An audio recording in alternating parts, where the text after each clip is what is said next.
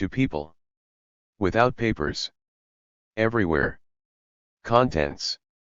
Preface. Introduction. Chapter 1. Where did illegality come from? Chapter 2. Choosing to be undocumented. Chapter 3. Becoming illegal. Chapter 4. What part of illegal do you understand? Chapter 5. Working. Chapter 6. Working. Chapter 7. Children and families. Chapter 8. Solutions. Acknowledgements. Notes. Index. Preface. As I began to give interviews and talks about my book They Take Our Jobs, and 20 other myths about immigration, published in 2007, I became more and more convinced that a key, central issue that's hampering those of us who support immigrant rights is the absence of a basic, fundamental ability to say immigrant rights are human rights. Immigration simply should not be illegal. No politician or talk show commentator is going to risk saying this, but we have to. I stand by my arguments about the myths I deconstruct in the book, but I also, deep down, think these arguments miss the point. Immigrants are human beings who have arbitrarily been classified as having a different legal status from the rest of the United States inhabitants. The only thing that makes immigrants different from anybody else is the fact that they are denied the basic rights that the rest of us have. There is simply no humanly acceptable reason to define a group of people as different and deny them rights. How can we claim to oppose discrimination based on national origin when our entire body of citizenship and immigration law is founded on discrimination based on national origin? When people ask me, why don't they just apply for citizenship, or why don't they just come here legally, they are betraying a fundamental ignorance of our immigration and citizenship laws. People don't apply for citizenship or don't obtain proper documents to come here, because the law forbids it. That's right, the law forbids them to come to the United States or to apply for citizenship. U.S. immigration law is based on a system of quotas and preferences. If you don't happen to be one of the lucky few who falls into a quota or preference category, there is basically no way to obtain legal permission to immigrate. If you are already in the United States without proper documentation, you will never, ever be allowed to apply for citizenship. Given the choice, nobody would risk his or her life walking through the desert to enter the country illegally, and nobody would risk the constant fear, discrimination, and threat of deportation that comes from being undocumented. Of course, everybody who comes to the United States would rather enter the country legally, and everybody who is undocumented would rather be documented. If only the law allowed them to do it. The purpose of this book is to denaturalize illegality. I want to show it as the social construction that it is. I want to show when, why, and how it came to be, and how it came to be socially accepted as a fact. I want to show how it works and what purpose it serves. Or maybe whose purposes it serves. My goal is to unveil the complex, inconsistent, and sometimes perverse nature of U.S. immigration law that makes some people illegal. Introduction. When people say, "What part of illegal don't you understand?" they imply that they, in fact, understand everything about it. They take illegality to be self-evident: there's a law, you break the law, that's illegal. Obvious, right? Actually, illegality is a lot more complicated than that. Laws are made and enforced by humans, in historical contexts, and for reasons. They change over time, and they are often created and modified to serve the interests of some groups, generally the powerful and privileged over others. Most of the citizens who brag that their ancestors came here the right way are making assumptions based on ignorance. They assume that their ancestors went through the process and obtained visas, as people are required to do today.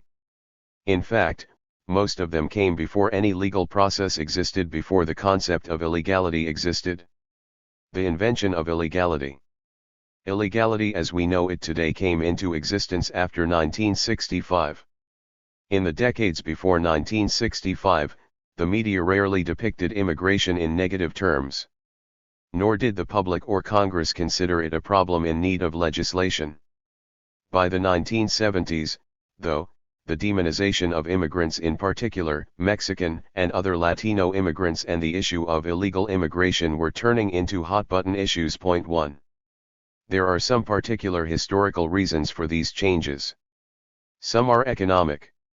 The global and the domestic economies underwent some fundamental structural changes in the late 20th century, changes we sometimes refer to as globalization.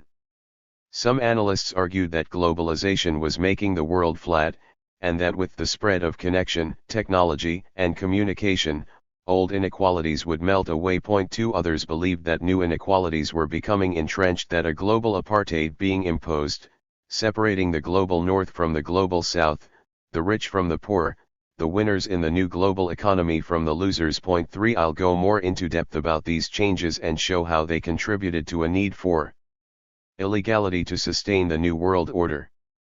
The second set of changes is ideological and cultural.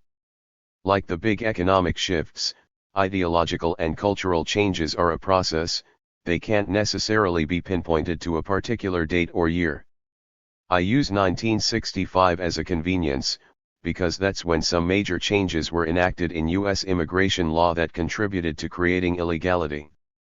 But those changes responded to, and contributed to, the more long-term economic and ideological shifts that were occurring. In the cultural realm, overt racism was going out of fashion. Civil rights movements at home and anti-colonial movements abroad undercut the legitimacy of racial exclusion and discrimination.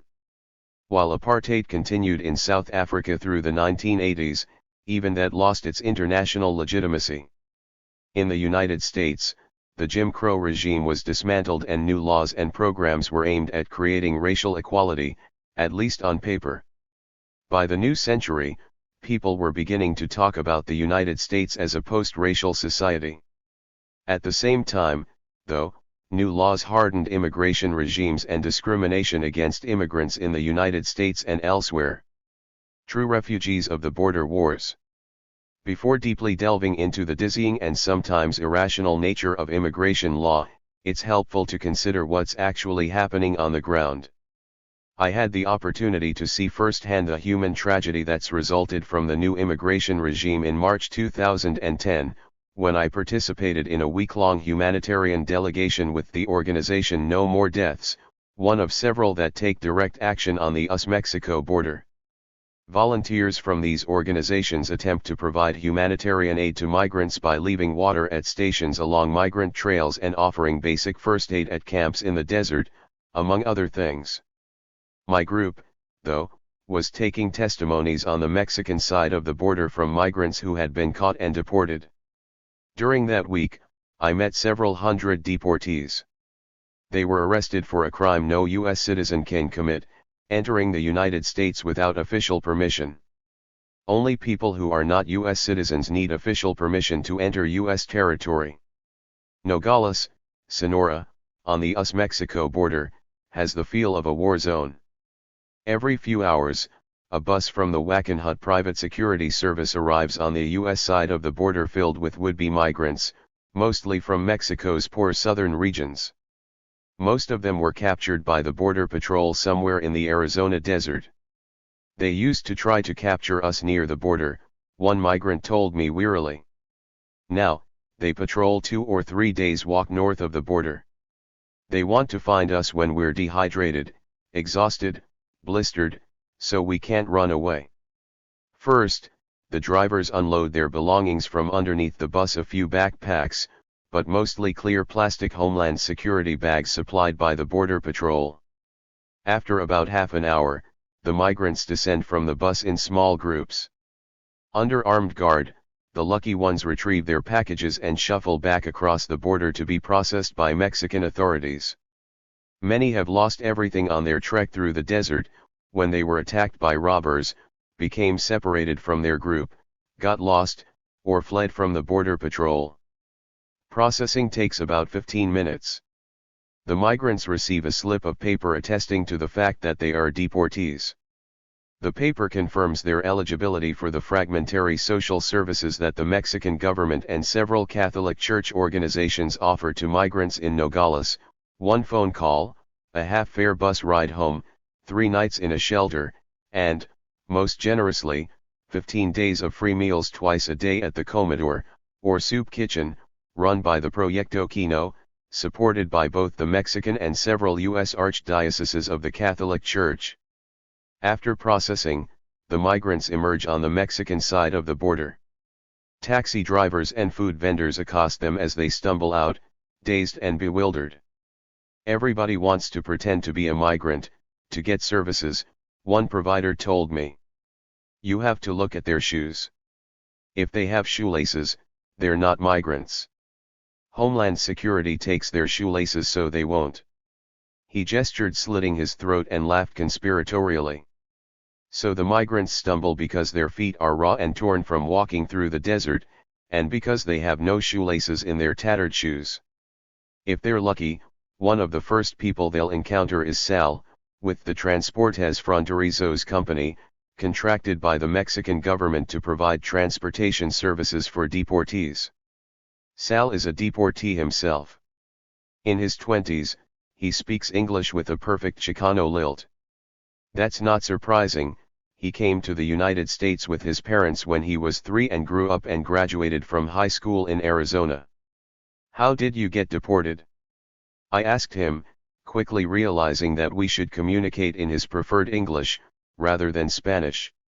You don't want to know, he grimaced. Jaywalking. Was it racial profiling? The police stopped him for crossing a street where there was no crosswalk, asked him for his documents, and arrested him. In Arizona, local police are empowered to enforce immigration laws. Sal can tell migrants where to find free food and shelter, and how to access the transportation services offered by Grupo Beta, the Mexican government agency charged with removing migrants from the border to prevent them from attempting to recross. He keeps his booth open from 10 a.m. until 6 p.m., when the last bus leaves for the shelter. Migrants who get deported after that have to sleep on the streets. Most migrants leave their homes in Mexico with identification papers, money, and family members or other traveling companions. Most are deported alone and can spend days or weeks trying to determine the whereabouts of husbands, wives, children, or cousins. Many have also lost their documents and their cash. The buses arrive every few hours, all day and night. The migrants who are dumped and wander the streets of Nogales are the true refugees of the border wars. At the door of the Proyecto Kino soup kitchen, the long line for breakfast starts forming around 8:30 a.m. Some migrants arrive by bus from the shelters, others by foot after spending the night on the street or in the cemetery. The 100 or so men line up on the right, and the 10 to 20 women and children, who get served first, on the left. To get in when the Comedor opens at 9 a.m. for the first breakfast shift, all of them have to show their deportation document. The paper that proves that they were hunted, captured, and deported for not having the proper documents to enter the United States now becomes their ticket to a free meal. The services available to migrants are paltry compared to their needs. My wife, my grown daughters, and our 2 adopted grandchildren are in California, one man in his 50s told me despairingly. He showed me the adoption papers. His daughter's children, aged 2 and 3 and both U.S. citizens, were taken by Child Protective Services when the daughter became a drug user. He and his wife became their foster parents and then adopted them. I had to promise that I'd support them and care for them. How can I do that if I can't get back to them? He asked to use my cell phone to call his wife and then thrust the phone into my hand. Talk to her, he urged me. Tell her I'm here. Tell her I'm trying to get back. A young man spent 3 days waiting outside the exit port. He and his wife were separated during the deportation process. Her name is Brenda. She was wearing gray sweatpants and a green t-shirt, he told everyone who would listen. As each bus arrived, he stood waiting with a desperate hopelessness, watching the deportees slowly trickle out, searching for her familiar face. As part of No More Deaths, I could offer these people only a few tokens of aid, a phone to call their relatives, donated clothes and socks, a granola bar or rehydration drink. I could beg them to share their stories with us, so that we could tell them back in the United States and try to change our immigration policies. At the end of the day, we'd walk back to Nogales, Arizona, stepping lightly across the border that had destroyed and divided their lives. The courts play their role. In Tucson, Arizona, the federal court processes 70 migrants a day through the Operation Streamline program. About 4% of migrants who are captured are sent to Streamline, which began functioning in Tucson in 2008 after beginning in Texas as a pilot program in 2005. Between Tucson and Yuma, the other Arizona district using the program, some 30,000 migrants are streamlined every year. Unlike most deportees, streamlined migrants are charged with a criminal offense and imprisoned. The daily hearings fall somewhere between a kangaroo court and a slave auction. The migrants are shackled hand, foot, and waist, and sit in rows taking up about half of the courtroom. The judge calls them up in groups of 10 or so, and their harassed lawyers, who represent 4 or 5 defendants a day, scramble to accompany them. For almost all of these migrants were captured in the desert, and are blistered, exhausted, disoriented, and dehydrated when they are placed in cells. They describe being stripped of their belongings and their jackets and left to shiver in t-shirts under the air conditioning, being placed 70 or 80 people deep in cells designed for 4 or 5. There is no room even to sit, much less lie down. They receive only a small juice box and a packet of cheese crackers in 2 days. 10 migrants stand before the judge in their shackles, while dozens of others look on. The lawyers hover beside their clients. The judge asks, Mr. ____, do you understand the charge against you and the maximum penalty? Do you understand your right to a trial? Are you willing to give up that right and plead guilty? Of what country are you a citizen? On or about March 18 of this year, did you enter into southern Arizona from Mexico? Did you come to a port of entry? Most answer that they are citizens of Mexico, though on the day I attended the hearing, there were several Hondurans and Ecuadorians. A court interpreter repeats the questions in Spanish simultaneously, and the defendants listen through headphones that they can't touch because their hands are shackled to their waists. Their lawyers prompt them if they falter in their responses. Mostly, they answer SI to everything, which the interpreter dutifully translates as yes, except to the port of entry question, to which they are supposed to answer no. Some answer dully, staring at the ground, some respond in strong voices, looking up at the judge. A few are dismissed because they don't speak Spanish, and the court has no interpreters for the indigenous languages of Mexico. A few scorn the headphones and answer in English. Occasionally, a defendant breaks the pattern. One answered yes when asked if he came to a port of entry. The judge was visibly unnerved. You came to a port of entry, she asked. Let me ask the question again. Did you come to a port of entry? Again, the defendant answered yes. She asked several more times before the lawyer convinced his client to answer no. Another defendant became agitated when the judge began to question him. I'm guilty. I'm guilty, he exclaimed. I know you're guilty, responded the judge impatiently. But I still have to ask you these questions, and you have to answer them. How do you plead to illegal entry, guilty or not guilty, was the judge's last question. Every prisoner answered dutifully, culpable, guilty. Most were sentenced to time served and prepared to be deported to Nogales, Mexico. They will leave the country that they sacrificed so much to get to with a criminal record and the threat of up to 20 years in jail if they enter again. They will be among those arriving in Nogales, penniless, lost, and bewildered. What we saw was only part of the picture. The trip to the border can be as dangerous as the crossing and passage through the U.S. side. Every year, many thousands of migrants are kidnapped as they travel through Mexico. Gangs and drug smugglers see migrants as easy targets and count on the fact that the friends or relatives in the United States who raised the thousands of dollars to fund their trip will be able to generate more to pay for their ransom. As violence in the border region increased, migrants made up many of the victims.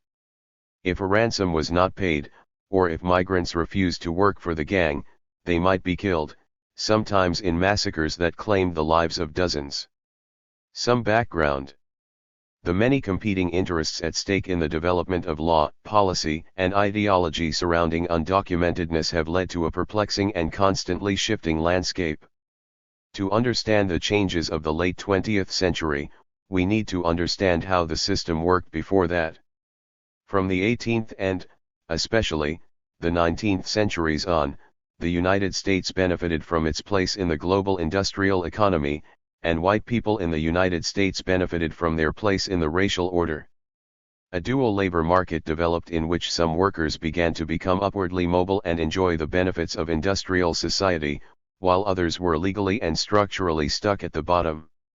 This dual system was reproduced both domestically and internationally, and race played a big role in it. Legal systems were created to justify and sustain it. Globally, the system was expressed through colonialism. Europeans colonized people of color around the world and benefited from their forced labor and their resources. In the United States, slavery played a big role in sustaining a dual labor system, where whites could move up, but blacks could not. The United States took some colonies, too, at the end of the 19th century, like the Philippines, Cuba, and Puerto Rico. But U.S. companies and citizens also benefited from the dual labor system when American companies like United Fruit established plantations in Central America and produced bananas using cheap labor there. They benefited when Brazilian slaveholders or German coffee planters in Guatemala used forced labor in those countries to supply cheap coffee for U.S. markets. Mexico played a big role in the dual labor market in the United States, both domestically and internationally. U.S. mining companies operated in both countries from the late 1800s, and in both, they employed an explicit dual wage system. Mexicans received a lower, Mexican wage, while white U.S. citizens received a so-called gold or U.S. wage. 5. Inside the United States, Mexicans were welcomed as migrant workers as American investment in the Southwest grew after the territory was taken from Mexico in 1848 and 1853. A reliance on Mexican workers who contribute their labor to U.S. economic enterprises but are denied access to the benefits that U.S. law affords its citizens has underpinned the economy for over a century. Over the course of time, different legal and structural mechanisms have been used to maintain this system. Early on, it was done by legally distinguishing immigrants from workers. Immigrants were the Europeans who came to Ellis Island. Workers were the Mexicans and Chinese who built the railroads and planted the food that sustained white settlement in the newly conquered west of the country. They were not expected to settle, stay, or become citizens. Citizenship, after all, was reserved for people defined as white until after the Civil War. U.S. immigration law thus treated Mexicans not as potential immigrants but as sojourners, temporary migrants who entered the country to work, rather than as immigrants who intended to stay. Anti-immigrant sentiment was directed against newly arrived Europeans, not against Mexicans. Anti-Mexican racism was also common, but it was directed against the supposed racial category of Mexicans rather than their status or citizenship. Until 1924, the new border between the United States and Mexico was virtually unpoliced, and migration flowed openly. Mexicans were exempted from the immigration restrictions passed into law before 1965.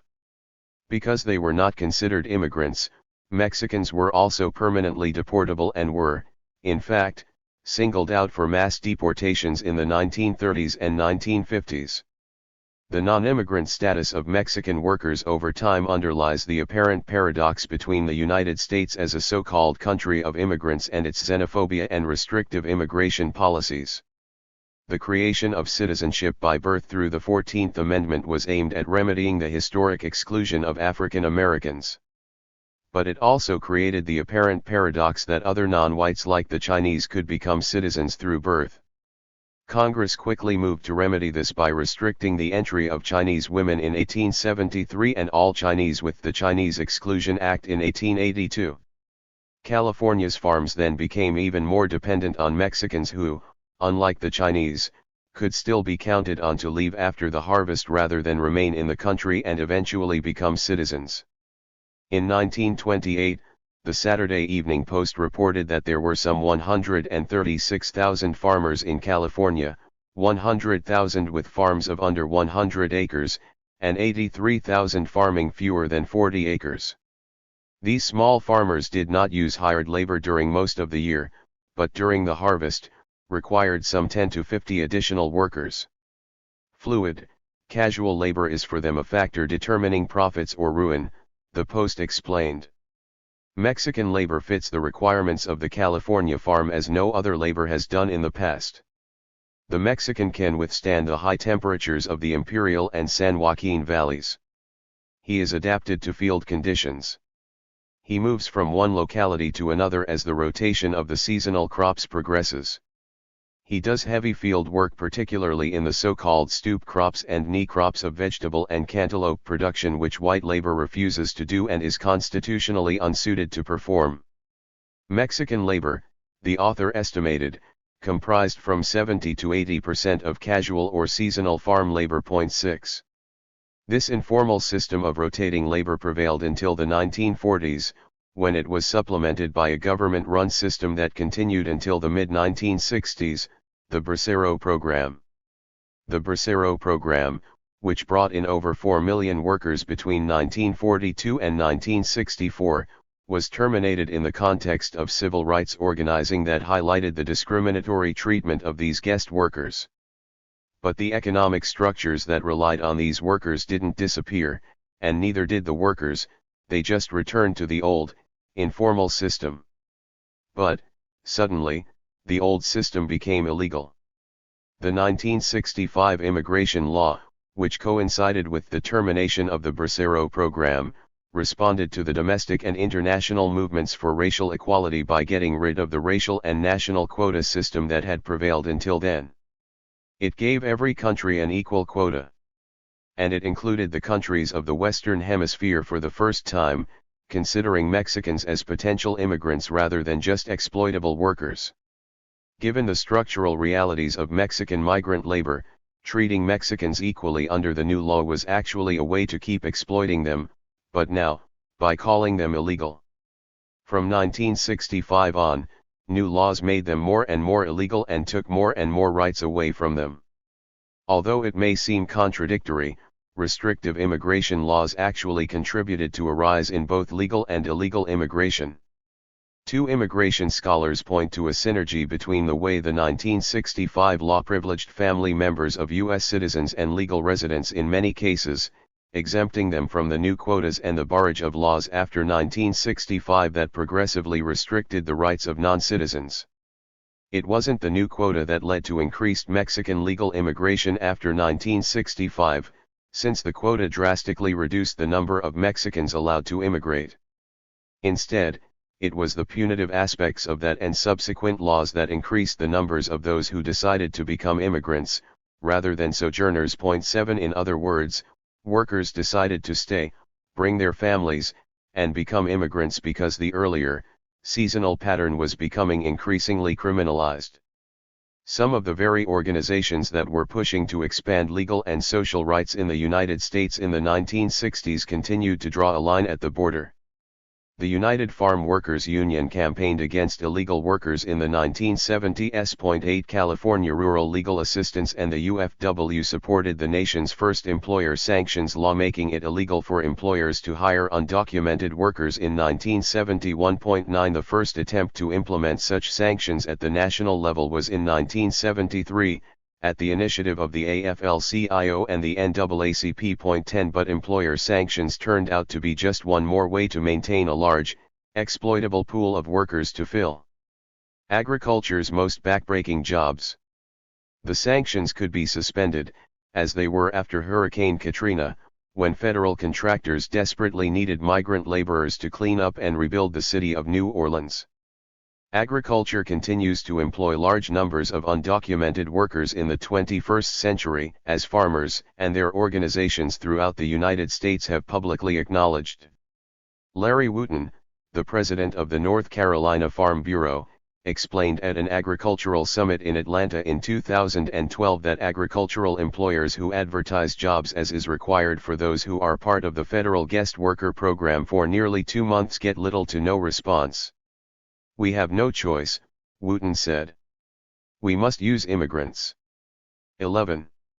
Since the 1980s, economic restructuring in the United States has created some huge new demands for extra-legal workers who will contribute to the economy for low wages and few benefits. Many undocumented people today work at jobs that have been insourced. While most of us are familiar with outsourcing when jobs, from manufacturing to call centers, are shifted overseas, insourcing is less well known. The phrase can refer to a company's decision to carry out internally those tasks that were previously contracted out, or it can mean that a company brings back a job that had been outsourced abroad. Here, though, I'm referring to a particular kind of insourcing, when a company closes down an operation in order to move it somewhere else inside the United States where it will have access to cheaper workers, lower taxes, fewer environmental or health and safety regulations, or other financial incentives. Almost everybody in the United States benefits from that labor in one way or another, because it underlies almost all of the goods and services we use. Whether they work in agriculture or in sourced industries like meat packing, or whether they work in landscaping, newspaper delivery, or cleanup after environmental disasters, the invisible labor of undocumented workers sustains the economy. Moreover, the presence of these migrants also serves to create more jobs. By living in the United States, by spending money and consuming goods and services themselves, they sustain the jobs of other workers. The work that undocumented migrants do is essential to the functioning of the economy and to the comfort of citizens. The system is also, however, fundamentally unjust. By creating a necessarily subordinate workforce without legal status, we maintain a system of legalized inequality. It's a domestic reproduction of a global system. The border is used to rationalize the system globally. It makes it seem right and natural that exploited workers in one place should produce cheap goods and services for consumers in another place. Illegality replicates the rationale domestically. It makes it seem right and natural that a legally marginalized group of workers should produce cheap goods and services for another group defined as legally superior. Status, race, and the new Jim Crows. At the same time that these big economic shifts were occurring, other political, social, and cultural changes were happening globally. After World War II, overt racism and white supremacy began to lose ground. Europe slowly and painfully let go of most of its colonies, and the number of independent countries proliferated.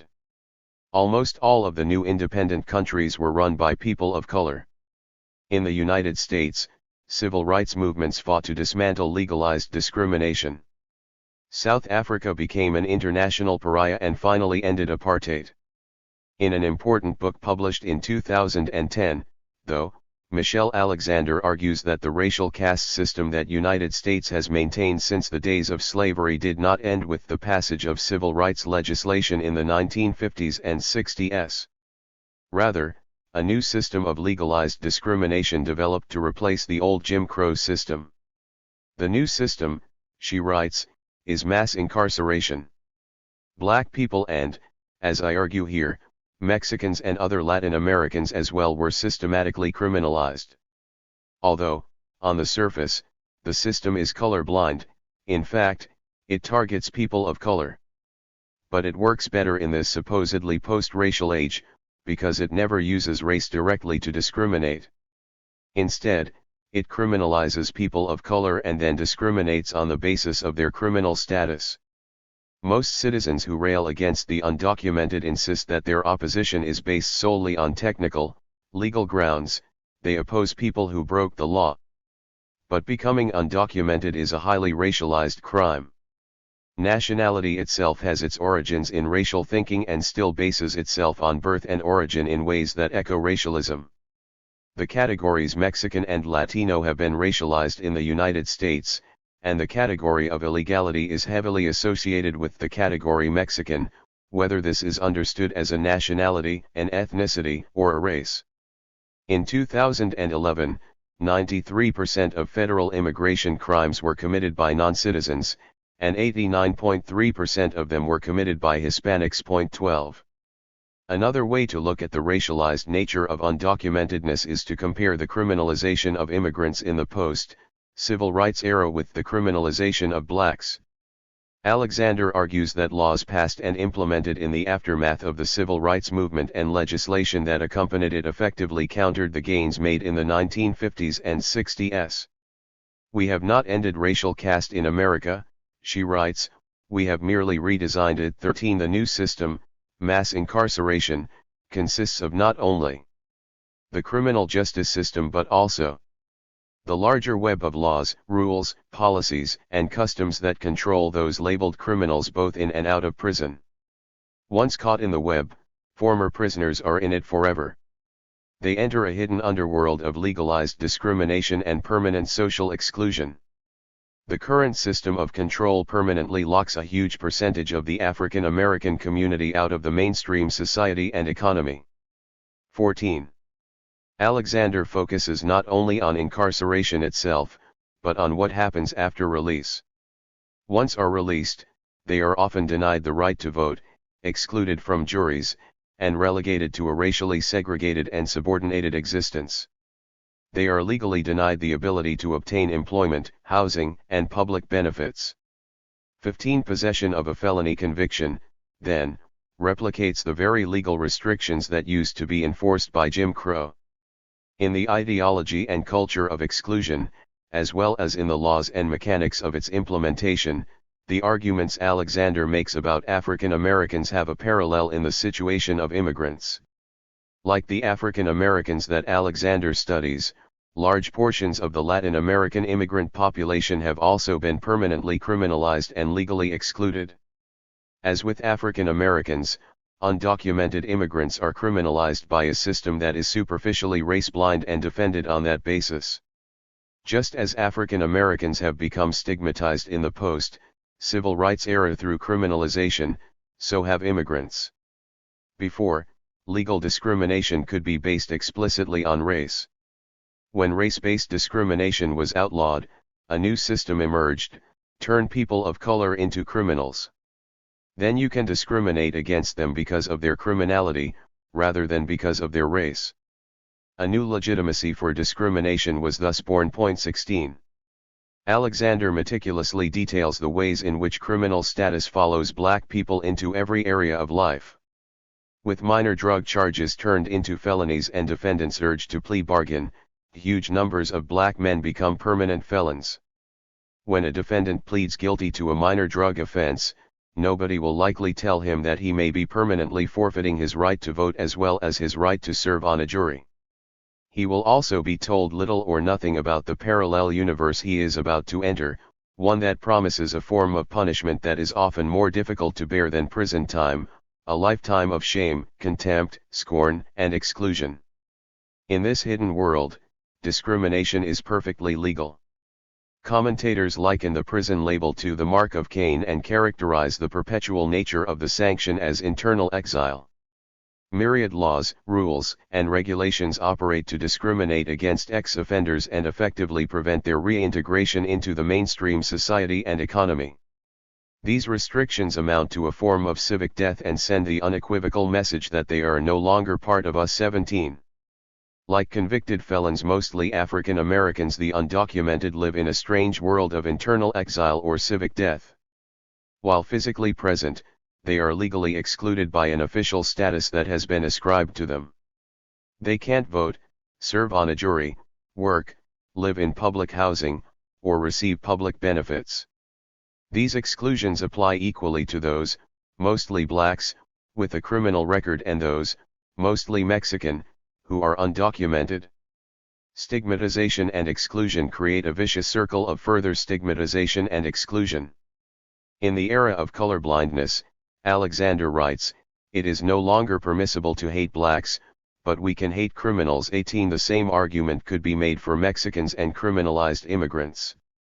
Anti-immigrant blogs, commentaries, and general opinion frequently emphasize the legalistic nature of their anti-immigrant sentiment.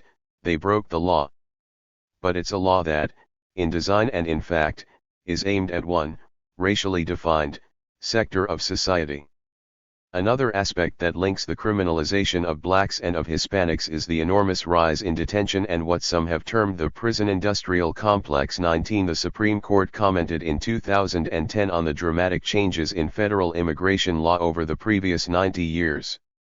While once there was only a narrow class of deportable offenses and judges wielded broad discretionary authority to prevent deportation, immigration reforms over time have expanded the class of deportable offenses and limited the authority of judges to alleviate the harsh consequences of deportation. As criminal convictions of people of color for minor offenses have risen, so have the consequences of these convictions. Now, even legal permanent residents can be deported for minor convictions, well after the fact. 20. Putting it all together, this new criminalization of African Americans and Latinos relates to their different places in a changing labor market.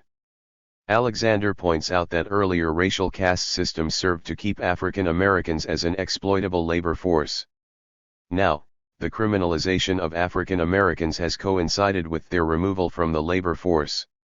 With the collapse of the urban manufacturing sector, their labor was no longer necessary. They have become a surplus population, to be warehoused in the prison system. The criminalization of Mexican immigrants, however, underlies their increasingly important role in the economy. The language and ideology are similar. Fear, marginalization, and exclusion are based upon the supposed criminality of the objects of hatred and justified with repeated invocations of the colorblind nature of modern U.S. society. But in the case of immigrants, the criminalization justifies their location in the lowest ranks of the labor force. Like Alexander, Nicholas de Genova argues that changes in the law deliberately criminalized a group that could no longer be legally defined by race. Illegality, he writes, is not a mere fact of life, the presumably transparent consequence of unauthorized border crossing or some other violation of immigration law. Instead, he argues, laws themselves were written with the express purpose of creating this new status of illegality, because it served the purpose of keeping workers exploitable. 21. At an even deeper level, anti-undocumented sentiment plays into deeply held beliefs and fears about the state, the nation, and sovereignty. The world's wealthy nations have created islands of prosperity and privilege, and those who live in these islands have an interest in preserving them and in justifying their own access to them. Illegality is the flip side of inequality. It serves to preserve the privileged spaces for those deemed citizens and justify their privilege by creating a legal apparatus to sustain it. Heightened panic about illegality coincides with growing global inequality and the dependence of the privileged on the labor of the excluded. The idea that countries are such discrete entities is inherently flawed. As every Mexican is aware, the contemporary US-Mexico border is an arbitrary product of the U.S. invasion of Mexico from 1846 to 1848, and the subsequent demand that a huge segment of Mexico's territory be ceded to the United States. As the descendants of the Mexican population living in what is now the southwestern United States like to remind us, we didn't cross the border crossed us.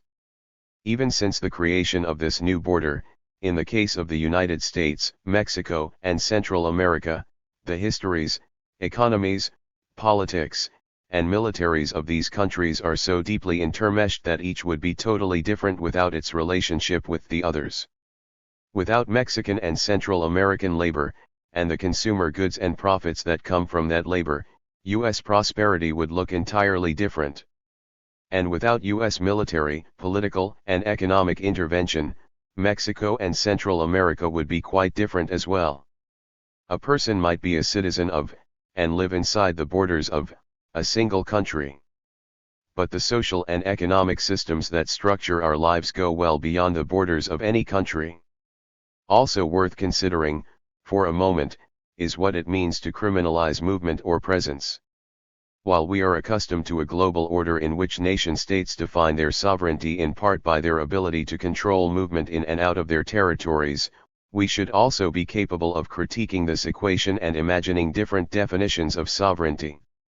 Is it necessary to rely on a legal order that forces people to remain inside the political unit into which they were born and makes unlawful their presence outside of that political unit? With a bit of critical distance, the notion appears more and more absurd. Outline of the book. The first chapter of this book, Where Did Illegality Come From?, seeks to unveil the beliefs and assumptions that have led us to accept discrimination on the basis of a human invention that we call citizenship. It places illegality in a long historical trajectory of different ways that people and, since 1492, especially Europeans have created an unequal world of privilege and marginalization. The second chapter, Choosing to be Undocumented, looks at the origins of undocumented people and the different paths to undocumented status. It looks on the ground at sending communities in Mexico and Guatemala, and the historical and social forces that lead people to migrate and lead them into undocumentedness. Chapter 3, Becoming Illegal, looks at the different ways that people enter the United States without authorization or lose authorization after entering legally. Some enter the country with legal permission but fall out of that status, while others pay thousands of dollars to coyotes to make a dangerous and sometimes fatal trip across the desert. This chapter also discusses how Operation Gatekeeper and other U.S. border policy choices have affected people's lives and choices. Chapter 4, What Part of Illegal Do You Understand?, explores what exactly is considered illegal about people without documents. It looks at what is actually prosecuted and how this has changed over time, and at who is deported and why. It also examines the contradictory and shifting legal landscape that structures migrants' lives. Chapters 5 and 6 look at the world of work. What kinds of work are undocumented people doing in the United States? How does their work support the United States and the global economy? Who benefits, and who is harmed, by the existence of undocumented status? These chapters look into the jobs and the working conditions of the undocumented, and how their status affects their rights in the workplace and the functioning of the U.S. economy as a whole. Chapter 7 focuses on children and families. As the undocumented population grew, its profile also changed. In earlier years, the undocumented were primarily single, working-age men. By the late 20th century, large numbers of children were undocumented or had undocumented parents. How does status affect the lives of children and families? What kinds of organizations have these youth formed, and what are the prospects for their future? The last chapter looks at solutions. If we do not want to live in a society divided by status, with large numbers of illegal people, what can we do to change the situation? I outline some of the so-called solutions that have been attempted, ranging from deportation to border patrols to legalizations. I argue that current immigration reform proposals do not address the problem of being undocumented in a realistic way, and that only by challenging the contradictions inherent in the category itself, that is, by declaring that no human being is illegal, can the law adequately address human rights and human needs. When people ask me what I think we should do about immigration reform, I tell them that I think the immigrant rights movement had it right back in the 1980s when we insisted that no human being is illegal. If discrimination on the basis of national origin is illegal, then we need to acknowledge that our immigration laws are illegal. Human rights, including the right to be recognized as a person equal to other people, apply to everyone, no exceptions. Let's admit that our discriminatory laws are unjustifiable.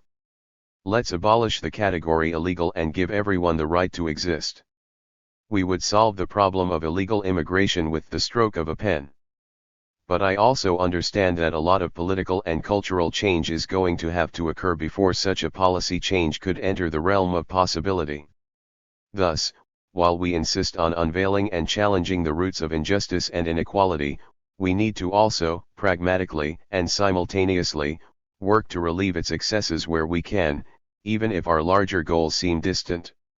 It's important, though, to keep sight of the larger goals as well and not adopt short-term campaigns that work at cross purposes to what we really believe and seek to change. If we accept the argument that changes in the law deliberately created illegality, and did so for the purpose of keeping Mexican workers available, cheap, and deportable, then it should not be unimaginable to propose drastically changing the law. Likewise, if we understand that, with respect to Mexico, restrictive immigration legislation has had virtually no effect on migration patterns, we must be able to question the value of such legislation even in achieving its avowed purpose. I hope that this book will contribute to opening a new debate that goes well beyond so-called comprehensive immigration reform to challenge the very concept of undocumentedness or illegality in our society. Chapter 1. Where did illegality come from? Most of us think that we know what the word illegal means and why some people fall into this category. It seems right and natural to us that people should be divided by citizenship, and by documents, into different categories with differential rights. We assume that the world is naturally divided into countries and that every human being somehow belongs in one country or another. People are supposed to stay in the country that they were born in, unless they can get special permission to enter another. Each country expresses its sovereignty by deciding who is allowed to enter into its territory and who is allowed access to citizenship. So we rarely question the idea that countries should be able to decide who can cross their borders and treat people differently under the law depending on statuses that these same countries assign them. But there is nothing natural about this state of affairs. Countries, sovereignty, citizenship, and laws are all social constructions, abstractions invented by humans. What's more, they are all fairly recent inventions. Today, we use them to justify differences in legal status. In this chapter, I will call into question the contemporary concept of illegality by looking at how we came to accept this particular kind of status difference as legitimate, even as we have rejected other historical rationales for laws that inscribe inequality. We assume that these social constructions have some kind of independent reality or existence, but in fact they don't. People invented them to serve their own interests. There were historical reasons that people created them, and it's important to understand those reasons in order to think critically about them. Our current system of organizing the world into sovereign countries made up of citizens has roots in past ideas and categories, which have evolved over hundreds of years. The laws that make some immigration and thus, some people illegal are recent creations, though they grow out of older ideas. Once we carefully examine the history of these concepts, they start to look more and more untenable. Rather than the question we often hear, what part of illegal don't you understand, perhaps we need to ask, what part of illegal do you understand? There are several concepts that can help us to trace the roots of illegality. First, we'll look at ideologies of European domination that spurred the continent's expansion after 1492. Ideas about mobility, and who has the right to move where, played an important role in the ideologies of European superiority that justified conquests and colonization. Connected to ideas about mobility are ideas about the law. In 1894, French novelist Anatole France noted with irony the majestic equality of the laws, which forbid rich and poor alike to sleep under the bridges, to beg in the streets, and to steal their bread. Even if a law looks like it treats everybody equally, laws only exist in social contexts. If the social context is unequal or unfair, even a law that purports to be equal might serve to cover up, or even reinforce, existing inequalities. Recently, the discipline of critical legal studies has developed this perspective, arguing that despite its pretensions, the law is never neutral, but rather reflects power relationships in society.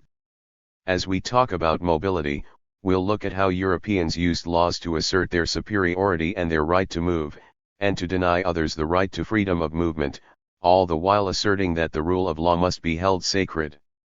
We'll also look at how, over the past 1,000 years, Europeans have used religion, race, and nationality, that is, countries and citizenship, as organizing principles to divide people into categories or castes. Each has been used hierarchically to justify social inequalities and differential legal treatment of different groups. Once status is inscribed in the law, this becomes an automatic justification for inequality. It's the law. Status has been used historically to justify forcing people defined as inferior or outsiders to work for those defined as superior or insiders. Low-status people are forced to work in society's dirtiest, hardest, and most dangerous jobs. In today's world, the connection of status to work is different. Until recently, one of the main purposes of status was to create a subject labor force through enslavement and other systems of forced labor. In the 21st century, laws are still used to keep certain people working in low-wage, undesirable jobs. But the way status is used to enforce labor has changed. Force became more subtle, and work itself became redefined as a privilege. As 20th century economic changes in the United States and abroad made it more and more difficult for people to produce their own subsistence, overt force became less and less necessary as a way of making people work. Now, people work out of need. Along with these structural changes came ideological changes. In today's ideology, work is a privilege reserved for those of superior status, rather than a burden imposed on those of inferior status. Of course, those of inferior status still work, and they still do the worst jobs. But the system is upheld by laws that claim to prevent people of inferior status from working. But the laws are only actually enforced in more desirable sectors of the labor market, thus, people labeled inferior are once again relegated to the worst jobs. Still, it's notable that the late 20th century was the first time that laws have claimed to try to reserve jobs for the privileged, rather than force them upon the unprivileged. These issues are interrelated in many ways. While we'll address them one by one, the discussion will also build an argument about the arbitrary and historically specific nature of illegality and the role it serves in the modern world. Domination and mobility.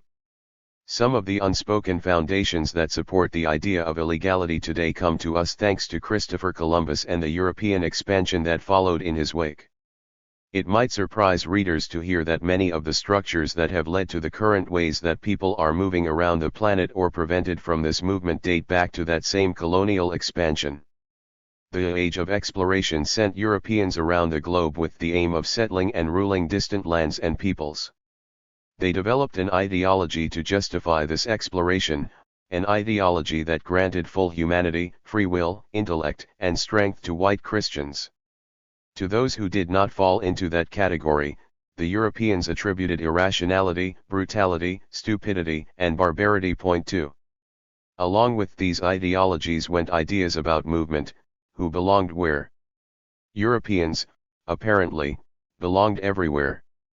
Christians needed to spread their religion to heathens, European governments needed to expand their realms and bestow the benefits of their government to others, and settlers needed to fulfill their pioneering spirit and manifest destiny by applying their will and their capital to new lands and peoples. And they created countries, governments, and laws to authorize themselves to do these things. In the mind frame undergirding European exploration, non-Europeans were not capable, nor had they the right, to make their own decisions about residence or movement. It was up to Europeans to forcibly relocate them to where they could best serve European needs. Native Americans and Africans were both subject to transportation. Native Americans to mines and haciendas or simply off of lands that Europeans desired, and Africans to those same lands, to work for Europeans. In the new imperialism of the 19th century, Europeans once more demonstrated their will to move, to rule, and to displace. In the scramble for Africa, Britain, France, and Germany laid their claims to the continent. The new United States followed its manifest destiny and displaced Native Americans westward and onto reservations, and then went on to appropriate colonies like Puerto Rico, Cuba, and the Philippines from the declining Spanish Empire. After abolishing slavery, the United States established legal systems of segregation to prohibit African Americans from whites-only spaces. Meanwhile, the new imperial powers transported indentured Africans, East Indians, and Chinese to the Caribbean and the American continent to work on their plantations, railroads, and other enterprises. In the intellectual spirit of the time, King Leopold of Belgium offered a pseudo-scientific justification for this European control of migrations, explaining that the races inhabiting are captives in the bonds of all-powerful nature, they will never break down the fences that sunder them from us. It is for us, the favored races, to go to them. 3. Go to them, and then confine them.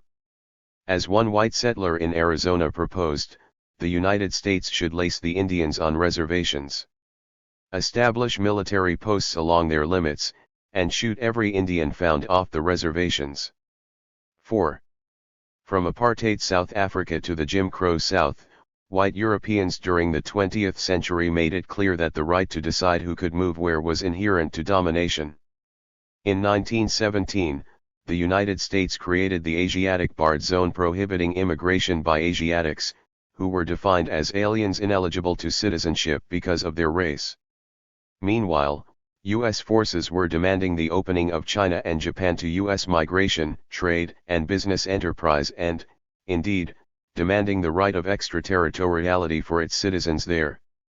As Woodrow Wilson declared in 1907, the doors of the nations which are closed must be battered down. Concessions obtained by financiers must be safeguarded by ministers of state, even if the sovereignty of unwilling nations be outraged in the process. Colonies must be obtained or planted in order that no useful corner of the world may be overlooked or left unused. 5. Although China was not a colony, with the Treaty of Wanghia in 1844, the United States insisted on American access to Chinese ports and, moreover, that U.S. citizens in China would be subject to U.S. rather than Chinese law. In the words of Timu Ruscola, not only were Americans guaranteed the right to enter China, but when Americans entered China, American law traveled with them, effectively attaching to their very bodies. 6.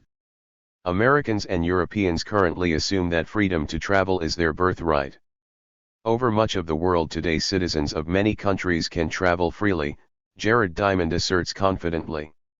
To cross the border into another country, either we arrive unannounced and just show our passport, or else we have to obtain a visa in advance but can then travel without restrictions. 7. What he really means is that citizens of the former colonial powers can travel freely. These same countries routinely deny entry to people, especially poor people, from their former colonies. Freedom to travel, then, is still a privilege reserved for those in control. Americans and Europeans also rarely question their right to send troops and establish governments in their former colonies. Iraq and Afghanistan, they implicitly believe, simply can't govern themselves without a US and European presence.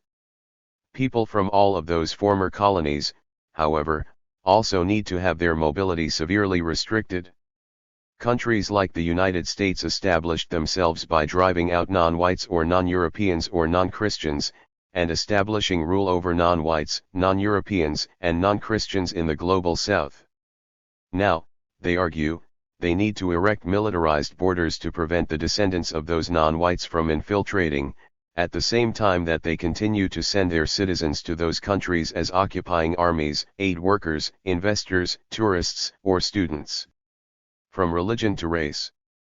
Columbus and those who traveled with and after him were heirs to a medieval Spanish tradition that used religion as the main principle for organizing and categorizing people. Muslim Spain, from 711 to 1492, like many other medieval and earlier empires, was based on the idea of convivencia, or religious tolerance, among Muslim, Christian, and Jewish communities. Not so Christian Spain. The Reconquista, or reconquest, of the Iberian Peninsula by Christians drew on the spirit of the Crusades, to drive out and destroy the infidels. Spanish Christian ideas about religion were much more essentialist than the way most people think about religion today. Religion was thought to be defined by blood. The Spanish developed elaborate theories of lineage based on what was called Christians' purity of blood. Jews and Muslims' blood was considered to be stained. Even if they converted to Christianity, they would continue to bear the stain of their non-Christian ancestry. So-called new Christians were viewed with suspicion and periodically repressed or expelled. Ideas about mobility who belonged where were based on religion. The Spanish conquest in the Americas began the same year 1492 that the last Muslims and Jews were driven out of the Iberian Peninsula, and the Spaniards took their ideologies with them. Spanish Christians were already transporting and enslaving Africans with the rationale that they were not Christian. They debated the humanity of the native peoples of the Americas, in the end deciding that they were, in theory, capable of being converted to Christianity and, therefore, not to be enslaved. Capable of being converted or not, though, the indigenous inhabitants clearly did not have pure blood. In the Americas, Christian Spaniards struggle to assert, define, and justify their so-called purity of blood began to take on a more racial cast. The term purity came to mean the absence of African or indigenous ancestry. In the elaborate legal hierarchy of Spanish America, racialized castes proliferated by the 18th century. Spaniards born in Spain were the purest, because there was no chance that their ancestry could have been compromised with indigenous or African admixture. People of 100% Spanish ancestry born in the New World occupied a space on a rung lower, and from there, the ranks descended all the way down to enslaved Africans and tributary Indians, with multiple mixtures in between. Emerging ideas about race were also part of an elaborate system of legal status and access or lack of access to rights in society. People defined as belonging to the lower races were prohibited from spaces reserved for the privileged and subject to special taxes and forced labor. Purity of blood could also be purchased. Suspicious or inferior ancestry could be erased for a fee, thus strengthening the relationship between race and social status. 8. British colonizers in North America were heirs to some of the same broad European cultural mores as the Spanish, but their colonial enterprise was also infused with a form of Protestant, Northern European ethno-nationalism exemplified in the Black Legend. Promoted by British and Dutch thinkers and artists like Theodore de Bry, the Black Legend depicted the cruelties of Spanish conquest and attributed them to Spanish Catholicism and the Spanish racialized character. British and Dutch colonialism, in contrast, was conceived as a benign project. 9. Religion was a key factor for the British in defining who they were as a people and justifying their right to conquer, dominate, and exclude. Legal scholar Aziz Rana argues that, for the British, the original savages were the Catholic Irish. The conquest of Ireland served as a test case or rehearsal for subsequent British conquest in the Americas. In Ireland, the British refined their rationale for land expropriation. If the natives didn't cultivate the land according to British standards or did not accept British religious dictates, they lost their rights to the land itself. 10. In the American colonies, British ideas about race grew from and eventually came to supersede those about religion. In King Philip's War, colonists slaughtered Native Americans, Christianized or not. 11 By the 1700s, white indentured servants were moving off the plantations and being replaced by African slaves. As whites took advantage of the economic rewards of freedom, they also began to impose laws that protected their privileges and their access to slave labor, the first racial laws that targeted free blacks solely on the basis of race. Thus, by the 1700s, free blacks had become a segregated and separate caste in American society. 12. Just as religion became a palimpsest for race in the first centuries of European colonialism, the race/religion complex likewise became a palimpsest for what came to be called the nation. New ideas evolved from, and were shaped by, what came before.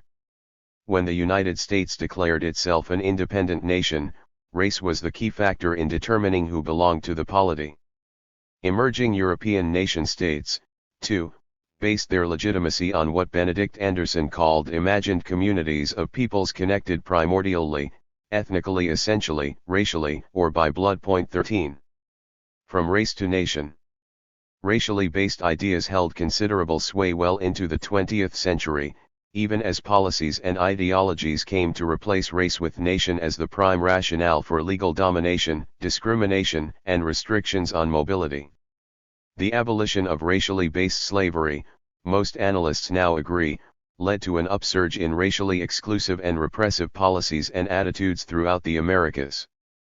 Not until the late 20th century, with Europe's rejection of Nazism and the dismantling of the racial regime in the United States, did overtly racialist thought lose its legitimacy. Precisely in this recent period, the use of nationality as an excuse for discrimination and persecution rose to new prominence. It was not a new concept or justification, but it emerged, perhaps, in full ideological flower, after generations of germination. What we think of as countries today, also known as nation-states, first emerged in Europe several centuries ago. The idea of the nation-state was that the country was the manifestation of a historical unity or essence of the people that lived there, the nation. Older, multicultural empires like the Russian, Austro-Hungarian, and Ottoman gave way by the 20th century to a proliferation of countries or states, each claiming to represent a people or nation. In the United States, rights and access that used to be assigned on the basis of religion or race were gradually transferred to citizenship status.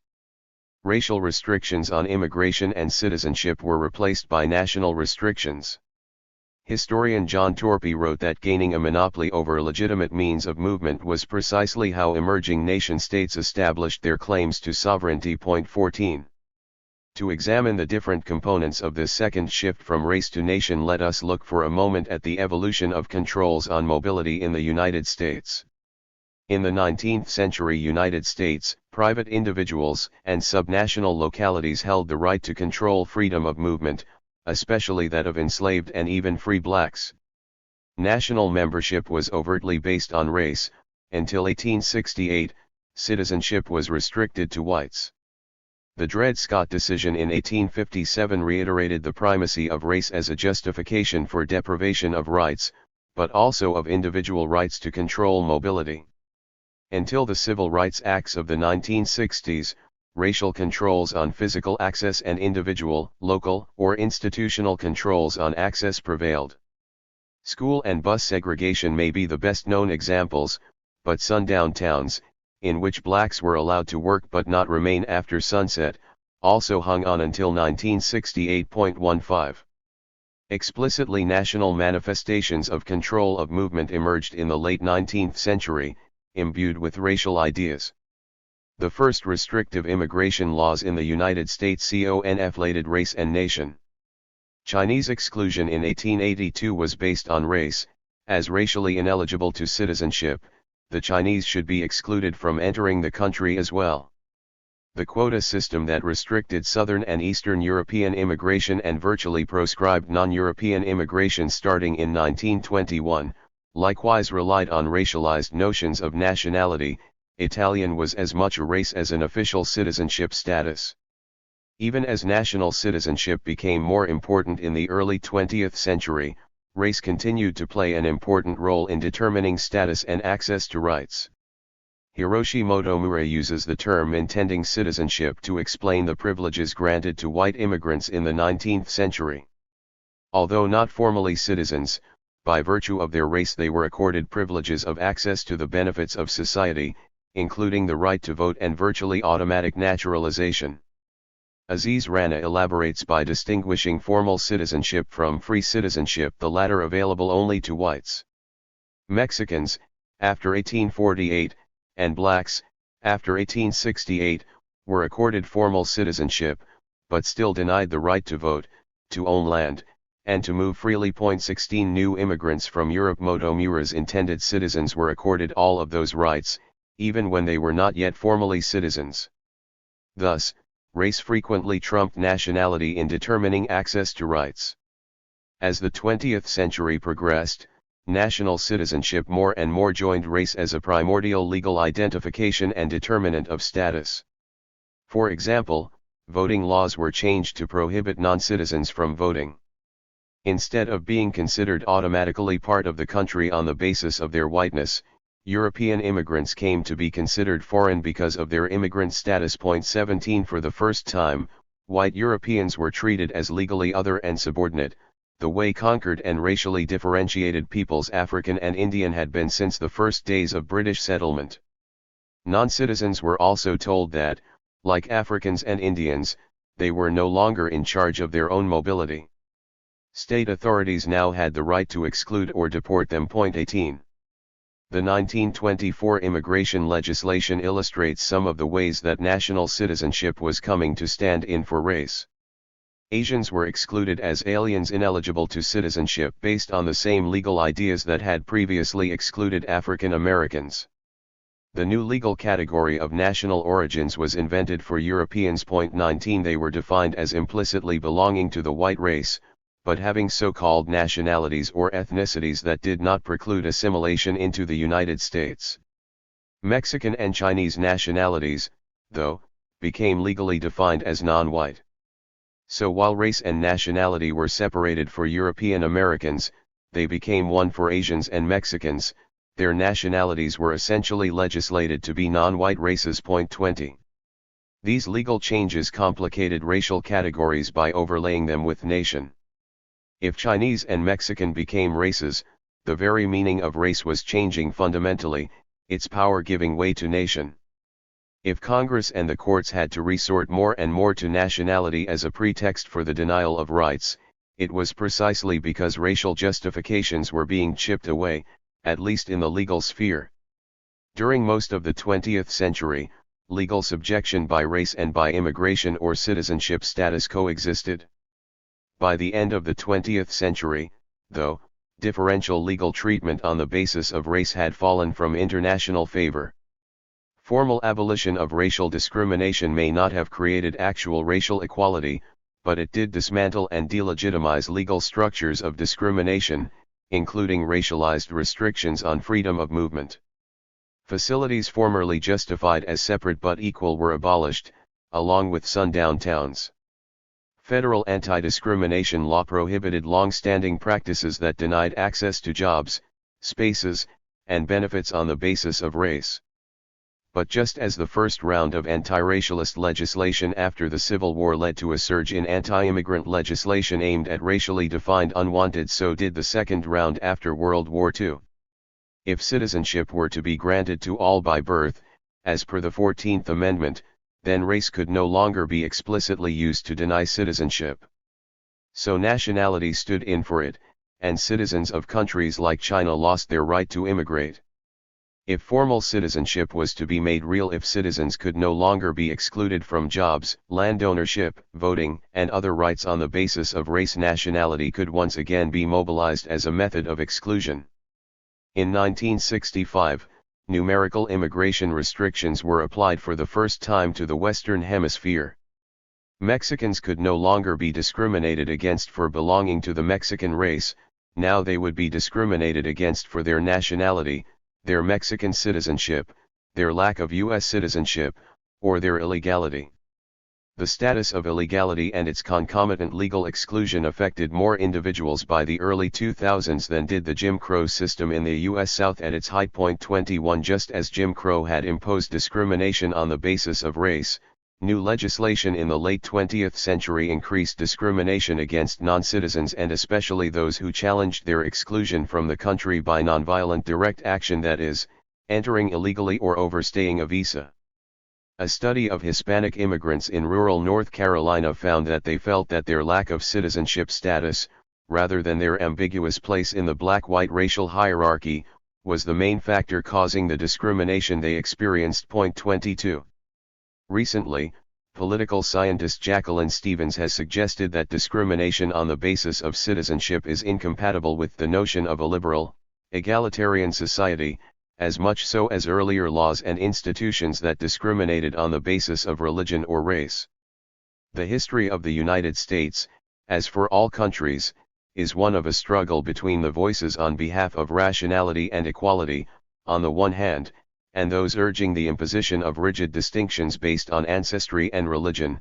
She writes. 23 The idea of birthright citizenship, that people belong and should have rights only in the place they happen to be born, is the epitome of a rigid distinction based on ancestry. An immigration system that attempts to force people to reside inside the national territory in which they were born is in fact one of global apartheid, she insists. 24 Restricting freedom of movement, as in apartheid, is a way of enforcing domination and maintaining inequality. This is true whether the restriction is based on something defined as religion, race, or the arbitrary fact of birthplace. On a global level, patrolled borders prevent the poor of the world from escaping the poverty they were born into and gaining access to the jobs, education, and health and welfare that are reserved for those fortunate enough to be born in the wealthy countries that border them. Global apartheid is enforced with walls, stadium lights, and guns. And global apartheid never talks about race, only nationality.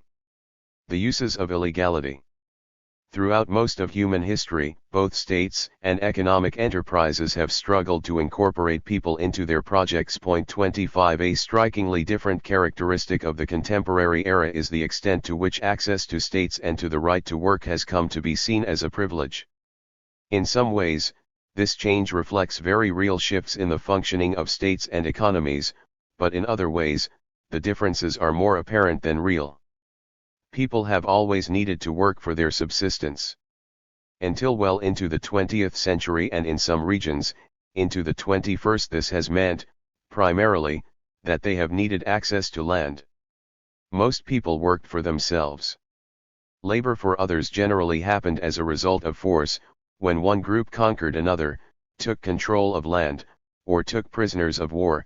Those conquered could be forced to work for their conquerors, often as slaves. The use of socially marginalized communities for menial tasks helped maintain a higher standard of living and greater property ownership for settlers, Rana wrote of the early United States. 26 While creating privilege for settlers was characteristic of settler colonial societies, the creation and use of the socially marginalized for labor was pretty much a universal of civilization. Would-be employers initially had to rely on state power to force people into working for them. Gradually, though, direct force was no longer required. In the 19th century, industrialization and colonialism separated more and more people worldwide from their lands and left them no option except wage labor. As access to land diminished, people started voluntarily moving to cities and seeking to work for others. Some sectors of the labor force gained access to the privileges and benefits of consumer society. Other sectors remained marginalized, creating what sociologists have termed a segmented or dual labor market. Even in the marginalized sectors, though, a lack of alternatives rather than force became the prime motivation for workers. Work, in fact, had become a privilege. In her study of mass incarceration, Michelle Alexander notes that coerced labor has given way to mass unemployment among black men. First slavery and then Jim Crow were designed to make blacks work for the white-dominated economy. The dismantling of Jim Crow, she argues, coincided with the collapse of the American manufacturing sector and loss of the jobs that sustained African American communities.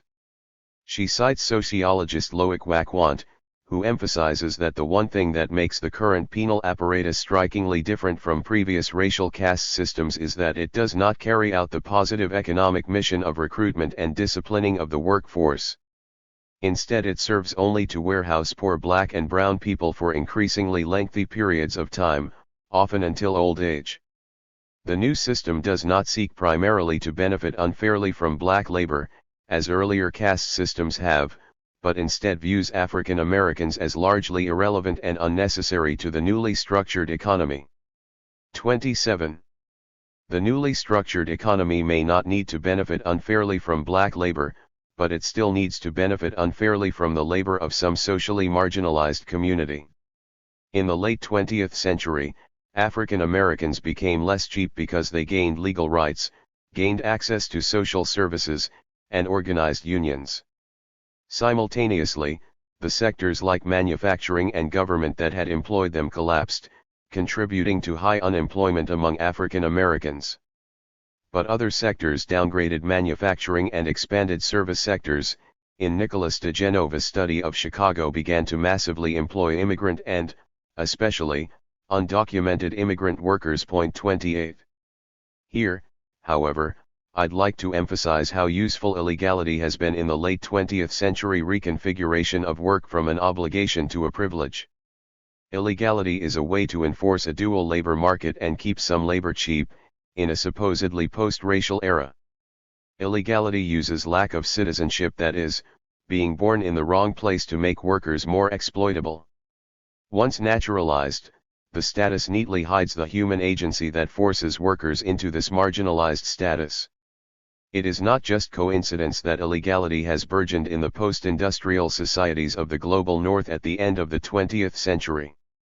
It serves a crucial role in their economies and ideologies. Chapter 2. Choosing to be undocumented. U.S. citizens often wonder why immigrants in the United States don't do it the right way and obtain proper documents to authorize their entry and presence in the country. Point 1. They believe, usually erroneously, that their own ancestors obtained proper visas prior to coming to the United States, and also know that if they intended to travel or move to another country, they would assemble their documents before attempting to travel. When you get your U.S. passport in the mail, it comes with a flyer that says, "With your U.S. passport, the world is yours." Holders of the U.S. passport are accustomed to simply arriving at the border of another country, showing their passport, and easily crossing. Rarely, they have to apply for a visa in advance. If they pay the fee and fill out the application correctly, the visa is routinely granted. Holders of U.S. passports tend to believe that freedom to travel is their birthright, a view reinforced by the literature that comes with their passports. For the cost of a plane ticket, and occasionally a small visa fee, they can leave the country they were born in any time they want. For most of the world's population, though, freedom to travel is a distant dream. They can't leave the country of their birth because, instead of that magical ownership of the world that comes with a U.S. passport, they are citizens of countries in Africa, Latin America, or most of Asia. Many of them are also poor and people of color. They can't leave their countries because no other country will let them in. Least of all, the United States. In today's global apartheid, whole countries, almost all of them in the first world, shut themselves off to travelers, while assuming that their own citizens have the right to travel anywhere they choose. Meanwhile, the citizens of other countries, mostly in the Third World, are imprisoned in the country they are born in, because of the restrictions established by those richer and more powerful. From the comfort of their first world homes, many citizens of the United States assume that anyone can get a visa to travel legally to any country. If someone comes to and/or lives in the United States without proper documentation, they assume it must be because they simply failed to follow the correct procedure. If only there were such a procedure to follow. I've even heard a Massachusetts state legislator express this assumption in a hearing on the question of allowing undocumented students to be considered state residents for the purpose of paying in-state tuition rates at public colleges and universities. He interrogated a panel of students, members of the student immigrant movement, who had come to testify in favor of the bill. All were undocumented, and each one explained how and why he or she had ended up with that status. "What's your status now?" the legislator asked them. "I'm undocumented," one Brazilian student answered, bewildered. "Why don't you start the process to become a citizen?" he continued. "I can't," she explained. "Why not?" he asked, revealing his profound ignorance of immigration law. Just as the law forbids most residents of the Third World to travel here by requiring visas, but refusing to grant them, it also forbids virtually all people who are undocumented to regularize their status. Some history. Structural factors, mostly related to the economy and labor needs, have shaped migrations for centuries. Some of the largest sources of outmigration to the United States today were recipients of in-migration only a few generations ago. The Caribbean islands in particular fall into this category. Other places that now send large numbers of migrants to the United States have long histories of temporary, seasonal, and permanent outmigration. Mexico stands out in this regard. Since the 19th century, nation-states have increasingly attempted to regulate migration and control freedom of movement across often newly established borders. U.S. immigration policies have changed frequently, creating a mesh of regulations and statuses that even immigration lawyers and scholars find confusing. Until 1890, there was no national immigration system or agency in the United States.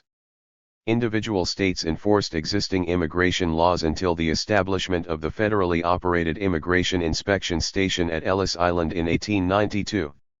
Certain categories of people became excludable starting in 1875, and in 1891 the law provided for deportation of an immigrant who became a public charge within a year of arrival or was found to belong to a prohibited or excluded group like Chinese contract workers, prostitutes, convicted criminals.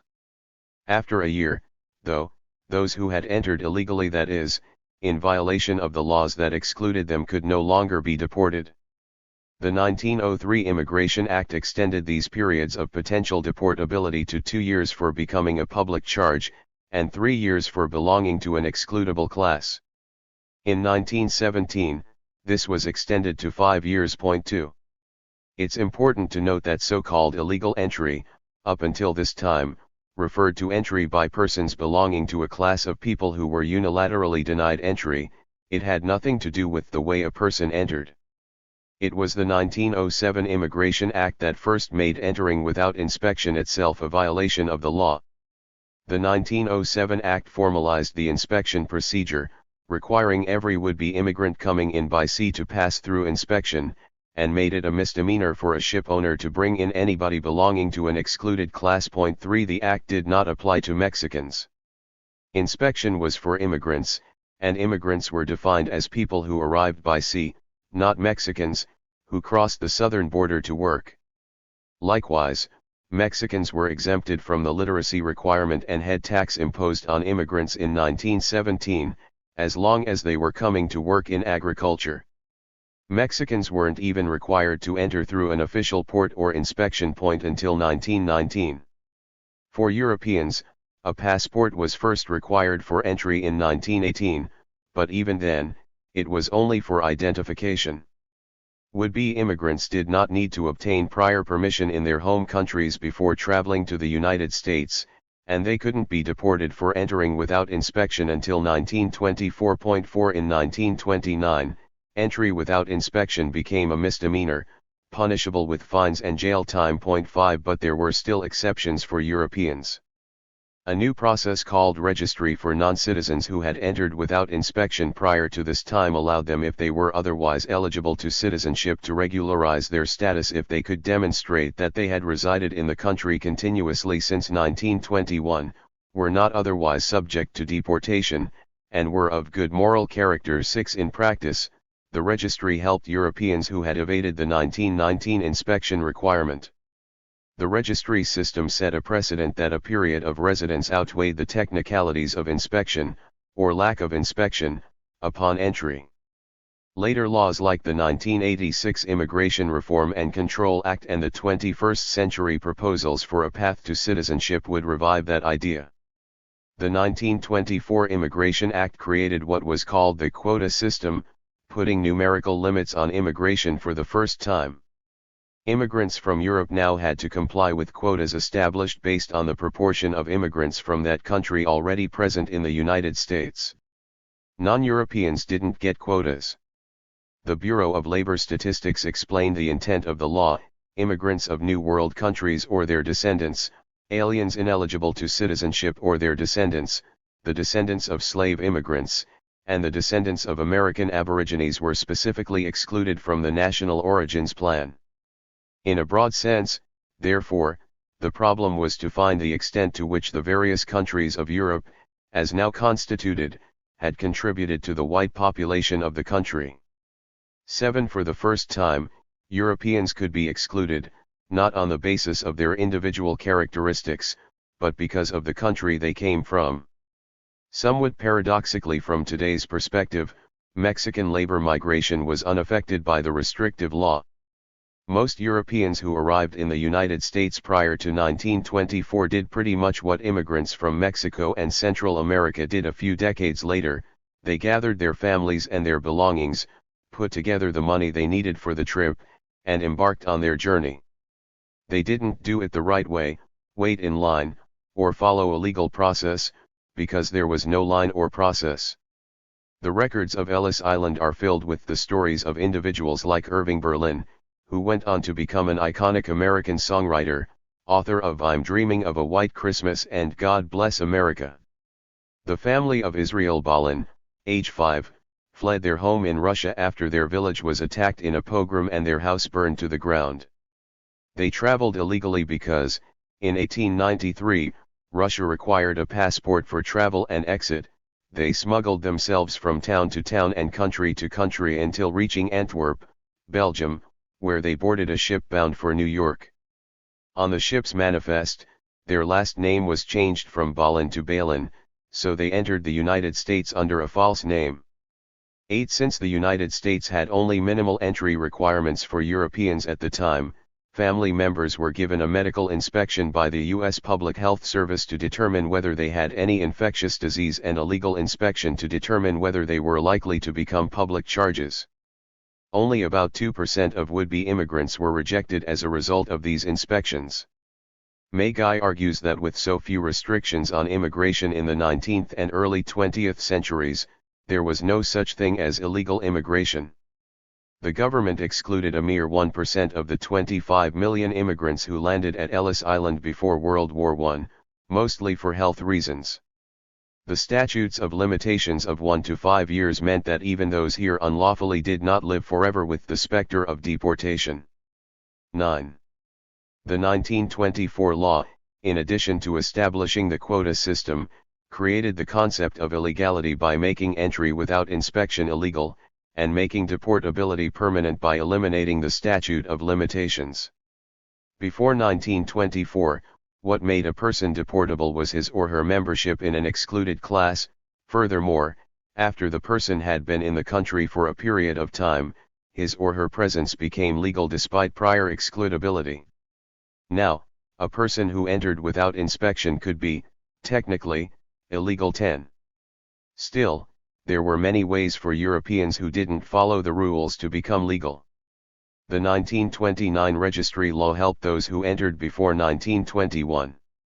Between 1935 and the late 1950s, European immigrants without documentation were allowed to adjust their status by re-entering through Canada to obtain legal permanent residency.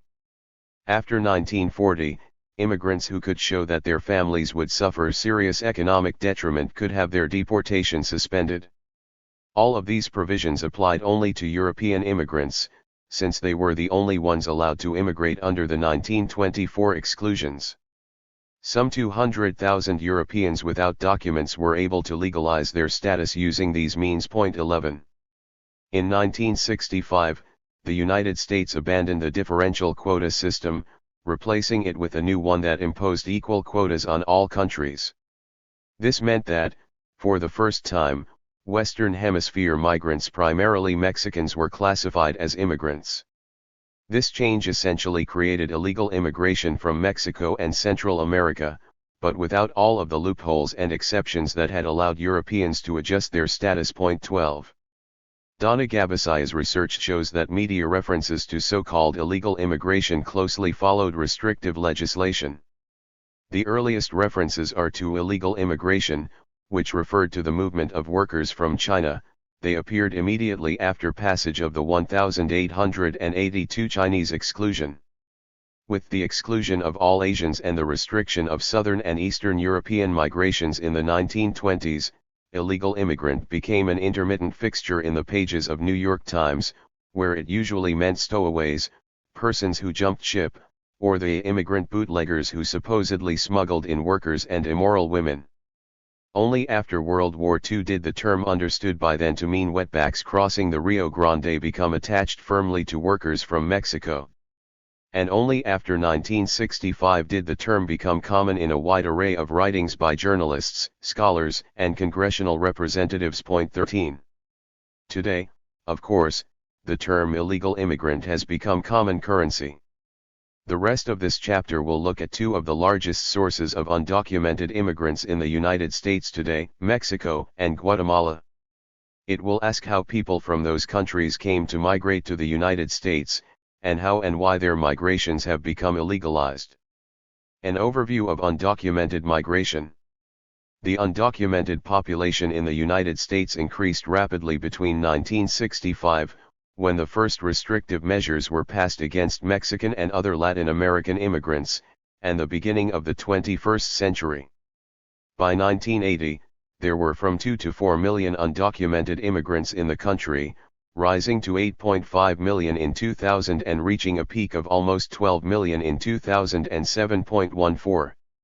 Notably, over half of those undocumented in 2011 had arrived between 1995 and 2004, with only 14% arriving between 2005 and 2011.15. Thus, most undocumented people have been in the country for quite a while.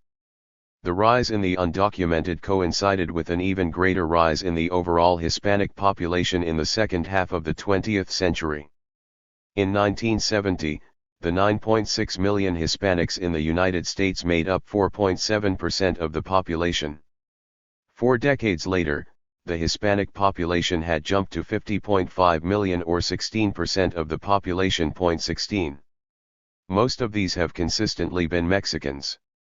Estimates for the undocumented Mexican population rose from 1.13 million in 1980 to 2.04 million in 1990 and 4.68 million in 2000, rising to a high of 7.03 million in 2008 before stabilizing and declining to 6.8 million in 2011. The Central American undocumented population also rose after 1980, reaching 570,000 Salvadorans, 430,000 Guatemalans, and 300,000 Hondurans in 2008. For Central Americans, the numbers continued to increase after 2008. In 2011, there were 660,000 from El Salvador, 520,000 from Guatemala, and 380,000 from Honduras. Together, Central Americans and Mexicans made up 3/4 of the growth in the undocumented population between 1980 and 2008.17. Moreover, a significant proportion, over half of Mexicans and Central Americans who are here, are undocumented. 58% of Mexicans, 57% of Salvadorans, 71% of Guatemalans, and 77% of Hondurans are undocumented. Never before have so many people been outside the law, and never before have the undocumented been so concentrated within such a small number of national origins, wrote Douglas Massey and Karen Prin. 18 Mexico and Central America are thus key pieces in the puzzle of undocumentedness in the United States. With this big picture in mind, we must start to untangle the history of undocumented migration from Mexico and Central America. Mexicans. The largest group of undocumented people in the United States today comes from Mexico. Many are from the central western Mexican states that have been sending migrants northward for over a century, although increasingly migrants hail from heavily indigenous regions in the south of the country that had seen little outmigration before the 1990s. Almost 60% of the undocumented, over 6 million people in 2010, were Mexican. Other Latin Americans make up another 23%. 19 Mexicans also make up the largest foreign-born population in the United States, with about 29% of the foreign-born or 12 million people. 20 As noted above, over half of Mexicans in the United States are undocumented. Surveys taken of Mexican migrants in Mexico show another side of the story, that lots of undocumented people return home after being in the United States. The Mexican Migration Project at Princeton University and the University of Guadalajara surveyed 80,000 return migrants from 21 Mexican states, as well as migrants from those communities who have settled in the United States. In Mexico, the interviews show that 83% had entered the United States illegally on their first trip, and 73% on their most recent trip.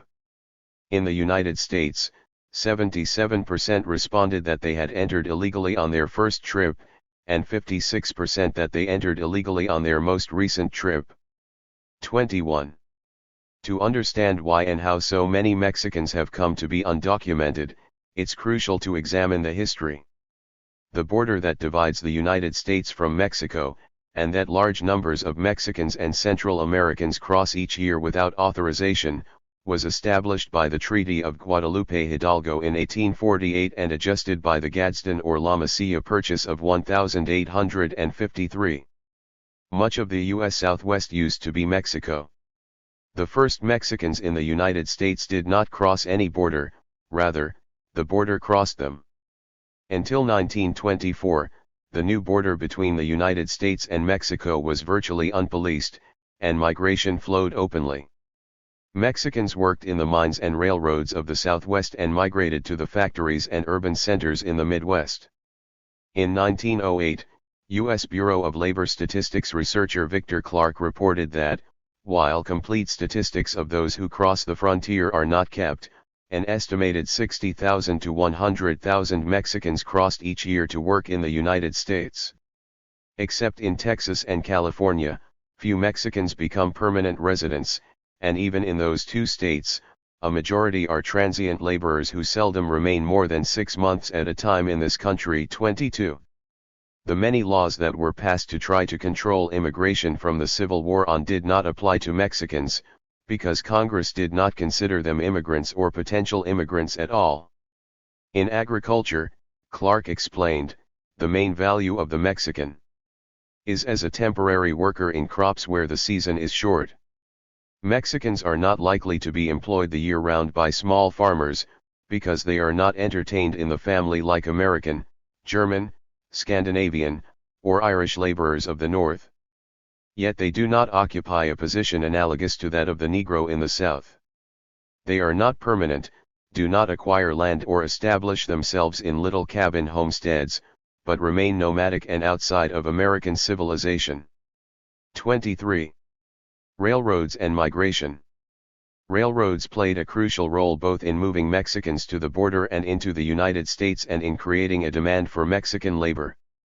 Mexico's 19th-century rail system was designed, planned, and constructed by Americans and extended U.S. lines into Mexico to facilitate the transport of U.S. manufactured goods into Mexico. Thus, decisions about Mexico's economy and infrastructure were made in the United States, for the benefit of U.S. capitalists. The railroads also helped bring Mexicans to, and across, the border. 24. As U.S. capital moved south, it drew Southerners northward. Railroad concessions displaced over 300,000 peasants in Mexico's Central Plateau, creating one pool of potential migrants. Many of them were recruited to work in new American enterprises in the north of the country.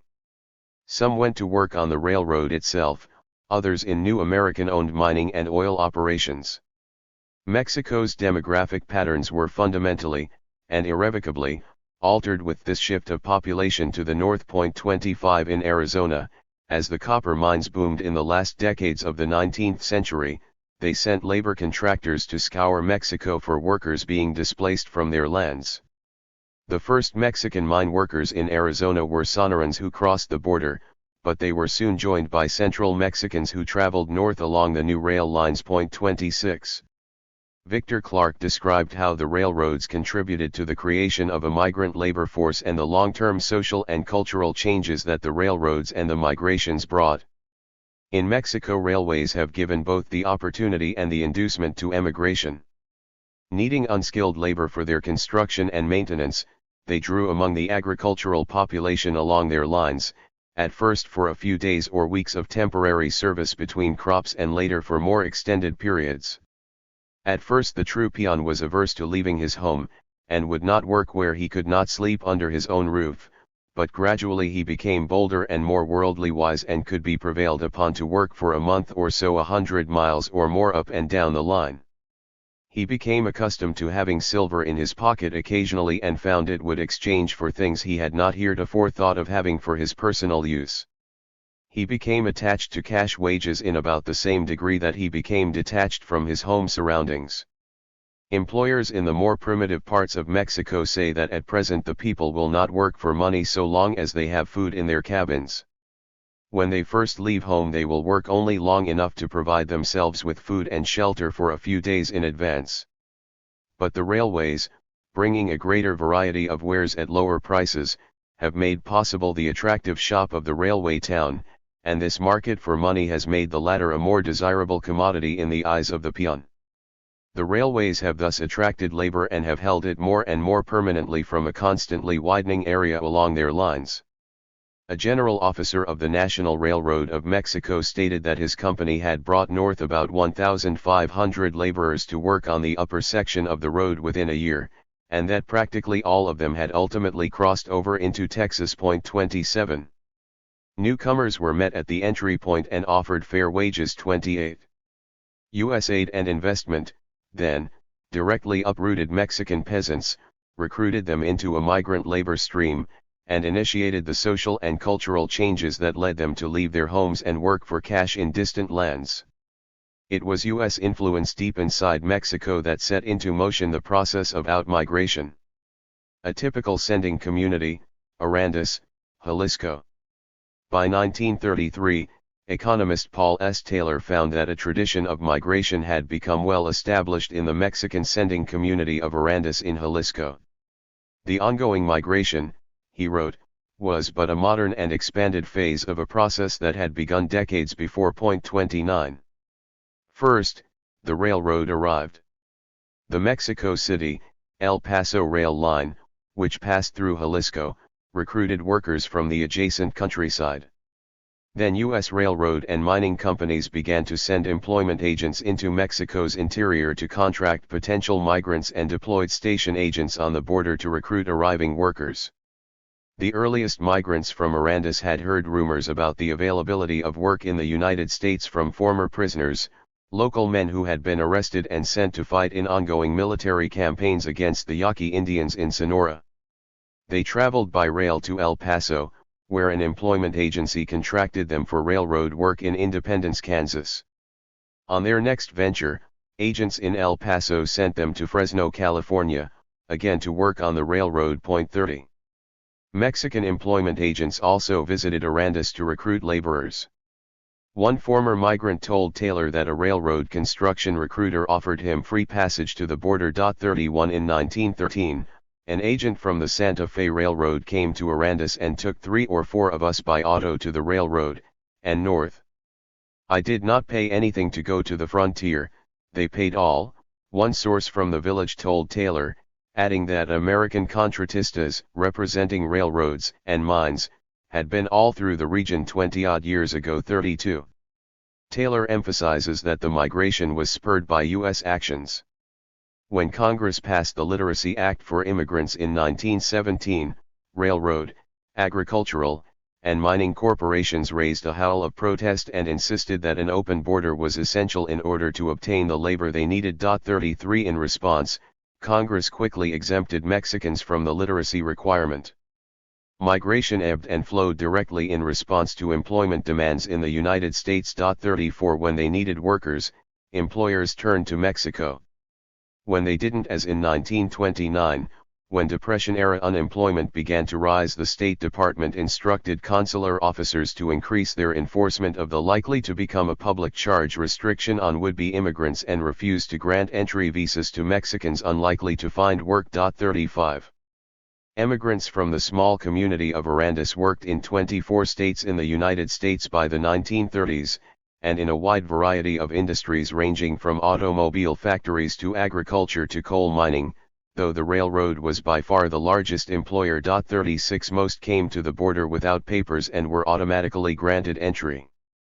After 1928, the American Consular Service began to encourage prospective migrants to obtain permits from a consulate before arriving at the border, though this was still not required. 37. Some also crossed without inspection, either paying a small sum to a professional or simply wading across the river at a spot distant from any border post. By 1931, though, the word had spread that the consular service was not granting papers, that deportations were rising and employment contracting. 38. Border Patrol and segregation. Although the 1924 law did not include any restrictions on immigration from the Western Hemisphere, it did create a new border police force, the Border Patrol. In the early years, according to historian Aristide Zalberg, its mission was to prevent the entry of alcohol rather than people, so that in effect, the border remained an informal affair. 39 The force also sought to deter prohibited Chinese attempting to enter through Mexico. Was it a paradox that the Border Patrol was created in the 1920s, just when agribusiness, with its need for migrant labor, was rapidly expanding in the Southwest? Several scholars argue that in fact the system worked well for farmers who needed migrant workers. Mexican workers could still cross the border easily, but because they became more deportable, the new laws also made them more exploitable. Agribusinessmen kicked, winked, screamed, lobbied, and cajoled for Border Patrol practices that allowed unrestricted access to Mexican workers while promoting effective discipline over the region's Mexicano workforce. 40 Deportability was part of that discipline. Local officials served farmers' interests by carrying out deportation raids in cases of union organizing or, sometimes, just before payday. 41. The need to patrol the border was mitigated in some ways by the fact that the men who crossed into the United States carried the border with them, even before the Border Patrol was created. Many had worked under segregated conditions for U.S. enterprises inside Mexico. In Mexico, workers did Mexican work and received a Mexican wage. They lived in segregated housing. 42. These segregated conditions were replicated in the United States. Recruited laborers, whether destined for northern Mexico or for the United States, travel in parties, under a boss, or cabo who holds the tickets, wrote Victor Clark in 1908. Then, after crossing a virtual open border, Mexican workers were again housed in company towns, confined to Mexican work, treated to dual wages, and segregated socially. The workers' experiences in Mexico continued in the United States. 43. Thus, the most important border was the internal or racial one that kept Mexicans and Americans socially separated from each other, even as they labored in a single, integrated economy on both sides of the political boundary that separated the countries. Gilbert Gonzalez concludes that rather than interpreting segregation as a means of keeping people out of the mainstream or of marginalizing them to the social and economic periphery, segregation was the method of integrating Mexican immigrants and their families into the heart of the American economy. Segregated settlements brought a variation of the border to the employer's doorsteps. 44. Mexican workers' theoretical deportability became real in 1929, as the country entered the Great Depression. On the pretext that they were likely to become a public charge as employment opportunities evaporated, both Mexicans and Mexican Americans were rounded up for deportation. A frenzy of anti-Mexican hysteria justified roundups of entire Mexican neighborhoods, and hundreds of thousands were deported with little attention to legal niceties. 45. The Bracero Program. With the ending of the Depression and the coming of World War II, agricultural interests confronted a new labor shortage. The U.S. government responded with the Bracero Program, administered jointly by the U.S. and Mexican governments from 1942 to 1964, which recruited millions of Mexicans to migrate north for a season or more. 46. Over the period, 4.5 million contracts were signed, representing some 2 million workers. The program cemented U.S. agribusinesses' reliance on migratory Mexican workers to the present day.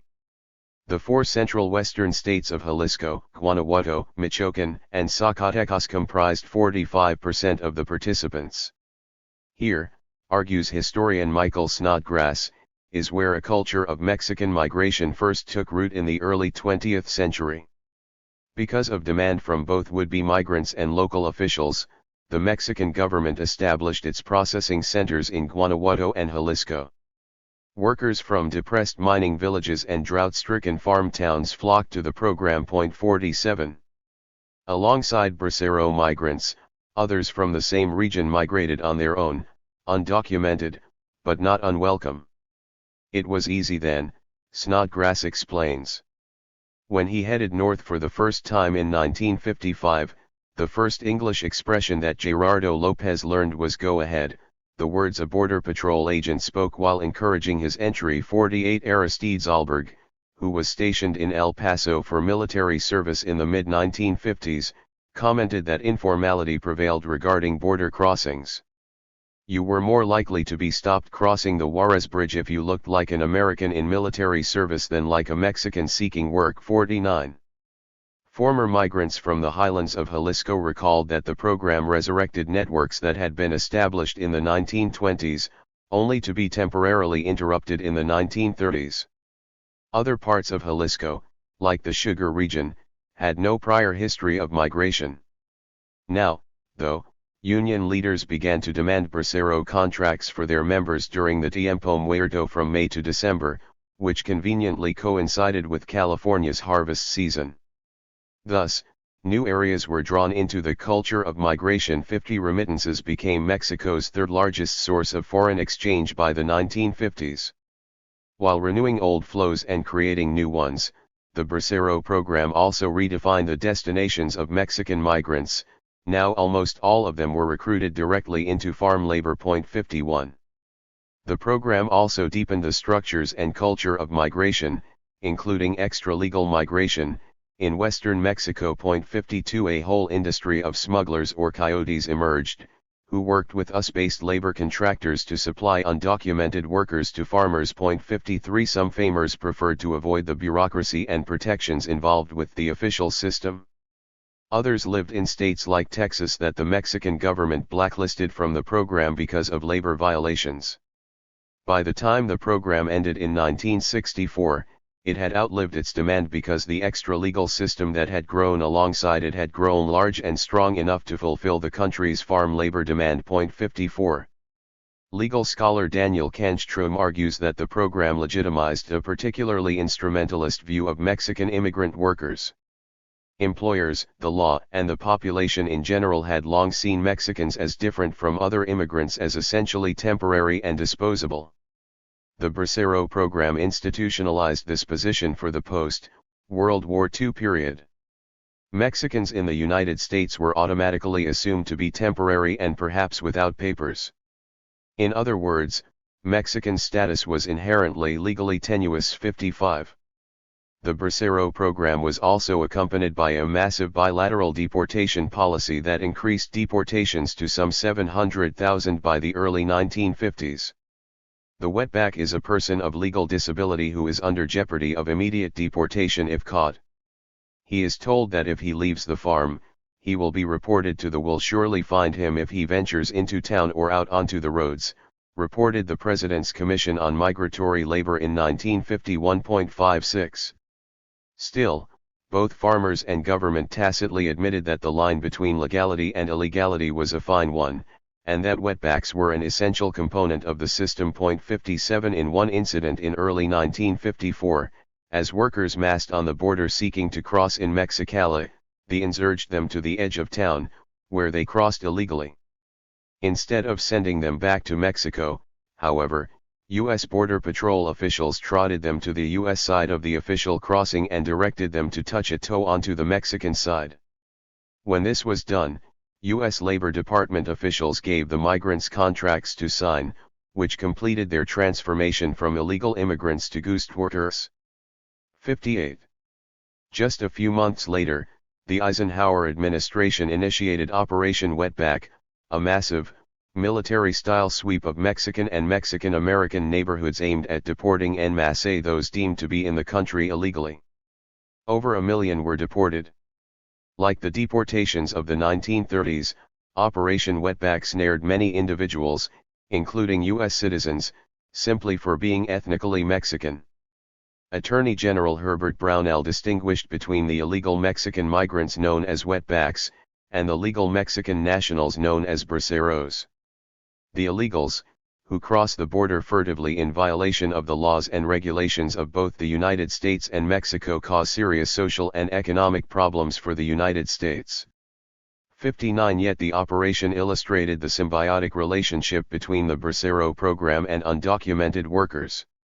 Even as it was being carried out, Bracero recruitment continued unabated, and the INS offered numerous methods for farmers to legalize the workers they needed, a process termed drying out the wetbacks. 60. As Kanstrom points out, the remarkably symmetrical relationship between labor recruitment and the deportation system is illustrated by the fact that, up to 1964, the number of braceros, nearly 5 million, was almost exactly the same as the number of deportees. 61.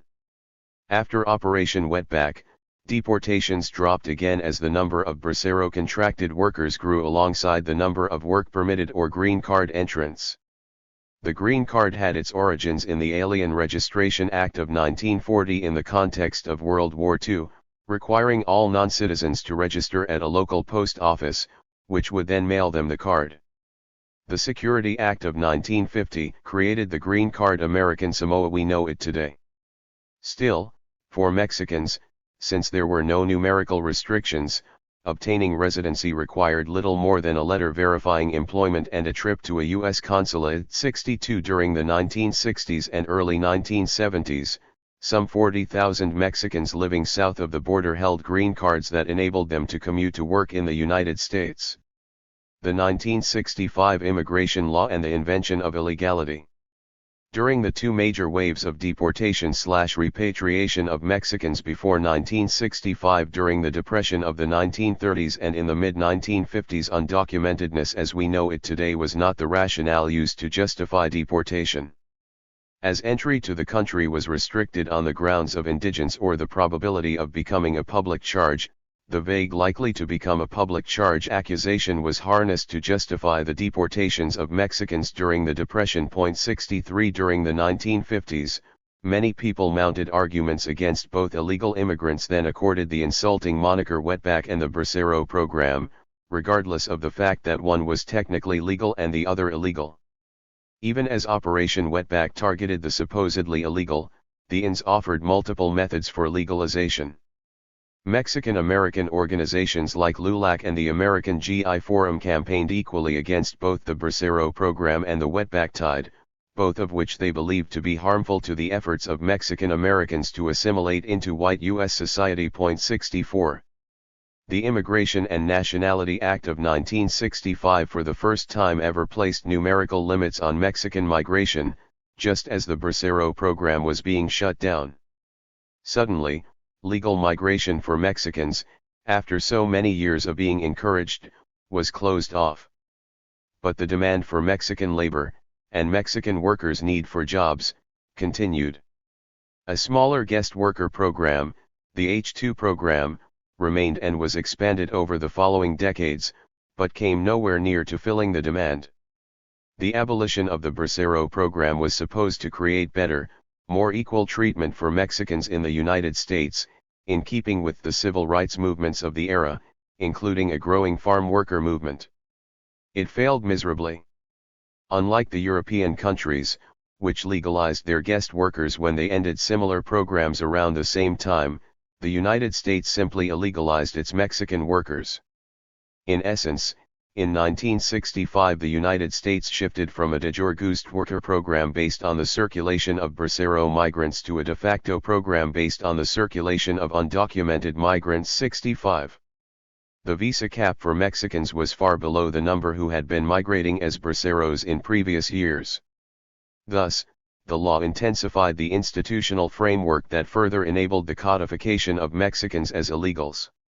And the newly created problem of illegality became the rationale for a huge increase in apprehensions and deportations. 66 The number of Mexican migrants who lacked the green card and were therefore deportable rose from 88,823 in 1961 to over a million a year by the mid-1970s. 67. Still, writes Oscar Martinez, because of leniency on the part of U.S. authorities at the time, undocumented commuters found it rather easy to cross the border. 68 As the Mexican government pointed out, many of the undocumented were part of a seasonal, temporary, and circular migration. 69 With the relatively open border between 1965 and 1985, 85% of undocumented entries were offset by departures, yielding a relatively modest net increment to the U.S. population. 70 Still, Douglas Massey wrote that never before have so many immigrants been placed in such a vulnerable position and subject to such high levels of official exclusion and discrimination. 71. The U.S. government acknowledged the contradictions of this new situation in 1986, when the Immigration Reform and Control Act allowed Mexicans in the country illegally to regularize their status. The concept was not new. Earlier European immigrants became exempt from deportation and were allowed to become citizens after they had established roots in the country. Some 2.3 million Mexican immigrants were able to become legal under the IRCA's provisions. 72 To do so, though, they needed documents proving their continuous presence in the country since 1982, or documents demonstrating that they had been involved in seasonal agricultural work. A small industry grew manufacturing false documents. The ever-fuzzy line between legal and illegal remained, as many were able to legalize illegally with fraudulent documents. When the IRCA was passed, the Department of Agriculture estimated that some 350,000 undocumented migrants were working in agriculture and would be eligible for seasonal agricultural worker status. However, some 1.3 million applied, almost as many as applied for status under the 4 years of continuous residence provisions. In California, with an estimated 200,000 undocumented agricultural workers, some 700,000 applied. By early 1992, the INS had approved 88% of these applications, or over a million nationwide. 73 But independent studies carried out in Mexico, among migrants who had applied for the SA provision, showed that only 60 to 70% of those who applied were actually eligible. 74. Thus, the IRCA contributed to what could perhaps be called illegal legalizations, people using false documents attesting to their status as agricultural workers to apply for, and obtain, legal status in the United States, and what Philip Martin called documented illegal aliens. In an article in the New York Times, Robert Suro claimed there had been fraud on a huge scale. 75 Yet fraud or no fraud, people became officially legal.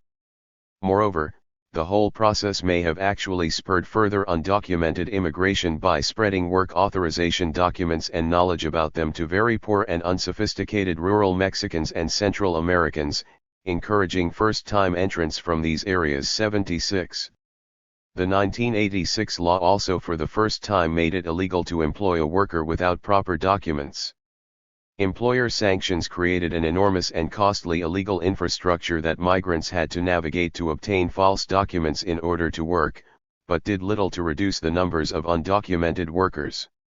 Moreover, the law left employers virtually immune to prosecution, and with even greater ability to exploit their now more legally vulnerable workers. 77.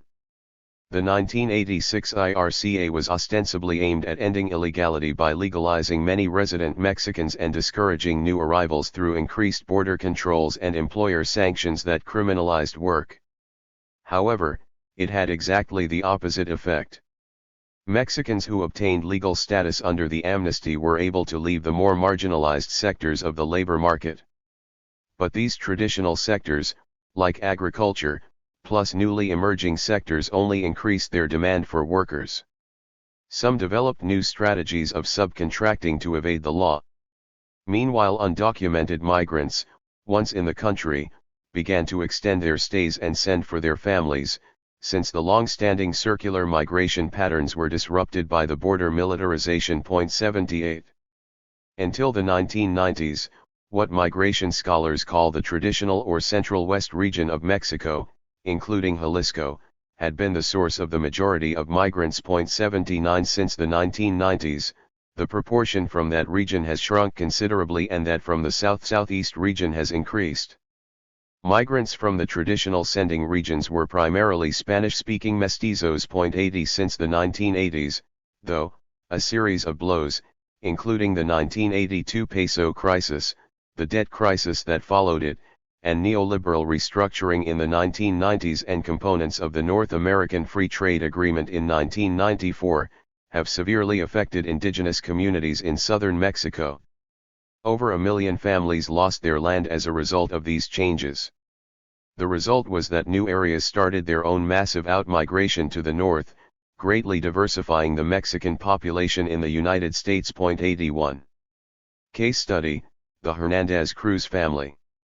One family's story can illustrate the various and contradictory ways that people become illegal in the contemporary United States. Consider the case of the Hernandez Cruz family of Irapuato, Mexico. The father, Juan Miguel Hernandez Perez, began the family's migration tradition in the middle of the century, when he was recruited to work in the Bracero program. But if the program created a legal means to initiate a migrant stream from 1942 to 1964, the termination of the program did not end either the demand for migrants' labor nor their desire to work in the United States. When Juan Miguel's son Juan Hernandez Cruz left Irapuato to work in the fields of California in 1981, he was following his father's footsteps, but, unlike his father, who had been a registered worker under the Bracero program, Juan would be crossing as an unauthorized migrant. 82. Juan Hernandez Cruz's younger sister, Samantha, followed her brother in 1988, bringing their seriously ill mother with her. First they tried to enter without inspection, crossing through the back hills of San Isidro many times without success. Finally, the coyote suggested they get false papers instead.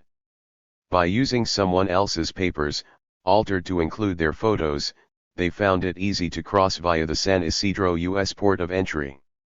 Meanwhile, Juan was working to regularize his and his sister's status using the seasonal agricultural worker provision of the 1986 IRCA. Through friends, they were connected with a farmer in the United States who signed all the documents they required for $800 each. They both received a letter that they had worked on a farm for the required number of years and were both granted permanent residency. 83 legally, but on the basis of false documents. The ins and outs of this family's immigration history are more typical than unusual for Mexican migrants. Their story, and the long history behind it, helps to explain why Mexicans supposedly choose to come to the United States illegally. From the railroads, to the various maneuvers in U.S. immigration policy over the past century, to the current neoliberal regime in Mexico, structural factors have created what is today called Mexican illegality. 84. Guatemalan Mayans, a history of migration. Central Americans, coming primarily from Honduras, El Salvador, and Guatemala, comprise the second largest group of undocumented people in the United States. My focus here is on one group of Central Americans, indigenous rural Mayans from Guatemala's highlands. The history of today's Mayan migration to the United States began over 500 years ago. While we have little evidence about Mayan migration patterns prior to the Spanish conquest in the 1500s, patterns of coerced and voluntary migration clearly characterized the colonial period. The Spanish concentrated the indigenous in new communities to better implement political, religious, and economic control. They imposed various systems of coerced labor that forced people out of their communities for weeks or months at a time to work in colonial mines, plantations, and factories. Mayans also fled from their communities to avoid forced labor demands. 85. The coffee plantation system that grew in Guatemala after independence led to new forced labor demands and displacements. Historians have documented the fearful violence involved with dispossessing large numbers of indigenous peoples from their lands and forcing them into labor on the new plantations. They estimate that 1 in 5 of the highland Indian population migrated seasonally to work in the coffee fields in the 1880s. 86. The numbers increased after the overthrow of the brief revolutionary experiment in the 1950s. Christopher Lutz and George Lovell calculate some 200,000 Mayan labor migrants a year in the 1950s, 300,000 in the 1960s, and 500,000 in the 1970s. 87. Guatemalan Indian activist Rigoberta Menchú described her initiation into migration to coffee and cotton plantations as a child. Migration to work was simply a fact of life, not to be questioned. From when I was very tiny, my mother used to take me down to the finca, wrapped in a shawl on her back. She told me that when I was about 2 I had to be carried screaming into the lorry because I didn't want to go. It sometimes took 2 nights and a day from my village to the coast. By the time we got to the finca we were totally stupefied, we were like chickens coming out of a pot. We were in such a state, we could hardly walk to the finca. I made many trips from the Altiplano to the coast, but I never saw the countryside we passed through. I saw the wonderful scenery and places for the first time when we were thrown out of the finca and had to pay our own way back on the bus. I remember that from when I was about 8 to when I was about 10, we worked in the coffee crop. And after that we worked on the cotton plantations further down the coast, where it was very, very hot. That was our world. I felt that it would always be the same, always the same. It hadn't ever changed. The lorries belonged to the fincas, but they were driven by the recruiting agents, the caporales. These caporales are in charge of about 40 people, or more or less what the lorry holds. When they get to the finca, the caporal becomes the overseer of this group. The overseers stay on the fincas. They are in charge. When you're working, for example, and take a little rest, he comes and insults you. They also punish the slow workers. Point 88. Every finca in Guatemala has a cantina, owned by the landowner, where the workers get drunk on alcohol and all kinds of guaro, and pile up debts. They often spend most of their wages. They drink to get happy and to forget the bitterness they feel at having to leave their villages in the Altiplano and come and work so brutally hard on the fincas for so little. Point 89. Menchu's testimony suggests that, like the Mexican peasants described earlier, Guatemalan highlanders were not seeking to leave their homes to work for pay. It took generations of forced recruitment to create this migration tradition. Interestingly, human rights advocate Daniel Wilkinson found that the Mayan descendants who live on the plantations today know little of the violence that went into the making of this history. People knew where their families had come from, but they didn't know or didn't care to recall much more about what had brought them to the plantations. 90 Wilkinson, like others who study Guatemala, emphasizes the silences that surround people's understanding of their realities. Decades or centuries of genocide and terror have shaped the culture of Guatemala's highland indigenous communities. People may have few tools to understand the forces behind their oppression, and they have learned over and over that trying to protest or change their situation only invites further repression. The Civil War, or more accurately, dirty war against highland Maya communities during the 1970s and 80s was one result of people in the highlands trying to challenge their poverty and dispossession. It led to the destruction of hundreds of villages, and perhaps 1 million internally displaced and 100,000 to 200,000 refugees who fled the country, many across the border to Mexico. Others were forced from their homes into model villages under army control. Thus, historians of the Maya have argued that migration has been a ubiquitous feature of Maya life that became central to Mayan history and identity. Ever since the arrival of the Spanish conquerors, and in accelerated ways since the 1800s, political, legal, military, and economic structures have directly enforced migration or simply made it impossible to survive without it. Point 91. An absent community or family member may be in one of several places: on the coast picking coffee, in the capital working as a domestic, merchant, or worker, in another municipio selling firewood, animals, or agricultural products, and, increasingly, alejos, sending US dollars home on a regular basis. 92. Both in its structural aspects and in its cultural aspects, today's migration is just a new phase in a process that is rooted in hundreds of years of history. Point 93. Case study: Guatemalans in Providence. Among the undocumented Mayans of Providence, Rhode Island, Patricia Foxon found a very different conception than what most citizens understand about illegality. Rather than imagining themselves as autonomous individuals making a decision to break the law, they, like Rigoberta Menchú, understand their migration as a requirement imposed upon them by outsiders, which they have no right or opportunity to question. The coyotes that offer to take them across the border may be considered smugglers under U.S. law, but to the Mayans Foxon studied, they were no different from the labor contractors who had been forcibly recruiting them legally for generations.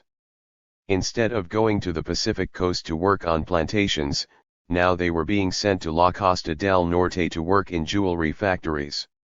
One woman told Foxon that the coyote is the same as the contratista on the coast: he should know when there is work over there, and should not be sending people if there is no work.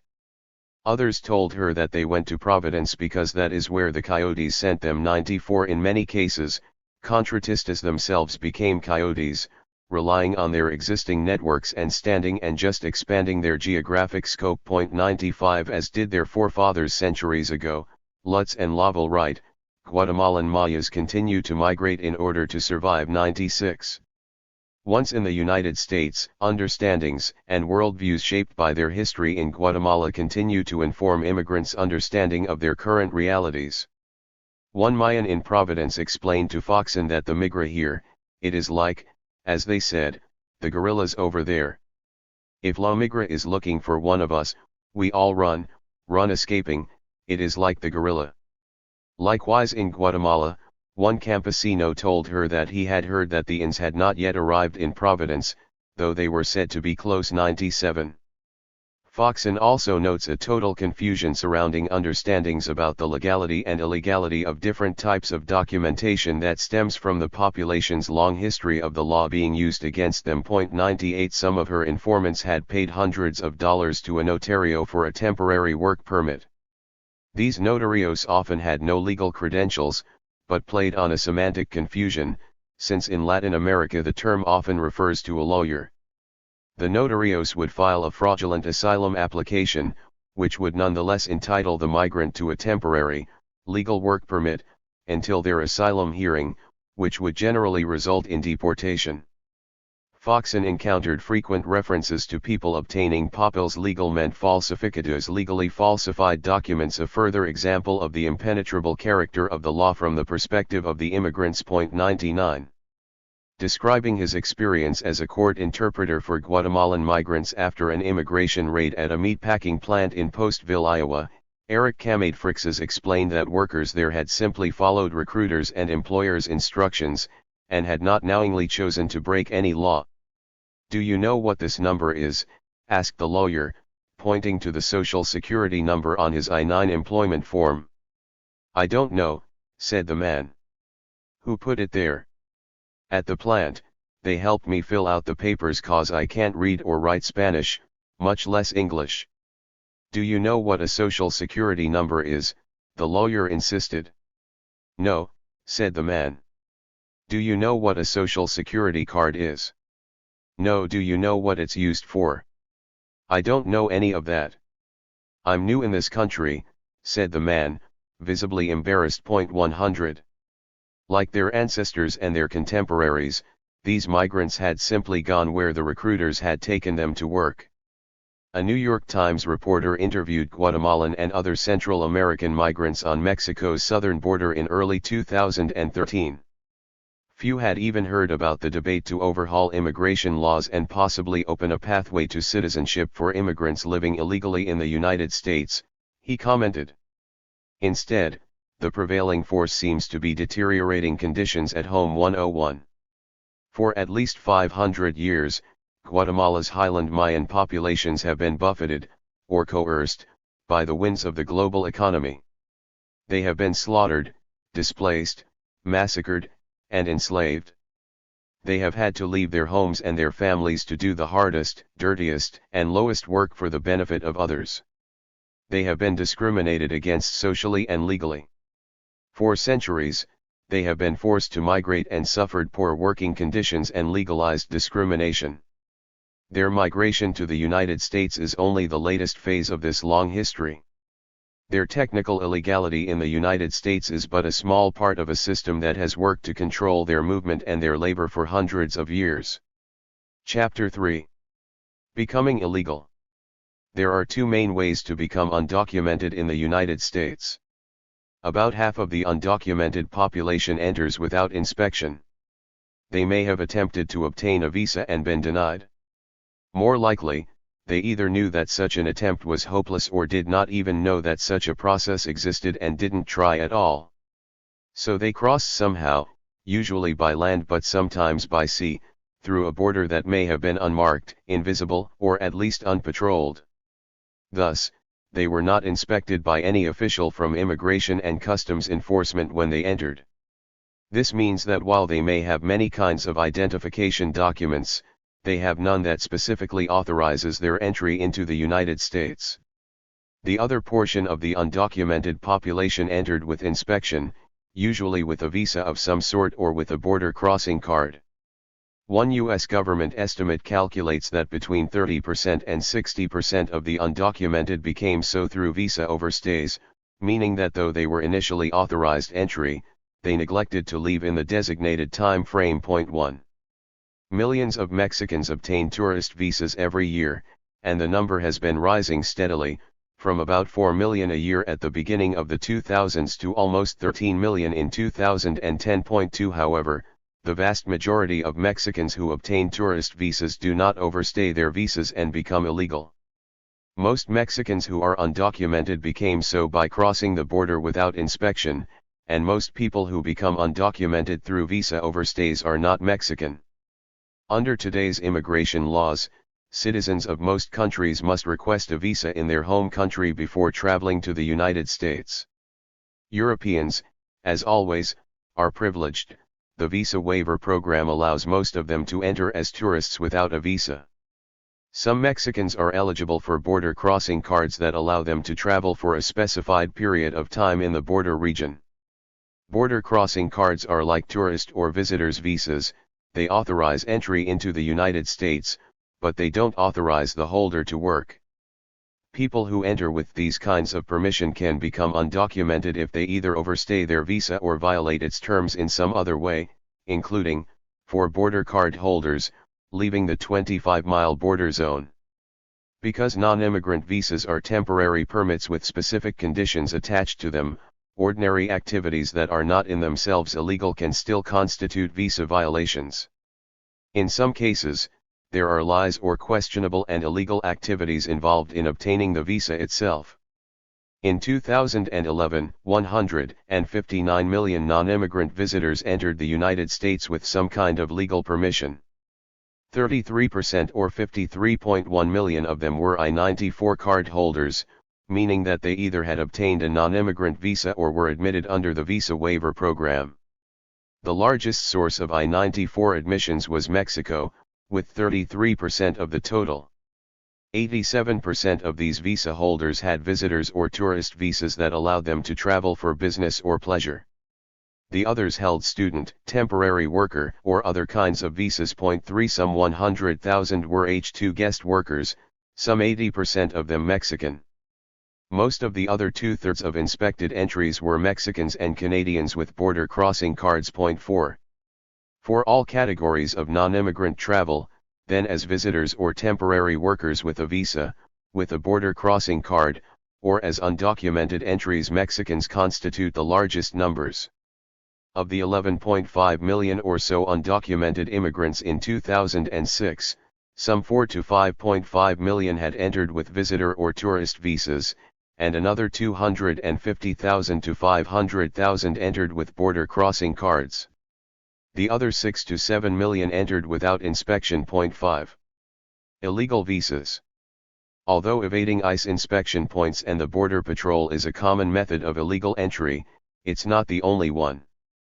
The head of Customs and Border Protection explained to researcher Lynn Sheridan that before resorting to a dangerous crossing through the desert, migrants could attempt to borrow, purchase, or steal an authentic U.S. passport or permanent resident card. Absent that possibility, they might obtain a false document or alter a document themselves by inserting their own photograph. If they could not access any documents, they might hide in a vehicle and cross at night. 6 The professional cross-border smugglers Sheridan interviewed offered a rather similar assessment. They told her that the safest way to cross was to obtain a tourist visa or, if that was not possible, to use a valid visa belonging to a family member. A bit riskier was the use of false or altered documents. The most dangerous method was to attempt to cross without being seen, generally in isolated areas with little border patrol presence. 7. Sheridan interviewed many families that had crossed illegally multiple times. They corroborated this assessment. They listed their preferred options as, first, crossing with a tourist visa and overstaying it, second, using someone else's documents, third, using false documents, and last, attempting to cross without being discovered. If the latter was the only option, they emphasized that the more isolated the area, the more dangerous the crossing. Cost was also a factor. The safest options were the most expensive. Sometimes families would pay more to have their young children, for example, cross with false papers, while the adults would opt for a dangerous clandestine crossing. 8. Another method of crossing the border is with a temporary work visa, generally through the H-2A or H-2B programs. But with the H-2 program, as with the Bracero program before it, paperwork and requirements are so bureaucratic and onerous that many employers and potential workers find the program not worth the effort. 9 There is also a lot of room for illegal and unfair maneuvering within the H-2 system. U.S. employers begin by requesting authorization to recruit H-2 workers from the Department of Labor. Once an employer receives authorization, they generally turn to a U.S. contracting agency, which in turn contracts with a Mexican recruiting agency to find available workers. Opportunities for abuse within the system abound. The complexity of the H-2 program and the gap between the overwhelming demand on both sides and the small number of visas actually available make the program ripe for fraud and exploitation. Illegality enters the system in numerous ways, as uncovered by a 2010 United States Government Accountability Office report.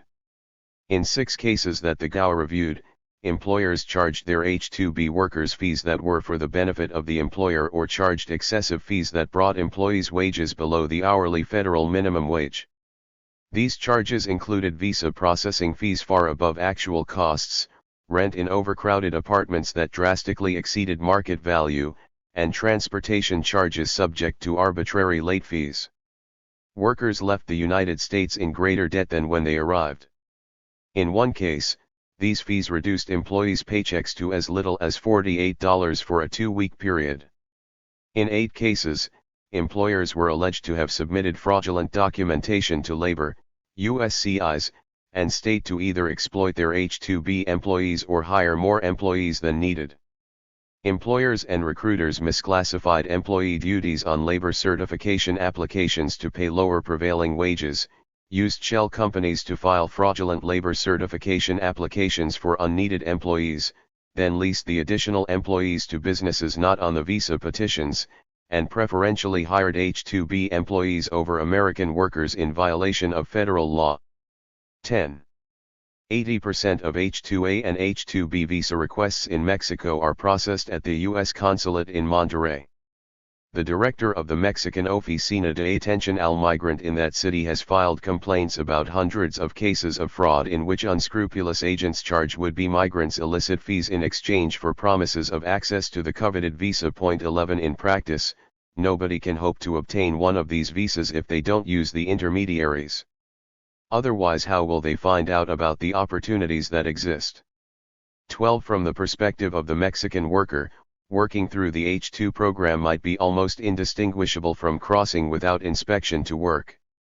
Both involve relying on shady networks for information, paying exorbitant fees, and working under poor conditions and at wage rates that are frequently illegal as well as exploitative. In 2004, the Farm Labor Organizing Committee or FLOC, a farm workers' union in the United States, negotiated an agreement with North Carolina growers that allowed the workers to bypass the contractors. The organization opened an office in Monterrey to monitor the recruitment process there. On September 9, 2007, the director of the FLOC office, Santiago Rafael Cruz, was found tied up, tortured, and murdered. The union suspected that local labor contractors were behind the murder. As FLOC President Baldemar Velázquez explained, FLOC's agreement eliminated the extortion of illegal fees from workers by criminal elements. They have been unhappy with the union taking away their gold mine. We disrupted not only the recruiters working for growers in North Carolina, but all the recruiters who recruit workers for all the other states, from Florida and Georgia, through South Carolina and Virginia, all the way up to Pennsylvania and New York. Labor journalist Dan Labatz added that FLOC's presence in Mexico meant that the racketeers were losing hundreds of thousands of dollars in exorbitant fees and bribes. 13. The chains reach deep into Guatemala. Some 1,200 workers recruited by Mexican agency Job Consultoria paid from $1,000 to $3,000 for supposed access to a visa. In Amatitlan, Guatemala, 370 men and their families attacked local resident Pablo Roberto Valencia in late 2011 when they learned that the money they had given him to pay for their visas had disappeared. 14 According to the Southern Poverty Law Center, workers generally arrive in the United States with debts between $500 and $10,000 owed illegally to recruiters. 15. While these workers do enter with visas that authorize their presence and permit them to work in the United States, the process that connects them with these visas violates U.S., Mexican, and sometimes other countries' laws. It frequently involves threats, violence, extortion, and debt peonage. These violations are generally met with impunity, however. In fact, the violations are built into the system itself, they are integral to its functioning and to the arrival of officially legal H-2 workers to the United States. Getting to the border. Although the majority of uninspected border crossers are Mexican, others are Central and South Americans. Today, Central Americans often travel a perilous land journey from their homes across one or more countries and through Mexico. A century ago, excluded people like the Chinese entered through Mexico, because of the openness of that border. While the number of Mexicans crossing illegally has declined in recent years, the number of Central Americans has been steadily increasing. The economic crisis in the United States meant that some sectors, like construction, that had traditionally attracted Mexican migrants, were not hiring.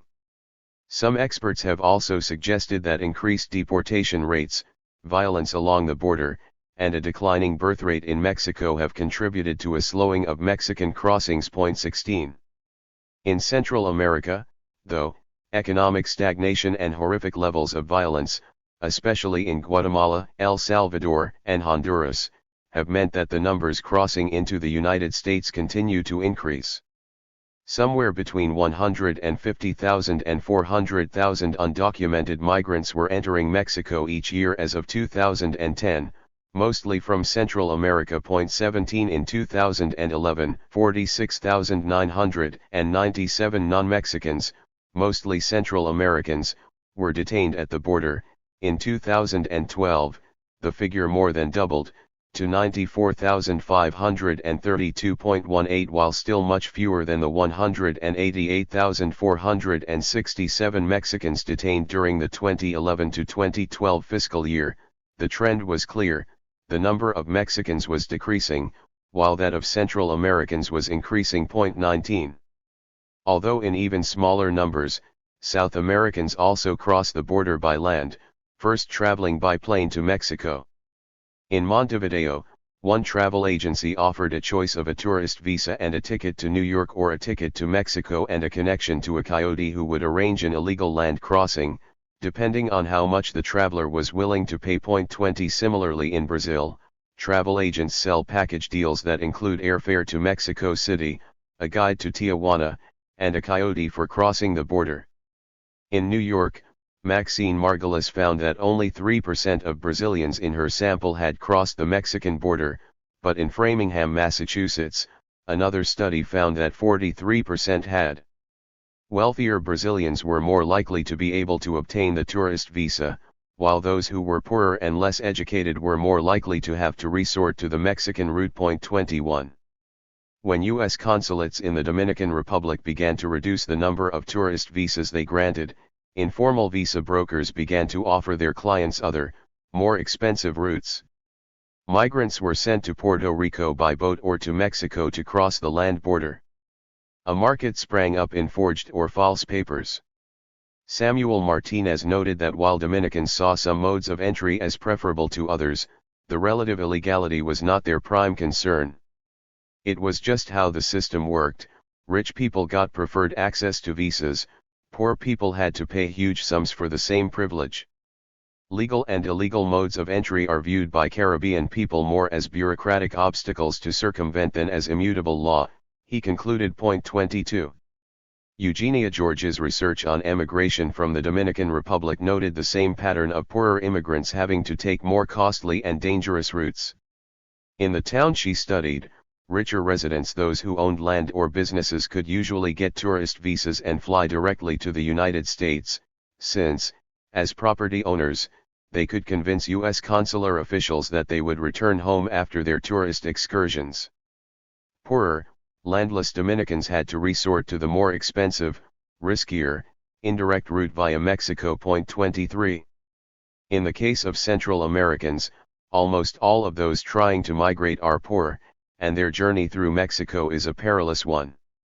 In 2001, Mexico, under pressure from the Bush administration, began to implement what it called Plan Sur to secure its southern border, while Guatemala countered with Vence Ramos 2001 to control exit traffic from its own country. The militarization of this border mirrored what had begun a decade earlier on the US-Mexico border, and the results were also similar. Official statistics showed migration numbers slowing. But migrants and human rights organizations pointed out that these statistics were deceptive. Many migrants shifted away from the newly enforced and militarized checkpoints into more remote areas. As crossing became more difficult and more dangerous, it also became more criminalized, as gangs, drug traffickers, and professional smugglers became involved. 24 Deportations also rose, but much more slowly than the migrant stream. Between January and November 2010, the Mexican National Institute of Migration deported 49,143 Central Americans, 19,876 Hondurans, 8,263 Salvadorans, 20,354 Guatemalans, and 646 Nicaraguans. 25 Another 40,971 Central Americans were detained in Mexico in 2012. 26 Many Central Americans attempt to cross Mexico by stowing away on the freight trains that run from Chiapas on the Mexico-Guatemala border up to Mexico City and then onto the U.S. border. The journey can take days or weeks, as migrants slip from train to train. Up to 1,500 Central Americans attempt to board La Bestia or the Beast, also known as the Train of Death, every day. Thousands have been killed or maimed in the process. 27 Because migrants carry money for their trip and because most of them have relatives working in the United States who are helping to pay for them and can be extorted for ransom money, the kidnapping of migrants has become a regular occurrence on their trip through Mexico. In just 6 months between September 2008 and February 2009, the Mexican National Human Rights Commission uncovered cases of almost 10,000 migrants kidnapped. 28 From April to September 2010, the Commission found 11,333 kidnapping cases. This figure reflects the fact that there have not been sufficient government efforts to lower the rates of kidnapping affecting the migrant population, the Commission declared. Most of the cases discovered by the Commission were Hondurans, followed by Salvadorans, Guatemalans, Mexicans, and small numbers of Cubans, Nicaraguans, Colombians, and Ecuadorians. 29 Although various social actors including Mexican police and other government officials participate in kidnapping and extortion networks, their modus operandi is similar. Migrants are captured and tortured to force them to reveal contacts in their home country or in the United States. The kidnappers then call these relatives or friends and demand payment, threatening to kill the migrant if they don't comply. 30 The majority of kidnappings take place along the train route or on the trains themselves. Kidnapping is only part of the story. A Mexican church-based human rights coalition decried a broad spectrum of human rights violations committed by public servants and federal, state, and municipal police. This criminalization of undocumented migration sets the stage for physical, psychological, and sexual aggression, and human trafficking. 31. The emergence of the Zetas cartel in 2002 greatly worsened the situation just as the numbers of Central American migrants passing through Mexico was increasing. According to Mexico's Assistant Attorney General's Office for Special Investigations on Organized Crime, its main activities include extortion and sale of protection services, carrying out assassinations, holding and selling drugs, piracy, gasoline sales, and the capture and ransom of hostages. According to victims, the Zetas are the main perpetrators of migrant kidnappings. 32. The Zetas use a strategy of displacing and taking control of small communities. They terrorize and extort the local population and co-opt individuals who belong to gangs or small local bands, training them to carry out actions like surveillance of trains, apprehension of migrants, transferring and overseeing migrants in safe houses, making telephone calls for the purpose of extortion, and receiving the ransom. These delinquent groups, made up mostly of young people, are popularly known as the Zetitas. In every kidnapping case they also commit serious crimes like assassination, sexual exploitation, and human trafficking. In its first 2 years, the Zetas cartel succeeded in establishing itself all along the routes traveled by migrants. 33. As the flow of Central American migrants increased, so did cases of kidnapping, especially after 2007.34. In one notorious case, in August 2010, 72 migrants from El Salvador, Honduras, Guatemala, Ecuador, and Brazil were victims of a massacre as they passed through Tamaulipas on their way to the border. Their captors, members of a drug gang, possibly the Zetas, demanded that they pay ransom or agree to work as couriers. When the migrants refused, they were slaughtered. A lone survivor managed to reach a nearby military base and tell the story of what had transpired. A year later, a young member of the Zetas confessed to the crime. 35 In another massacre, in May 2012, 49 mutilated bodies of supposed migrants were found dumped along a highway near Monterrey. Because of the number of people, it appears that they could be passengers from a bus full of illegals. It could be a case in which organized delinquents were extorting the coyote, since they have now taken over this illegal business, a Mexican government representative explained. 36. According to the Human Rights Coalition report, migrants are typically captured on the trains themselves, or while waiting along the tracks. Groups of heavily armed persons approach the migrants, force them onto pickup trucks, and take them to safe houses. The kidnappings are carried out with unremitting brutality. In the safe houses where they are held, they suffer all kinds of tortures, cruel and inhuman treatment, and physical and psychological punishments, until their family in the United States collects the money for their ransom. 37. Mexican government officials have also been heavily implicated in these abuses. The Mexican INAMI and state security forces carry out migration verification operations on the trains, sometimes using electric shock instruments. They detain some migrants, leaving others in the hands of the gangs or armed groups. 38. While it might be tempting to simply blame this violence against migrants on Mexican actors, the situation really can't be separated from its larger context, the criminalization of migrants by the United States, and its pressure on Mexico to enforce similar policies. While Mexico has publicly denounced U.S. anti-immigrant policies, its government has also collaborated in many ways. U.S. policies create a political context illegality that legitimizes abuses against migrants. The Bishop of Saltillo in northern Mexico articulated what many Mexicans and Central Americans believe: "My conclusion is that the Mexican government's migration policies are aimed at preventing migrants from crossing into the United States. It is abundantly clear that the impunity enjoyed by organized crime, like that previously enjoyed by gangs, is a policy of terror. 39. A policy of terror that thrives in and serves the climate of criminalization of immigrants in their destination. On the border. Crossing the US-Mexico border used to be a rather mundane affair, as described in earlier chapters. With politicians pandering to the rising anti-immigrant climate inside the United States in the early 1990s, the border changed dramatically.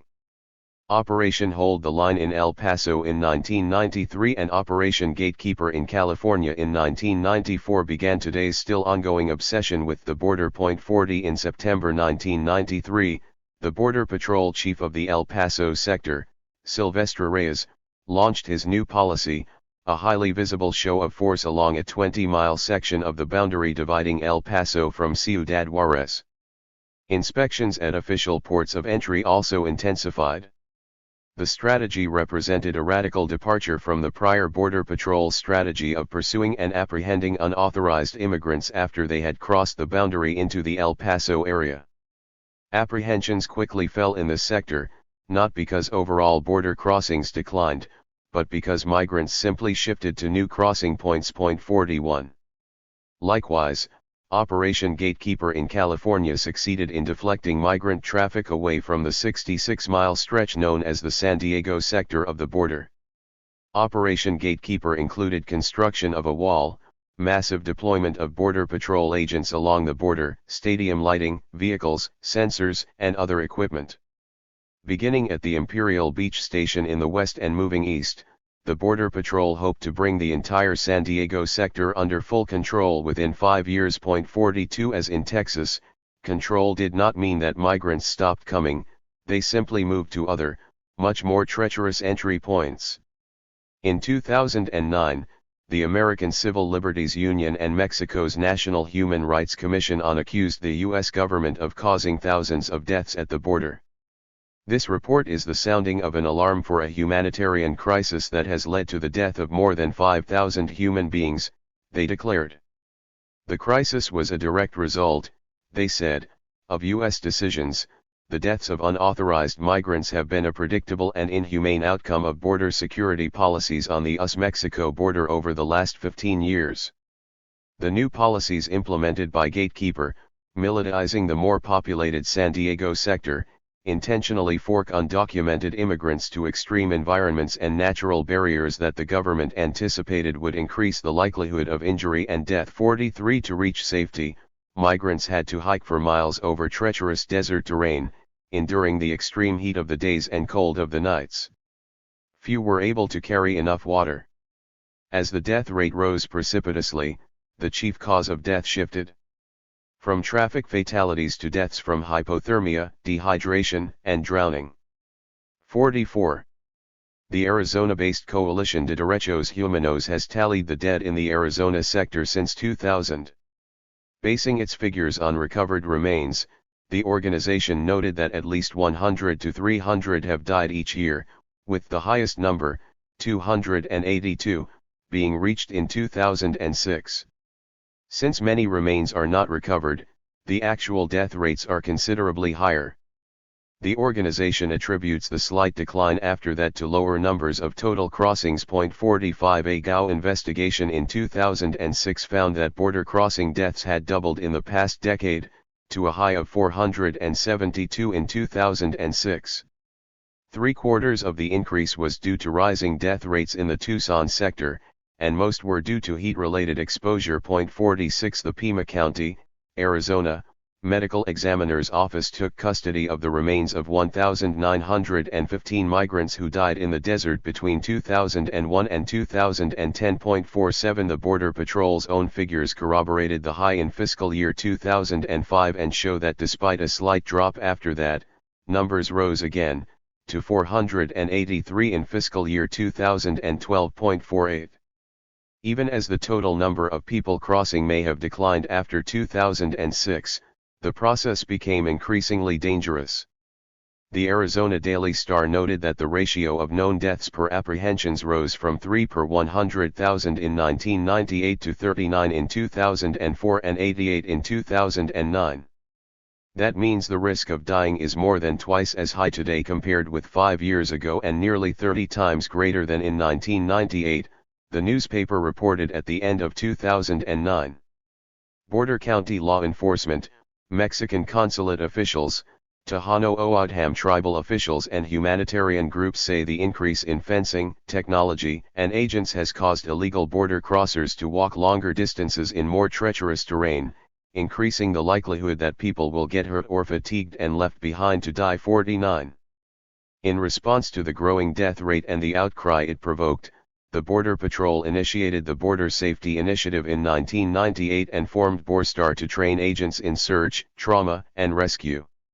The goal was to address the humanitarian crisis created by the United States' own new border policies.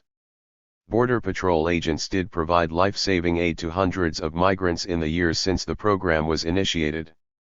But while the Tucson sector BORSTAR unit routinely provided search, rescue, and medical intervention to undocumented immigrants under harsh conditions, the number of times it responded was insignificant in comparison to the volume of Border Patrol law enforcement activities. 50 Soon, other, independent church-based and grassroots organizations began to form to try to respond to the issue. Conclusion. The laws that allow or disallow entry into the United States are and have always been arbitrary and discriminatory. One set of laws, primarily for Europeans and for the wealthy, allows freedom of travel. Another set, for Latin Americans and the poor, creates a labyrinth of enticements and obstacles. The Las Americas Premium Outlets Complex on the U.S. side, the Tijuana, San Isidro crossing just south of San Diego, symbolizes the contradiction. Looming over the border, the 125 outlet stores beckon to tourists from the Mexican side, offering them a consumer mecca if they cross to shop. The big fence surrounding the outlets and the Mexican flag was a bit distracting, wrote one U.S. reviewer on the popular website Yelp.com. 51 between the mall and the flag are the imposing border wall and the security apparatus that sustains it, reminding Mexicans that their welcome is decidedly conditional. Myriad historical and economic factors draw and sometimes force migrants from their homes into the U.S. economy. Many of these factors are the result of deliberate decisions implemented by U.S. employers, investors, and government. At the same time, increasingly convoluted webs of laws, restrictions, and discrimination ensure that migrants remain in a subject position, exploitable and exploited. Today, the system works by drawing or forcing them into a status deemed illegality. The borders that divide immigrants from the United States are not just physical. Once inside the country, whether by means of a traumatic border crossing or a simple visa overstay, people without documents live behind another kind of border, a baffling and sometimes terrifying border that separates them from those around them and the country and society in which they live. These internal borders are the subject of the next chapter. Chapter 4. What part of illegal do you understand? Arbitrary and precarious. If life for poor people in Mexico and Central America seems to be filled with precarious status and arbitrary events to which they must simply adapt in order to survive, life in the United States continues the pattern. Why do some government agencies welcome the undocumented, while others ignore them, and still others threaten, imprison, and deport them? What really determines their status, and why does it seem to change so frequently and unpredictably? How can they plan for the future or prepare, when everything seems so capricious? The blurriness of categories. In the minds of most citizens, the terms legal and illegal are clearly defined and clearly distinguished categories. In real life, though, there is a large gray area between the two ostensibly opposite poles. Most people who are undocumented live ordinary lives and are not immediately distinguishable from immigrants with documents or from citizens. Yet in some ways, hidden to the outside, documented world, their lives are very different. As José Antonio Vargas puts it, everyday life for an undocumented American means a constant search for loopholes and backdoors. 1. Most of the approximately 11 million undocumented people in the United States have been here for quite a while. As noted earlier, only 14% arrived in the country after January 1, 2005, meaning that 86% have been in the country for over 7 years. 2. While the law may consider them alien, most of them are people who have deep roots in the United States. Mexicans are overrepresented among those deported. Mexicans make up 58% of the undocumented population, but 70% of those deported are Mexican. 3. Apparently, being Mexican makes you somehow more undocumented, in the eyes of society and of law enforcement, than others. Since undocumentedness is a socially imposed status, then how you are seen by those in authority is in fact what brings it into being. Many individuals have experienced being both documented and undocumented. Laws have changed, as in 1986 when many undocumented people were offered the chance to legalize. Individuals who entered the country legally may fall out of status if they violate the terms of their visa in some way, while, more rarely, those who are undocumented may find a way to regularize their status. The 1986 Immigration Reform and Control Act, the country's most recent attempt at some sort of supposedly comprehensive immigration reform, exemplified the arbitrary nature of immigration law. In order to qualify for legalization, migrants must have resided in the country continuously since January 1, 1982. This cutoff date meant that the large numbers of Central American immigrants who arrived later were excluded. Of the 500,000 to 850,000 Salvadorans in the country in 1986, only 146,000 qualified. 4. The American Baptist Church's v. Thornburg Settlement Agreement in 1990 reopened thousands of political asylum cases, offering a new chance for legal residence for undocumented Salvadorans and Guatemalans. But the process was agonizingly slow, and tens of thousands of Central Americans remained in limbo through the 1990s, renewing their work permits every 18 months as their cases languished. The Immigration Act of 1990, among many other provisions, created the new category of temporary protected status, offering temporary protection and work authorization to immigrants from countries affected by war or natural disaster. Salvadorans were granted TPS, based on the state of civil war in the country that made it impossible for them to return. Guatemalans, despite the war in their country, were not included. TPS for Salvadorans was extended several times, but ended in 1995 after a peace agreement ended the war. At that time, some 1 million Salvadorans lived in the United States. Half of them were legal immigrants, and between 90,000 and 190,000 had been protected by TPS. 56 When TPS ended, many Salvadorans returned to the stalled asylum process. The 1997 Nicaraguan Adjustment and Central America Relief Act was an attempt to address the backlog in asylum cases by offering permanent residency to certain asylum seekers. But NACARA too left many Guatemalans and Salvadorans in limbo, as it favored Cuban and Nicaraguan petitioners and continued to be plagued with backlogs. In 2001, the INS estimated that it could take up to 20 years to process the pending, almost 300,000 Central American applications. 7 Between 1999 and 2003, the approval rate for Salvadoran and Guatemalan asylum applicants hovered between 7% and 11%, not much higher than the low rate in the 1980s that had led to the ABC lawsuit.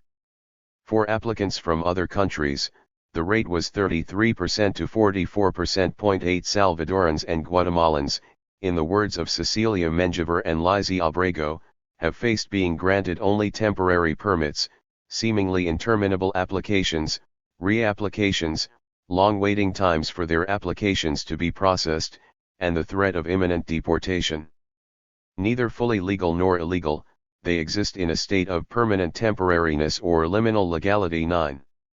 Menjivar describes the experiences of many undocumented Central American immigrants. Occasionally they are granted temporary relief from deportation with multiple and confusing deadlines for applications and renewals of permits and convoluted application procedures. Indeed, so much work is involved in preparing these applications and information is so difficult to obtain that a veritable industry has developed among document preparers, notaries, and other entrepreneurs to fulfill the needs of Central Americans applying for the different dispensations. This situation creates enormous anxiety, as each deadline accentuates these immigrants' precarious situation, which for many has gone on for over 2 decades. 10.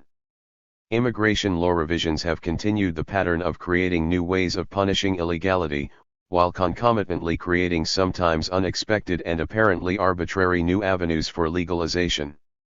A new temporary protected status for Salvadorans and Haitians offered undocumented people from those countries a temporary respite, but with the knowledge that it could just as easily be rescinded in the future. President Obama's June 2012 announcement of deferred action for childhood arrivals granted some youth a similar 2-year reprieve during which they could receive temporary documents, including permission to work, but with no prediction about what their status would be at the end of those 2 years. Many migrants hope that someday a legal avenue will be opened for them to regularize their status, as occurred in 1986, and do everything possible to improve their chances for obtaining legal status if and when the opportunity arises. Thus, once in the United States, they are constantly torn between laws they feel they have no choice but to violate and a desire to prove themselves as law-abiding and deserving of legal status. For this reason, many thousands of undocumented immigrants apply for and receive individual taxpayer ID numbers that allow them to file income tax returns each year. They readily appear in court when cited for traffic violations or the more serious charge of driving without a license. Yet they continue to work and drive without official authorization to do so. Social services. The social service network is often a maze of complexity even for citizens and contributes to the arbitrariness that undocumented status entails. Undocumented immigrants are eligible for some types of benefits, while both the undocumented and temporary immigrants with legal documents are restricted from others. Since 1996, even legal permanent residents are excluded from many services. Disentangling what an immigrant is legally eligible for is a complex task. Furthermore, as people often live in mixed status families, different services may be available to different members. Regulations for welfare, Medicaid, and other types of social services have struggled to parse the categories and decide exactly what lawfully present means when determining eligibility. Several pages of the 2011 edition of the United States Code are needed to explain the various legal statuses and determine which qualify a person for different types of benefits. Point 11. The complexity reveals both the legal and moral difficulty of identifying individuals by status and the confusing questions that undocumented immigrants face. Why does one government agency want to help them, while another wants to harm them?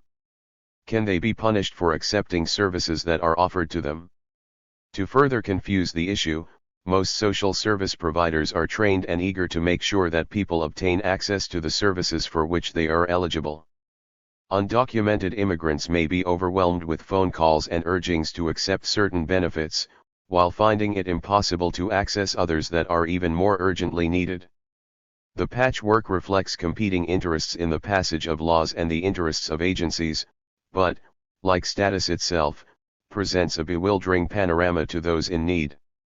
Immigrants may learn that pregnant women are eligible for the federal Women, Infants, and Children Food Supplementation Program, but not for the Supplemental Nutrition Assistance Program. One child might be eligible for SNAP, while another child in the same family is not. Undocumented children can go to Head Start and to public schools, but their eligibility for public higher education varies by state. The Affordable Care Act explicitly excludes the undocumented from eligibility, but hospital emergency rooms are still required to provide care for them. They are not eligible for publicly funded housing, but can live in such housing if it's shared with a qualified family member who is not undocumented. Because they are ineligible for most publicly funded social services, and because they are generally reluctant to claim even those services for which they may be eligible, the undocumented tend to place fewer costs on the public coffers than would be expected, given their low incomes. In a careful study of the fiscal impact of undocumented immigration, the Center for Immigration Studies concluded that the primary reason they create a fiscal deficit is their low education levels and resulting low incomes and tax payments, not their legal status or heavy use of most social services. 12. Fraudulent documents.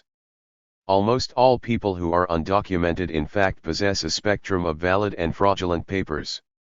They may hold a birth certificate, driver's license, or passport from their home country, but lack a visa authorizing their presence in the United States, or perhaps hold an expired visa. There are many degrees of fraudulence and many methods for trying to gain access to the documents people need for everyday life. One of the first documents an undocumented immigrant needs upon arrival in the United States is a Social Security card. A thriving underground business in false Social Security cards preys on the newly arrived. For a few $100s, the forgers simply place the immigrant's name or a false name along with a random number on a card designed to approximate an actual card. Since the E-Verify program has become more common in the past decade, more undocumented people are finding that they need a Social Security number with a correctly matched name. Sometimes, an immigrant can borrow a name and number from a friend or relative. Or, for a much higher fee, a forger will sell an immigrant an actual person's name and Social Security number. Puerto Rico has been an especially lucrative source for valid birth certificates and Social Security numbers with Spanish names. A person might sell his own documents, those of a child or elder who is not working, or even those of a person who has died. Or the documents could be stolen. The buyer, often an undocumented immigrant in the continental United States, most often just wants a valid Social Security number that matches the name on the card so that he or she can work.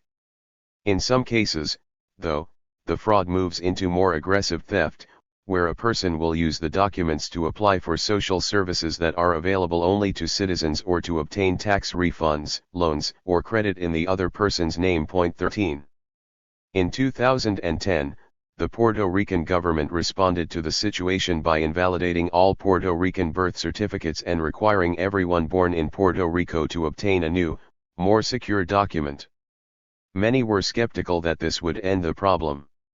One Puerto Rican citizen explained drily, "Money buys everything. Anyone will do anything for money." 14. There's a big difference between using a false number and identity theft. In a case of identity theft, an individual attempts to access someone's bank account, credit card, or other property to benefit from it. Using a false social security number, even if it happens to belong to someone else, does not give you access to anything that actually belongs to that person. Rather, when an employer pays payroll taxes using the false number, the IRS flags the discrepancy and simply transfers the Social Security payments into its earnings suspense file. 15. The person to whom the number actually belongs is not affected in any way.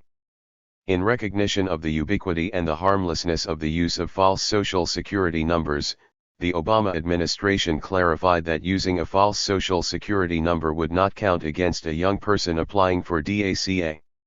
Marrying for documents is another strategy that ranges from legal to illegal, with myriad shades of gray in between. Some marriages may be arranged as financial transactions between strangers solely in hopes of obtaining documents. This practice is illegal, and ICE prosecutes people who obtain legal residency through this kind of arranged marriage. But not all marriages of convenience are fraudulent. No laws govern the amount of love a person must feel in order to marry. Most people who marry do so for a spectrum of reasons ranging from the emotional to the extremely practical. There is nothing illegal about marrying for security, money, prestige, or power. Driving. During the 1980s and 90s, most states had no rules preventing the undocumented from obtaining a driver's license and driving legally. This changed after September 11, when suddenly driver's licenses were turned into a matter of national security. Millions of people who had been driving legally, with legitimate licenses, found that driving had become illegal. The Real ID Act of 2005, passed as part of the recommendations made by the 9/11 Commission, attempted to set a national standard for driver's license issuance. Among other things, the act required a birth certificate or passport with a visa that demonstrated that the person was in the country legally. The license would then serve as an electronically readable, federally approved identification card. The Department of Homeland Security would set the standard and approve the cards, essentially turning the state-issued driver's license into a national identity card. The act was slated to go into full effect in 2008, but full implementation was postponed several times. By the end of 2012, most states were in compliance. Once fully implemented, a driver's license from a state not in compliance would not be considered valid identification for travel, opening a bank account, applying for benefits or Social Security, or entry into federal buildings. Driving is such a basic necessity for adult life in most of the United States that numerous methods have emerged for undocumented immigrants to obtain a license. Like a Social Security card, a false driver's license can be purchased. A new industry mushroomed, making false driver's licenses. Some people used licenses from their own countries, legal or falsified. Others traveled to New Mexico or Washington State, two states that still allowed the undocumented to obtain a license, and claimed residence there. In Utah, the legislature created a driver privilege card in 2005 for those unable to obtain a driver's license because they had no Social Security card. The privilege card cannot serve as official identification, but it does certify that the holder has passed a driving test and entitles him or her to drive. Other states, concerned with the safety problems posed by the proliferation of unlicensed drivers, experimented with other kinds of driving permits that would evade the Real ID Act. Some allowed non-citizens to use a license from their own country for a limited period of time while in the United States. Even immigrants legally authorized to work are not always able to obtain the license they need. Part of the problem is legislators' simple ignorance of the amazing complexity of immigration law and status. The state of Texas, for example, passed legislation in 2007 requiring that, in order to obtain a commercial driver's license, an applicant must be a citizen, a legal permanent resident, an asylee, or a refugee, or else provide an I-94 form proving that they crossed the border legally. But there are many immigrants who are legally present and have work authorization but don't fit into those categories. A large number of Central Americans in Texas have temporary protected status, which authorizes their continued presence and allows them to work even if they were formerly undocumented. Other undocumented immigrants may have received authorization to work while they pursue an asylum case. These statuses do not, however, grant them a permanent status like resident, asylee, or refugee. Nor do they retroactively create an I-94 form making their initial entry legal. They give recipients other legal documentation. When the legislature passed the Transportation Code, however, it failed to take these other categories into account and thus made it impossible for these state residents to obtain or keep their licenses. Point 16. In the case of the driver's license, a fraudulent document is not generally of much use. Police are trained and motivated to recognize a fake license, unlike employers, who are usually content to do the minimal inspection required by law. Many undocumented immigrants simply drive without one. The consequences, like so much about immigration law and enforcement, are arbitrary. Depending on the state, or even the community within a state, an undocumented, unlicensed driver who is stopped by police might receive warning or a small fine, or might lose his or her car or be imprisoned and deported.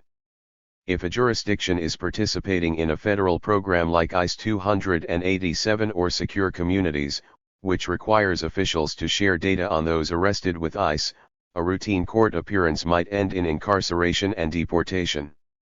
In 2010, the New York Times estimated that 4.5 million undocumented people were driving, mostly without licenses. That year, some 30,000 of those stopped for common traffic violations or even being involved in an accident in which they were not at fault were deported. Point 17. Some law enforcement agents support the hardline position. Republican State Senator Chip Rogers of Georgia took a get-tough attitude in promoting the draconian driving laws in that state. There are certain things you can't do in the state of Georgia if you are an illegal immigrant, he said proudly. One of them is, you can't drive 18 in Los Angeles. However, the police chief joined Mayor Antonio Villaraigosa and the police commission in overturning a rule impounding the car of anyone found driving without a license. The police union protested vociferously, but the conservative city attorney backed the change. Point 19. Law enforcement agencies have frequently had very mixed reactions to federal efforts to toughen immigration policies. In Framingham, Massachusetts, the police pulled out of the 287 program 2 years after adopting it. The police chief, Stephen Carl, said he signed up 2 years ago exclusively to tap into federal databases to investigate crime, and balked when federal officials wanted him to detain immigrants, transport them and even testify in immigration court. Carl said that could hurt the police's relationship in the community, where 26% are immigrants. It doesn't benefit the police department to engage in deportation and immigration enforcement, he explained. Point 20. In contrast, when Massachusetts Governor Deval Patrick announced his intention to withdraw Massachusetts from the federal Secure Communities program, the chief of police of Milford, a town not far from Framingham and, like the latter, home to large numbers of immigrants, had the opposite reaction. It takes an important tool away from police officers, who are trying to perform a difficult job, the police chief said. We need to make it clear to who are here improperly, and those who are engaged in employing them, that we need to take this issue seriously. 21. What exactly is illegal? It's illegal to cross the border without inspection or without approval from U.S. immigration authorities. As we've seen above, about half of the undocumented population entered the country illegally. Entering the country illegally is a crime, and a person who does so can be subject to up to 6 months in prison. Entering the country again after being deported is a more serious crime, a felony punishable by up to 2 years in prison. Simply being in the country without authorization, though, is not in itself a crime but rather a civil violation, remedied by removal rather than a criminal penalty. Unlawful presence becomes a criminal offense only when an alien is found in the United States after having been formally removed or after departing the U.S. while a removal order was outstanding. 22. Even when a would-be immigrant is apprehended at the time of unlawful entry, neither criminal nor civil immigration charges have generally been pressed. Because the standards for criminal prosecution are much higher than for immigration proceedings, the government has every incentive to keep immigration violations out of the criminal court system. The immigration court system has a backlog of hundreds of thousands of cases, which means that an immigrant sent into that system will likely be subject to a lengthy and expensive detention. Many immigrants who are apprehended are offered voluntary departure or voluntary return, meaning that the person leaves the country without being officially deported. There is no order of removal, but the person tacitly admits to removability, that is, to being present without authorization. Under voluntary departure, the person is given a time limit and permitted to arrange his or her own departure. Mexicans apprehended at the border are usually granted voluntary removal, which means that they are bused back to the border and deposited on the Mexican side. 23 For many immigrants, especially those who have little likelihood of winning an immigration case, voluntary departure is the preferred route, although many who depart voluntarily soon attempt to re-enter. Immigrants apprehended in the interior or those apprehended at the border who do not accept voluntary departure, who are accused of other crimes or infractions, or who are flagged for other reasons may instead be subject to formal removal or deportation. In this case, they must appear before a judge who orders their deportation. 24 Those who are removed are not deemed guilty of any crime, and removal is not considered a punishment. Once a person is formally removed, however, attempted re-entry becomes a felony, and unlawful presence too becomes criminalized. For most of the 20th century, voluntary departures mostly by people apprehended by the Border Patrol and returned without an official deportation order were far more numerous than removals. Since 2006, the number of voluntary departures has plummeted, from over 1 million a year down to only 323,000 in 2011, while the number of removals has risen steadily, surpassing 50,000 a year for the first time in 1995 and then rising quickly to almost 400,000 a year since President Obama was elected in 2008. 25. Some attribute the decline in border apprehensions to increased enforcement.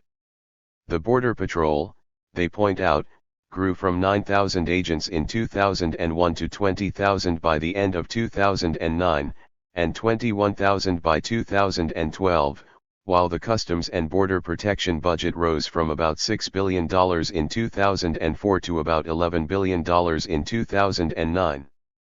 The border wall grew and employed increasingly sophisticated technology. The purpose of all this so-called enforcement was to discourage potential border crossers from even trying. Maybe it was working, some argued. Others, though, attribute the decline to the economic downturn in the United States, arguing that fewer people are trying to cross the border, as demand for their labor has declined. 26. Meanwhile, the number apprehended by ICE enforcement and removal operations inside the country skyrocketed, principally as the result of the Obama administration's emphasis on programs for interior enforcement. 27 This meant that many more people with jobs, lives, and community ties in the United States were being uprooted and deported. Through 2005, only about 5% of Mexicans deported had been in the United States for over a year. In 2010, 2 years into President Obama's first term, over a quarter of those deported had been in the United States for over a year. In 2011, it was almost half. 28 Meanwhile, in 2010, ICE requested $5.5 billion in discretionary funds for the following year, the majority of which was designated for detention and deportation. 29 Enforcing illegality was an expensive operation. Who benefits from illegality? Although illegality resides inherently in the realm of law, it has significant economic implications, as discussed in the next 2 chapters. Employers of low-wage labor benefit from the illegal status of some workers, as do consumers of low-cost goods and services. State and local budgets face costs that result from the economic marginalization of the undocumented, while federal programs like Social Security benefit handsomely from payments into the system by undocumented workers who will never be eligible for benefits. Illegality also has significant benefits for the prison system, in particular, the new and mushrooming private prison system. Immigration enforcement creates jobs in the prison industry, which in 2011 employed 800,000 people and costs some $74 billion a year. 30. But beyond the economic costs and benefits to different sectors of society, there are other, intangible benefits. Politicians and talk show hosts have zeroed in on the issue to whip up audiences and support. Anti-immigrant sentiment and, especially, the demonization of the undocumented can bring votes and attention. What Leo Chavez calls the Latino threat narrative overlaps with anti-undocumented sentiment, as Mexican immigration, the Mexican origin population, and Latin American immigration in general to be perceived as a national security threat in the 1990s. 31 The threat narrative, Chavez explains, has been expressed so repeatedly that its components have become culturally accepted. Mexican immigrants are illegal aliens or criminals, the narrative suggests. They want to create a Quebec, invade the country, or reconquer the Southwest. They refuse to learn English or assimilate, procreate too rapidly, and threaten national security. 32. In addition to attracting votes or increasing ratings, the Latino threat narrative serves the more subtle purpose of channeling national anxieties about social inequality, environmental crisis, economic downturn, lack of access to jobs, housing, healthcare, and education, deteriorating social services, and other real issues facing the U.S. population away from their real causes. Those who benefit from the status quo would rather have people blame immigrants than fight for real social and economic change. Detention. According to the American Civil Liberties Union, the detention of immigrants has reached crisis proportions. Over the last 15 years, the detention system more than quintupled in size, growing from less than 6,300 beds in 1996 to the current capacity of 33,400 beds. In 2010, the Department of Homeland Security held 363,000 immigrants in detention in over 250 facilities across the country. 33 Meanwhile, ICE's detention operations budget jumped from $864 million in 2005 to over $2 billion in 2012. 34 According to Amnesty International, the use of detention for immigration violations contradicts international rights law against arbitrary detention. Everyone has the right to liberty, freedom of movement, and the right not to be arbitrarily detained, Amnesty explained. 35. Immigrant detention sends people into a Kafkaesque netherworld. Immigration court is a separate entity from the criminal justice system, it is an administrative court. This means that the whole body of law designed to protect those accused of crimes and guarantee them a fair trial does not apply. In the immigration detention system, prisoners have few rights and often lack the means to find out what rights they do have or make use of these rights. For example, immigrants have the right to be represented by an attorney, but not at public expense.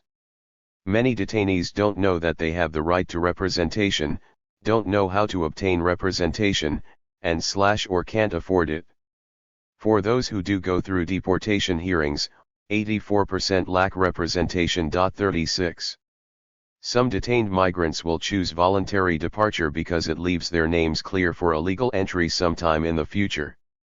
Many are unaware of legal provisions that might authorize them to remain in the country and have no way to find out about them, since they have no way to obtain legal counsel. Some choose voluntary departure to escape lengthy detention, even if they are convinced that their case to stay could be won if they were to finally obtain a hearing. Unlike those detained on criminal charges, immigrants have generally been ineligible to be released on bail. 37. If they do not choose voluntary departure, detainees have the right to a hearing before an immigration judge to determine whether they can obtain legal permission to remain in the country. Some detainees may be eligible for political asylum, others, for parole or prosecutorial discretion based on the lack of a criminal record, family relationships to citizens or permanent residents, hardship that would be caused to citizens or permanent residents by their removal, or other reasons. But without a lawyer to argue their case, immigrant detainees may have no idea what kinds of arguments could work in their favor. Moreover, the deportation procedures for those who reject voluntary departure are often quite lengthy. While the proceedings crawl along, the petitioner remains in detention. A study by Amnesty International found that immigrants and asylum seekers may be detained for months or even years as they go through deportation procedures that will determine whether or not they are eligible to remain in the United States. The average was 10 months, but some individuals remained in detention for up to 4 years before a decision was reached. 38 If the judge who hears the case rules against them, they will be deported and barred from legal re-entry, usually for 10 years. A new twist in the system emerged at the border in 2005 with Operation Streamline, described in the introduction, which takes migrants caught at the border out of the civil immigration system and lodges criminal border crossing charges against them. After a criminal conviction, they are generally sentenced to time served and returned to ICE for civil removal procedures. The program has been expanded along the border, so that by 2012 every border sector participated, with some referring all of those apprehended for criminal prosecution. Tens of thousands of migrants who would have been returned to Mexico are now instead detained, tried, and incarcerated at government expense. While Streamline aims to rush dozens of cases through each court every day, the size of the program, some 55,000 prosecutions a year, still means that the government requires a large amount of short-term space for incarceration. 39. Since 2005, the federal government has spent $5.5 billion on private prison contracts for criminal immigration cases, over $1.4 billion in 2011 alone. 40 At the end of 2011 there were 63,000 streamlined cases in pretrial detention and 25,000 convicted and incarcerated. 41 District Court Judge Sam Sparks of the Western District of Texas protested that the expenses of prosecuting illegal entry and re-entry cases on aliens without any significant criminal record is simply mind-boggling. The U.S. Attorney's policy of prosecuting all aliens presents a cost to the American taxpayer that is neither meritorious nor reasonable. 42. Streamline and the overall increase of federal prosecution of immigration violations turned immigration cases into the top federal crime by 2011. 43 Immigration is a highly racialized crime, as immigration charges began to take up more and more of the federal criminal caseload. It meant the courts were prosecuting and convicting more and more Latinos. Hispanics made up more than half of those arrested on federal charges in 2011. 44. Streamline and other criminal prosecutions account for only a fraction of immigration arrests. Most of the 391,953 immigrants removed were apprehended in the interior through ICE enforcement and apprehension operations, and their removal was ordered by immigration judges without any involvement of the criminal justice system. Some of those arrested by ICE enforcement operations inside the country, though, come into ICE custody with current or prior criminal charges. The intersection of criminal law with civil immigration law creates a web of complexity in which many immigrants and their attorneys become entangled. Increasingly, criminal charges are resolved through plea bargains rather than contested in court. In a plea bargain, the accused agrees to plead guilty to a lesser but still criminal charge in exchange for receiving a lighter sentence, frequently a suspended sentence or probation rather than jail time. Strikingly, more than 96% of those arrested on federal charges pled guilty in 2011. 45. For an immigrant, though, a criminal conviction on even a minor charge can render him or her deportable. Legal permanent residents may also find themselves in immigration detention if they are convicted of a crime, or if they are discovered by immigration authorities to have previously been convicted of a crime that is a deportable offense, or even if they are discovered to have been convicted of a crime that was not a deportable offense at the time, but later became one. Even decades-old minor drug possession convictions have become grounds for deportation.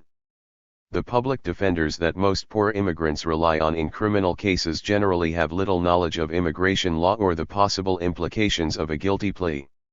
One attorney told the American Immigration Lawyers Association, on the one hand, the immigration matter should not affect the criminal case, and, from an intellectual purity standpoint, that makes a lot of sense. But, that makes no sense at all. It's part of their circumstances. I have to be aware of that, and I need to give advice based upon what their circumstances are. Public defenders, Ayla explained, rarely have the time or resources to research the immigration implications of their advice to their clients. Most are juggling twice as many cases as are allowed by the American Bar Association. Less than a third worked with immigration attorneys in their cases involving immigrants, even though their decisions could directly affect their client's immigration status. 46. Ramping up the numbers.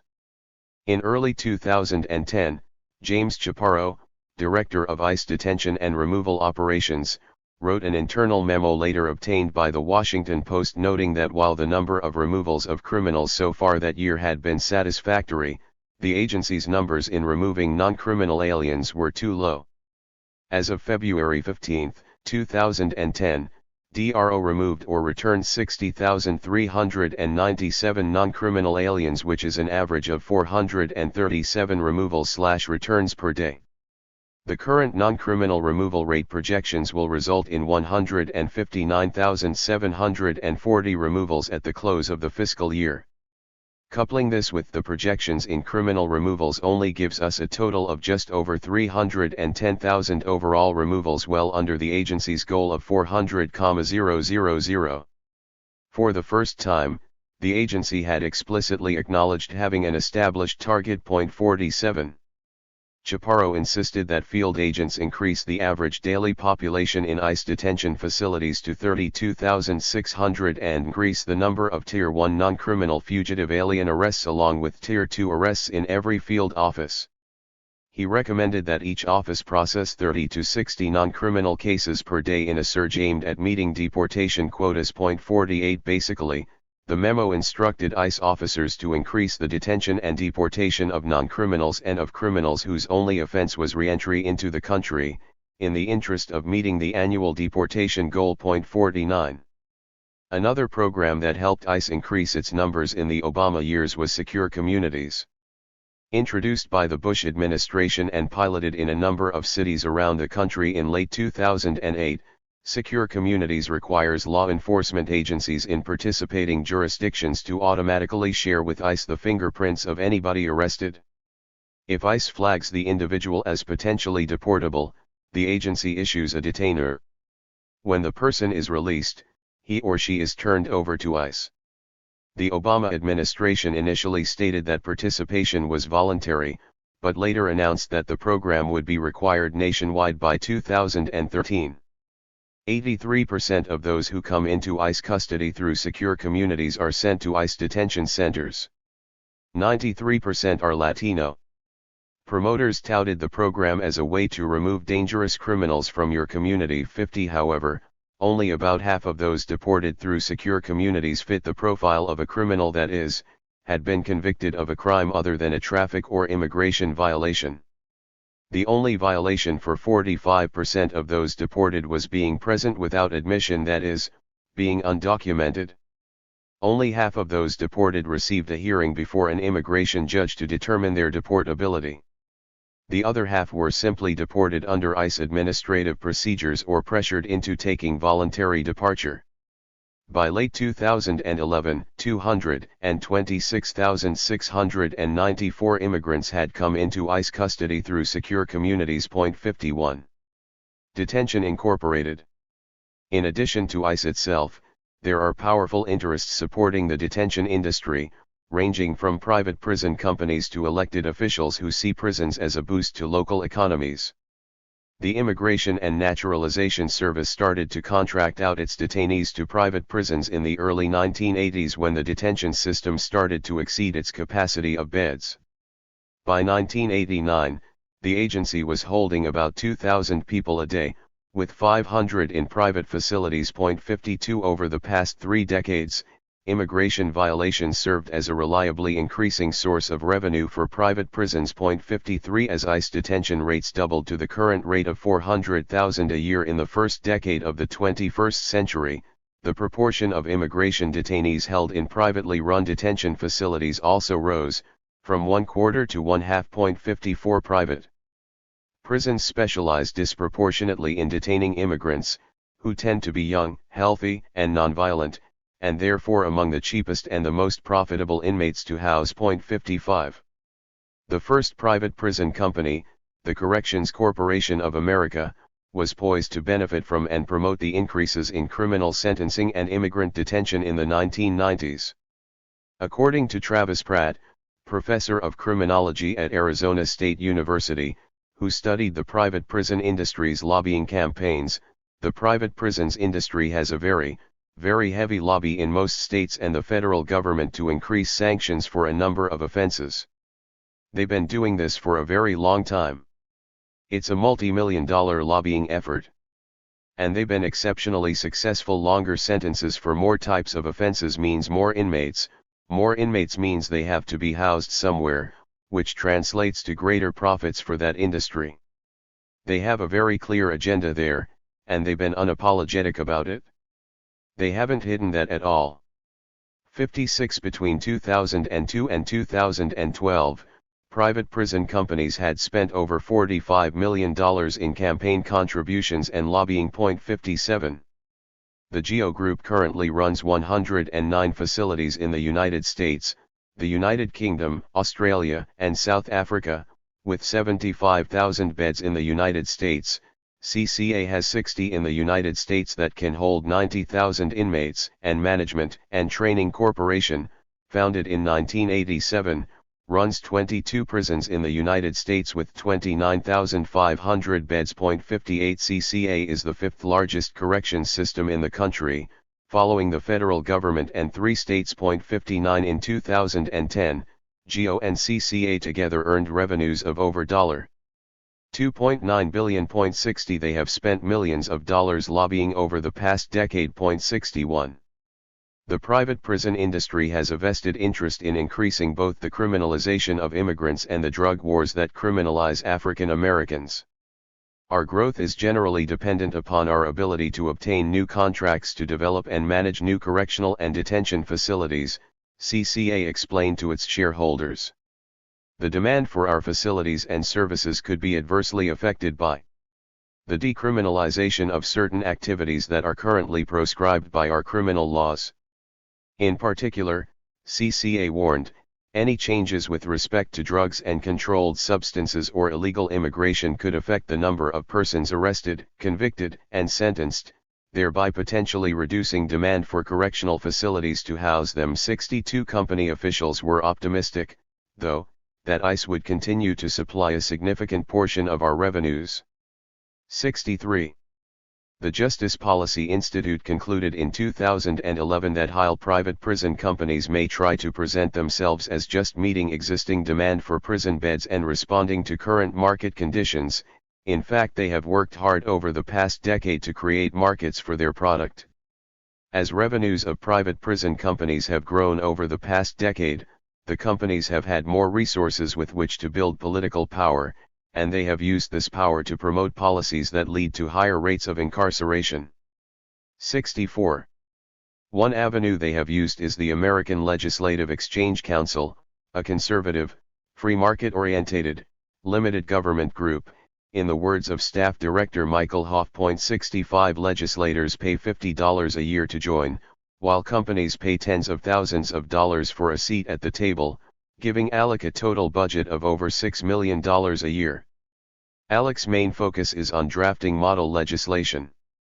Because it does not officially lobby, it doesn't have to disclose its activities. Because it's a non-profit, corporations can deduct their donations to the organization. 66. Is it lobbying when private corporations pay money to sit in a room with state lawmakers to draft legislation that they then introduce back home? Bowman, a former lobbyist, says, no, because we're not advocating any positions. We don't tell members to take these bills. We just expose best practices. All we're really doing is developing policies that are in model bill form. 67. At an ALEC meeting in late 2009, Arizona Senator Russell Pierce first presented his proposal for what became the state's radical anti-immigrant Senate Bill 1070, and a draft for the model legislation was outlined. SB 1070 required immigrants to carry proof of their documentation at all times and required local law enforcement officials to detain immigrants unable to produce such documents. After it became law in April 2010, SB 1070 became the prototype for anti-immigrant legislation passed in Georgia, Alabama, Indiana, South Carolina, and Utah in the following years. Two representatives of CCA, which clearly stood to benefit from the bill, sat at the table where the text was agreed upon. Asked if the private companies usually get to write model bills for the legislators, Hoff said, "Yeah, that's the way it's set up. It's a public-private partnership. We believe both sides, businesses and lawmakers, should be at the same table, together." 68. ALEC and CCA influence was evident not only in the shaping of the legislation, but in the response among legislators, as soon as Pierce's bill hit the Arizona State House floor in January. 36 co-sponsors jumped on, a number almost unheard of in the Capitol. 2/3 of them either went to that December meeting or are ALEC members. Furthermore, a report continued, 30 of the 36 co-sponsors received donations over the next 6 months, from prison lobbyists or prison companies: Corrections Corporation of America, Management and Training Corporation, and the GEO Group. 2 of Arizona Governor Jan Brewer's top advisors were former lobbyists for private prison companies. 69 Referring to the passage of SB 1070, the president of GEO Group stated, "I can only believe the opportunities at the federal level are going to continue apace as a result of what's happening. Those people coming across the border and getting caught are going to have to be detained, and that, for me, at least I think, there's going to be enhanced opportunities for what we do." 70 Indeed, CCA and GEO Group doubled their revenues from the immigration detention business between 2005 and 2012. 71. Depressed communities can see private prisons as engines of economic opportunity. One such area is Pinal County, Arizona. CCA is the largest employer in the county, where 5 facilities hold up to 3,000 detainees a day. 72 The expanding prison populations have allowed small towns to carry budget surpluses in a state that has otherwise been pummeled by the recession, explains journalist Chris Kirkham. Prison communities have largely avoided the dire economic straits suffered by Arizona communities in every direction, where the housing bust and subsequent foreclosure crisis have ravaged local government coffers. The Pinal County town of Florence, with a population of 7,800, also houses 17,000 detainees. Flush with state revenues from the prison industry, $5.2 million in 2011, the town has been able to offer services and build infrastructure like skate parks, dog parks, and sports fields. Deputy Town Manager Jess Knudsen bragged that Florence was one of the few towns in Arizona that has been able to stay in the black with this recession. For Florence, as well as neighboring Eloy and other Arizona communities, boosting the prison population has emerged as a primary economic development strategy. The county too has a financial incentive, $2 per day per prisoner, which adds up to over $1 million a year, and County Sheriff Paul Bayview has been a champion for ramped-up immigrant detentions. 73. In rural Irwin County in Georgia, the privately run Irwin Detention Center was the county's top employer. As the prison population dwindled in 2009, the county teamed up with the company that ran the prison to seek a contract with ICE. Paradoxically, said a report in The Nation, even as Georgia and Alabama passed harsh new immigration laws last year designed to keep out undocumented immigrants, politicians from both states were lobbying hard to bring immigrant detainees in. ICE succumbed to the pressure, sending hundreds of detainees to the financially unstable facility in Georgia that promised to detain immigrants cheaply. 74. Conclusion. Undocumented people face a veneer of ordinary life undergirded by permanent uncertainty. In the film El Norte, Naca, a more seasoned undocumented Mexican woman, tries to convince Rosa, a newly arrived Guatemalan, to sign up for English classes, free and offered by the government. Rosa worries that the school will turn her into immigration, and Naca reassures her that it won't. "Don't try to understand the gringos," she laughs. "It will drive you crazy." Since the situation and the policies are essentially incomprehensible, the best an undocumented person can do is try to survive day by day and hope for the best. Chapter 5. Working. You won't have your names when you ride the big airplane. All they will call you will be deportees. Is this the best way we can grow our big orchards? Is this the best way we can grow our good fruit? Plain Wreck at Los Gatos, 1948. Words by Woody Guthrie, music by Martin Hoffman 1. As we have seen, work has been central to the Mexican experience in the United States since the 19th century, and Mexican workers have been critical to the growth of the U.S. economy. Prior to 1965, racism and the law including government-run guest worker programs like the Bracero program enabled and justified unequal treatment for Mexican workers. After 1965, when the Bracero program ended and numerical restrictions were placed on Mexican immigration, new systems and rationales were needed to maintain the supply of cheap Mexican labor. Undocumentedness took on a new importance in the labor market, replacing earlier methods of legally compartmentalizing Mexican labor. The undocumented were channeled into the same types of jobs that Mexicans had long occupied.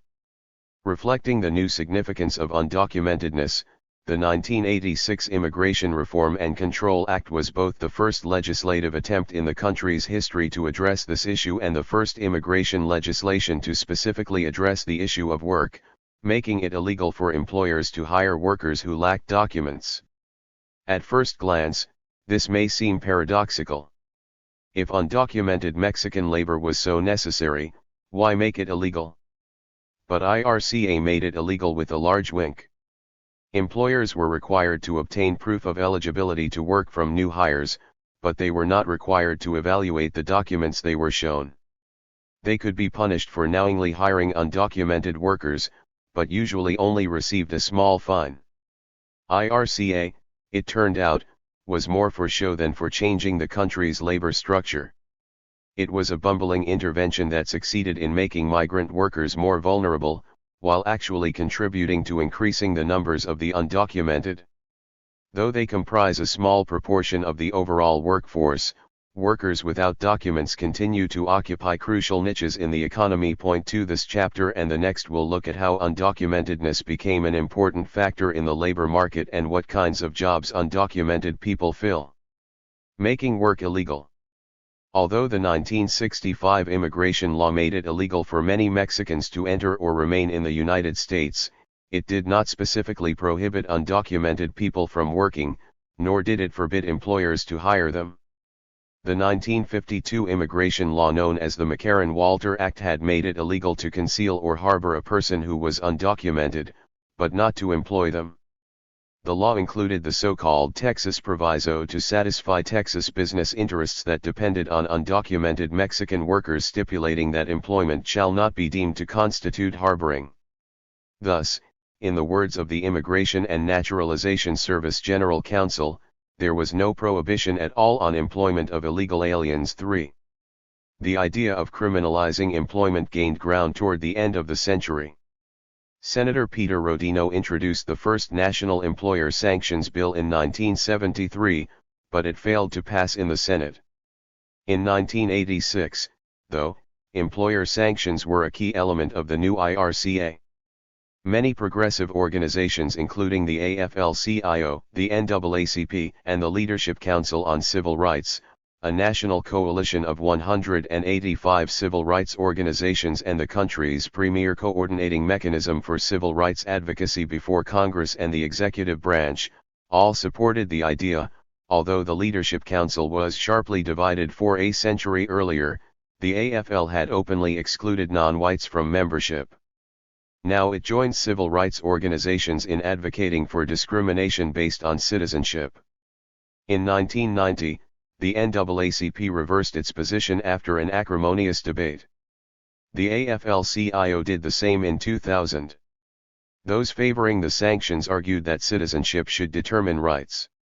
The presence and the hiring of undocumented people, they claimed, lowered the floor and made it harder for blacks or for American workers to obtain decent employment.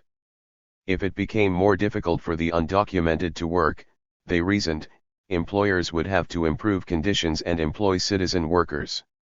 If you withdraw those sanctions, then you open the door and you flood the state with a multitude of undocumented aliens who will take the jobs of blacks and other minorities, one NAACP branch president explained. 5. For Latino organizations, though, employer sanctions are a civil rights issue, and discrimination based on status is both harmful to workers in general and conducive to racial discrimination. Armed with a March 1990 GAO report that found a widespread pattern of discrimination, especially against Latinos and Asians who were thought to look foreign, Latino organizations launched a campaign to press the Leadership Council and the NAACP to withdraw their support for the sanctions. Both organizations eventually did so. 6. Opponents reversed the argument about the sanctions protecting citizen workers from a feared flood of the undocumented. Instead, they insisted that the sanctions themselves lowered the floor for everyone. By making a large group of workers more vulnerable to exploitation because they have little recourse under the law, sanctions enable employers to lower wages and working conditions, with little fear that workers will protest or organize. Thus, the sanctions paradoxically make undocumented immigrants a more desirable workforce, because the sanctions make them more desperate and more willing to accept substandard working conditions. Nicholas de Genova argues that, while billed as employer sanctions, the system actually targeted the workers, not the employers. Potential workers had to purchase false documents, and a new industry emerged to produce them. Employers still hired them, but now they were triply vulnerable, to the document industry, to the employer, and to the possibility of arrest and deportation.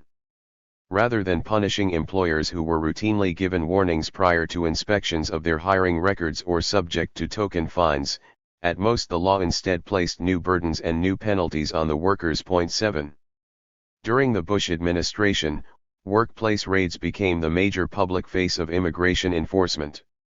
These were high-profile operations that let government authorities bask in the public impression they created that they were getting tough on immigration. The Michael Bianco Incorporated factory in New Bedford, Massachusetts, in March 2007, the Agri-Processors plant in Postville, Iowa, in May 2008, Swift and Smithfield meatpacking plants in December 2006 and January 2007, and Howard Industries electronics plant in Laurel, Mississippi, were the sites of just a few of the many raids. Immigration authorities would descend upon the workplace and round up workers, arresting hundreds. The largest were the Swift raids, where over 1,200 workers were arrested in a sweep of 6 plants. Barack Obama publicly criticized the raids when he was a candidate for president, proclaiming during his convention speech that "I don't know anyone who benefits when a mother is separated from her infant child."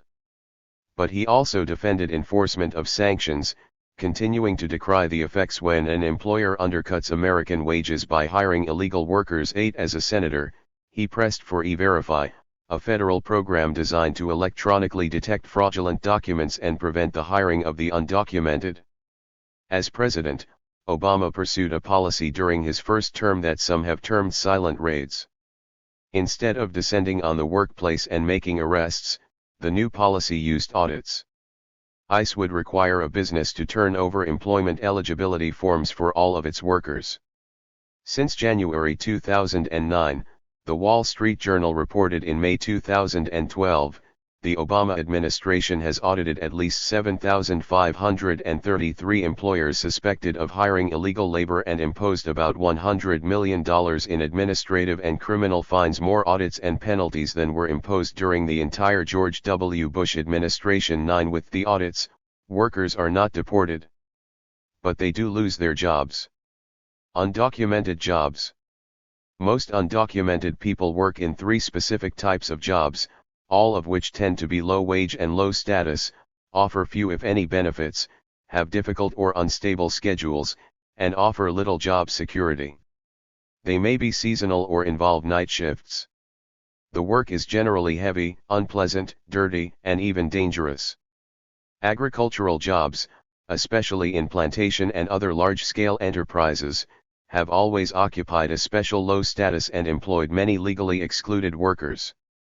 As large-scale agriculture spread through the Southwest in the 20th century, migrant Mexican workers became the primary labor force.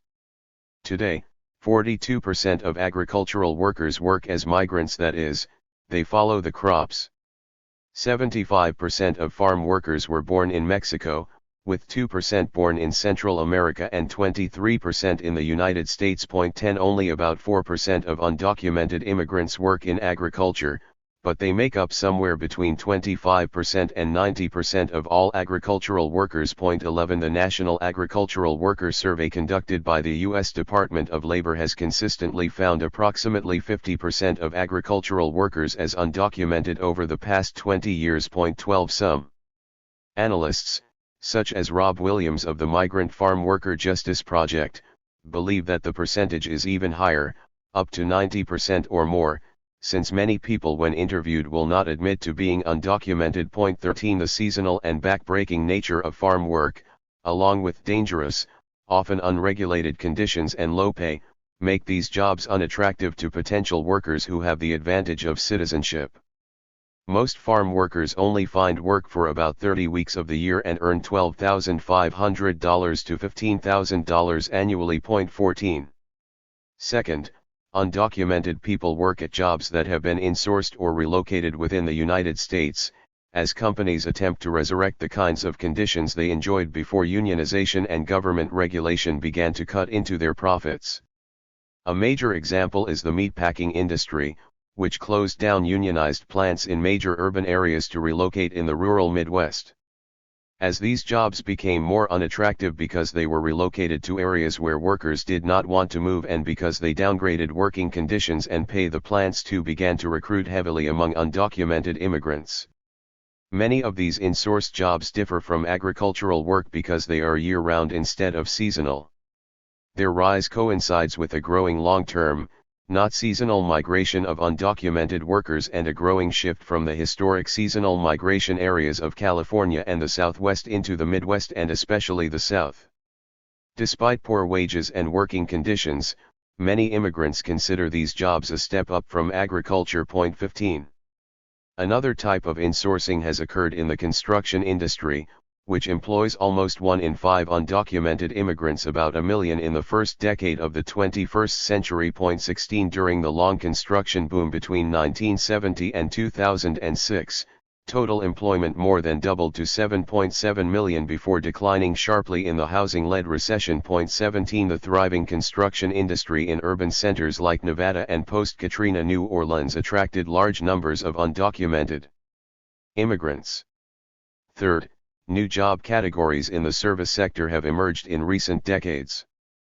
Fast food service, newspaper delivery, and landscaping are 3 areas with exploding demand for low-paid, contingent workers. Changing lifestyles, including increased pressure on the middle class, rising expectations for consumption, and the entry of women into the workforce have created whole new sectors of the economy that have relied heavily on undocumented workers.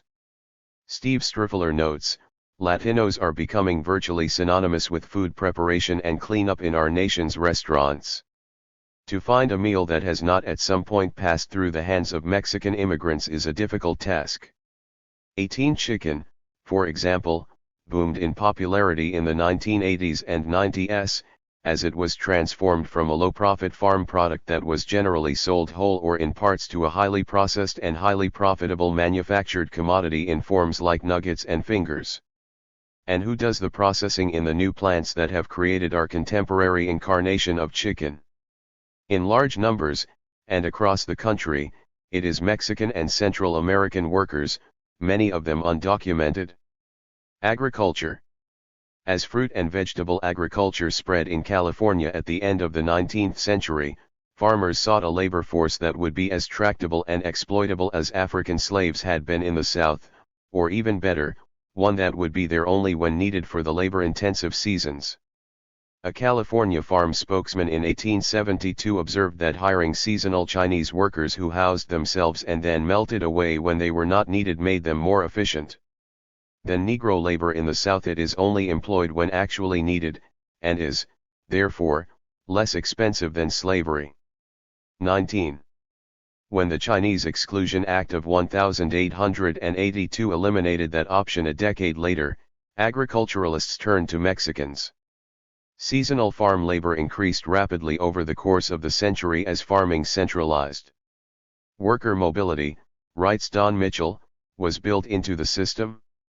He quotes Harry Drobish of the California Relief Administration, who wrote in 1935 that the nature of crop plantings compels labor mobility. 20. However, as Mitchell argues, Drobish attributed to nature what was actually a result of economic structure. Human decisions and policies, not nature, underlay the development of California's agricultural system. 21. A report to Truman's Commission on Migratory Labor in 1951 noted the shift away from small farms relying on family labor and the rapid growth of large farms making heavy use of migrant labor. Earlier, most farms used no hired workers or 1 or 2 permanent employees. By 1951, more and more were using large numbers of seasonal workers. 22. American workers didn't want these jobs. As the Commission reported, the American farm worker is still legally and morally responsible to feed his family every day. With seasonal work, it is almost impossible for him to meet American standards of life. 23. But employers had little use for permanent workers. When the work is done, neither the farmer nor the community wants the wetback around. 24. Furthermore, agricultural employers preferred a kind of feudal relationship that they could only enjoy with migrants. They do not care for workers who may voice complaints in regard to working conditions, housing, or sanitary facilities. They want only those people who will go quietly about their work and make no comments or objections. They want the Mexican worker who has just come across the border and is strange to our language and ways of life. They find that the Mexican who has been in this country for some time and become acquainted with our free customs is no longer suited to the economic and social status of a stoop laborer. 25. The Bracero program, starting in 1942, was a building block in the establishment of the California agricultural system based on a highly exploitative labor process. 26. Migratory labor was the essential labor force at the basis of the system. 27. And not only migratory labor, frequently and cyclically, these migratory workers were undocumented. As geographer Don Mitchell shows, the existence of a large pool of officially invisible undocumented workers was crucial to the functioning of the Bracero program and tacitly acknowledged by those administering and benefiting from it. Farmers could request Bracero contract workers even as they enjoyed a surplus of available undocumented migrants. This permanently renewed oversupply of labor was not a privilege big California growers wanted to relinquish lightly. 28. As Mitchell illustrates, there was never a labor shortage in California agriculture. California agribusiness depended on workers who were cheap, temporary, and exploitable, and on government policies that ensured their continued access to these workers both as braceros and as undocumented migrants. 29. For growers, a productive, living landscape required that workers become more and more mere vessels of labor power. Less and less living, breathing people. 30. The Bracero system contributed simultaneously to the destabilization of working people and the stabilization of the profitable landscape. It saved the crops precisely because it destroyed lives. 31. As geographer Richard Walker points out, the enormous prosperity of California's agriculture should or at least could have improved the lives of workers as well. It didn't. Low-wage labor has been systematically built into labor relations and the reproduction of capital. The low wages of farm labor are an important factor in the continuing profitability of California agribusiness. 32. With the end of the Bracero program in 1964, undocumented workers came to the fore as the migrant agricultural labor force.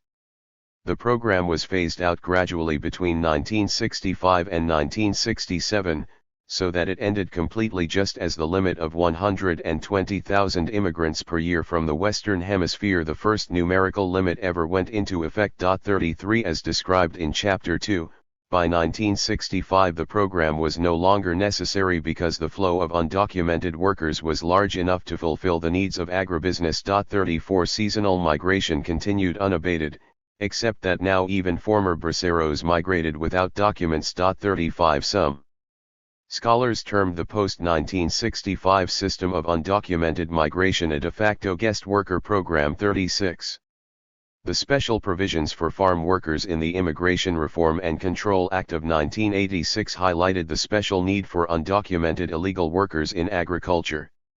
To apply for legal status, most migrants had to prove that they had been in the United States continuously since 1982. This provision rested on the same rationale that previous legalizations had relied upon, that length of residence could outweigh technical irregularities in means of arrival and justify legalization. However, the provisions for agricultural workers were different. Instead of requiring the 4 years of continuous residence, the Act offered legal status to migrant farm workers who had simply been employed in agriculture for at least 90 days during the 1985 to 1986 season. The law made this exception precisely because it acknowledged agriculture's reliance on these migrant workers. The employer sanctions provision of IRCA contributed to a shift away from direct employment and to the use of farm labor contractors. The use of FLCs increased from about one-third of farms hiring migrant labor in the mid-1980s to over half in the early 1990s. 37 This system allowed employers to evade legal responsibility for the workers they relied on. As Philip Martin concludes, FLCs are practically a proxy for the employment of undocumented workers and egregious or subtle violations of labor laws. 38 He noted that while the U.S. manufacturing sector shrank in the 1980s, the agricultural sector expanded, as farmers continued to be confident of their ability to rely on low-wage labor. Immigrant workers earning below poverty-level wages subsidized the expansion of an agribusiness model that increased poverty at the same time that it increased profits. 39 The IRCA contributed to the growth of the FLC system in 3 ways. Employer sanctions encouraged farmers to seek third parties to take the risks of employing laborers. Many former migrant workers, now legalized under the SAW program, took advantage of their new status to become FLCs. Finally, the rise of the FLC system coincided with the shift from Mexico's traditional sending regions to new, indigenous areas in southern Mexico and Guatemala, in which the FLCs served as important recruiters and intermediaries. 40 A temporary labor force that will simply move on when the work dwindles at the end of the season may seem ideal from an employer's perspective. For the workers, though, such a life is characterized by poverty, uncertainty, and long periods of unemployment. The Economist in 2010 noted the parallels between today's Mexican migrants and the desperate Okies who migrated during the Depression in their struggle to find work, comparing a contemporary Mexican migrant family, the Vegas, to the Jodes in John Steinbeck's Grapes of Wrath. Often they take the same roads on which the Okies traveled en masse in the 1930s as they fled the depressed Dust Bowl of Oklahoma, Texas, and Arkansas to seek a living in California. These Okies are forever etched into America's psyche. Jodes then and Vegas now are pushed by the same need, pulled by the same promise. Now as then, there is no clearinghouse for jobs in the fields, so the migrants follow tips and rumors. Often, like the Jodes, they end up in the right places at the wrong times. Felix Vega and 3 of his group, including his wife, were dropped off in Oxnard, famous for its strawberries. But they arrived out of season, so they slept on the streets, then in a doghouse, then in somebody's car. For 2 months they did not bathe and barely ate.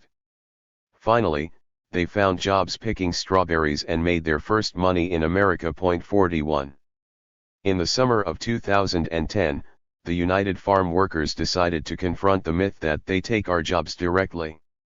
The union organized a campaign called Take Our Jobs, inviting citizens and green card holders to apply for agricultural work. The campaign got an extra publicity boost when comedian Stephen Colbert took up the challenge and then testified to Congress about the experience. 3 months into the campaign, the union announced that its website, takeoverjobs.org, had been visited by 3 million people. 8,600 had expressed an interest in a job in agriculture, but only 7 had actually followed through.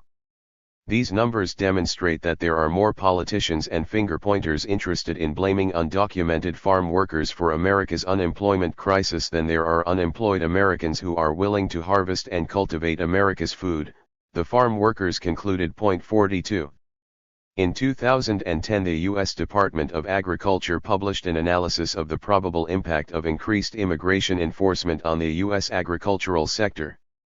The report cited the common figure that over half of the agricultural labor force consisted of undocumented Mexican workers. 43. A reduction in undocumented migrant labor would lead to rising labor costs, the report concluded, and different scenarios, depending on the characteristics of the crop. Where the potential existed, mechanization would spread. Where mechanization was not an option, farmers would face market loss due to higher costs. Finally, new research in mechanization and rising consumer prices would likely result. It is notable that in no case did the report foresee improved working conditions or rising employment of domestic workers in agriculture. 44. The U.S. fruit and vegetable industry competes in a global economy with producers from other countries who often have much lower wages. With increasing trade, competitive pressures are greater than ever.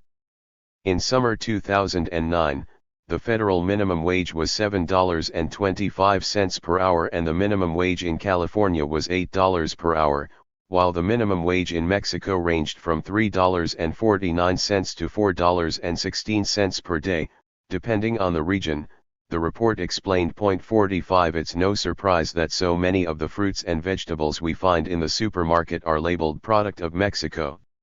Labor's share made up 42% of the variable production costs for fruit and vegetable farms, and labor is the single largest input cost for many crops. Moreover, said the USDA report, most will move on to non-agricultural employment within a decade of beginning to work in the fields. 46. Thus, agribusiness interests see a continuing supply of migrant workers as essential to their continued production and have lobbied heavily for a century to ensure that this supply continues to be available to them. As another USDA report put it bluntly, the supply of farm workers for the U.S. produce industry depends on a constant influx of new, foreign-born labor attracted by wages above those in the workers' countries of origin, primarily Mexico. Immigration policy helps to determine whether the produce industry's labor force will be authorized or unauthorized. 47. The state of Kansas sought in 2012 to develop a system of its own to legalize undocumented farm workers. 48. Georgia's farmers panicked in the summer of 2011, when a new law made it a felony for an undocumented person to apply for work. The Georgia Department of Agriculture wrote that unresident immigrant laborers, those of legal and illegal status, harvest crops, milk cows, gin cotton, and maintain landscapes. Georgia farmers and agribusiness employers widely attribute the need for these workers due to the fact that local citizens do not generally possess or care to develop the specialized skills associated with agriculture and, further, do not regularly demonstrate the work ethic necessary to meet the productivity requirements of the farm business.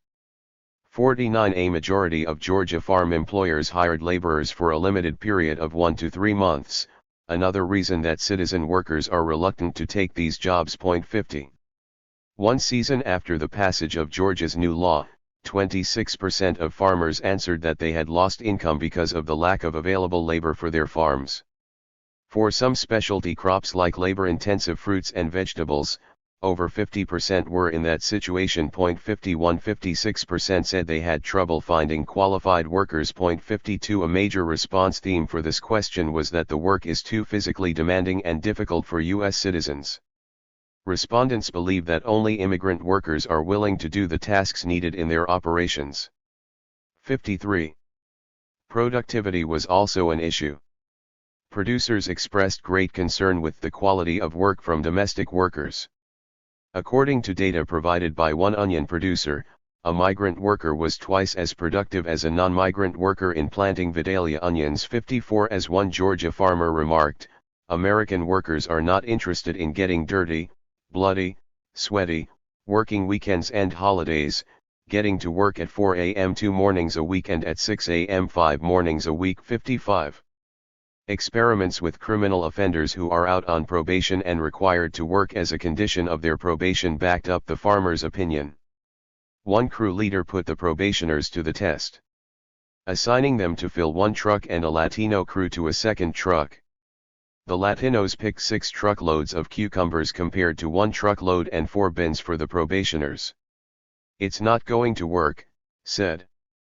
"No way. If I'm going to depend on the probation people, I'm never going to get the crops up." 56. As Philip Martin explains, most workers won't spend more than 10 years working in agriculture.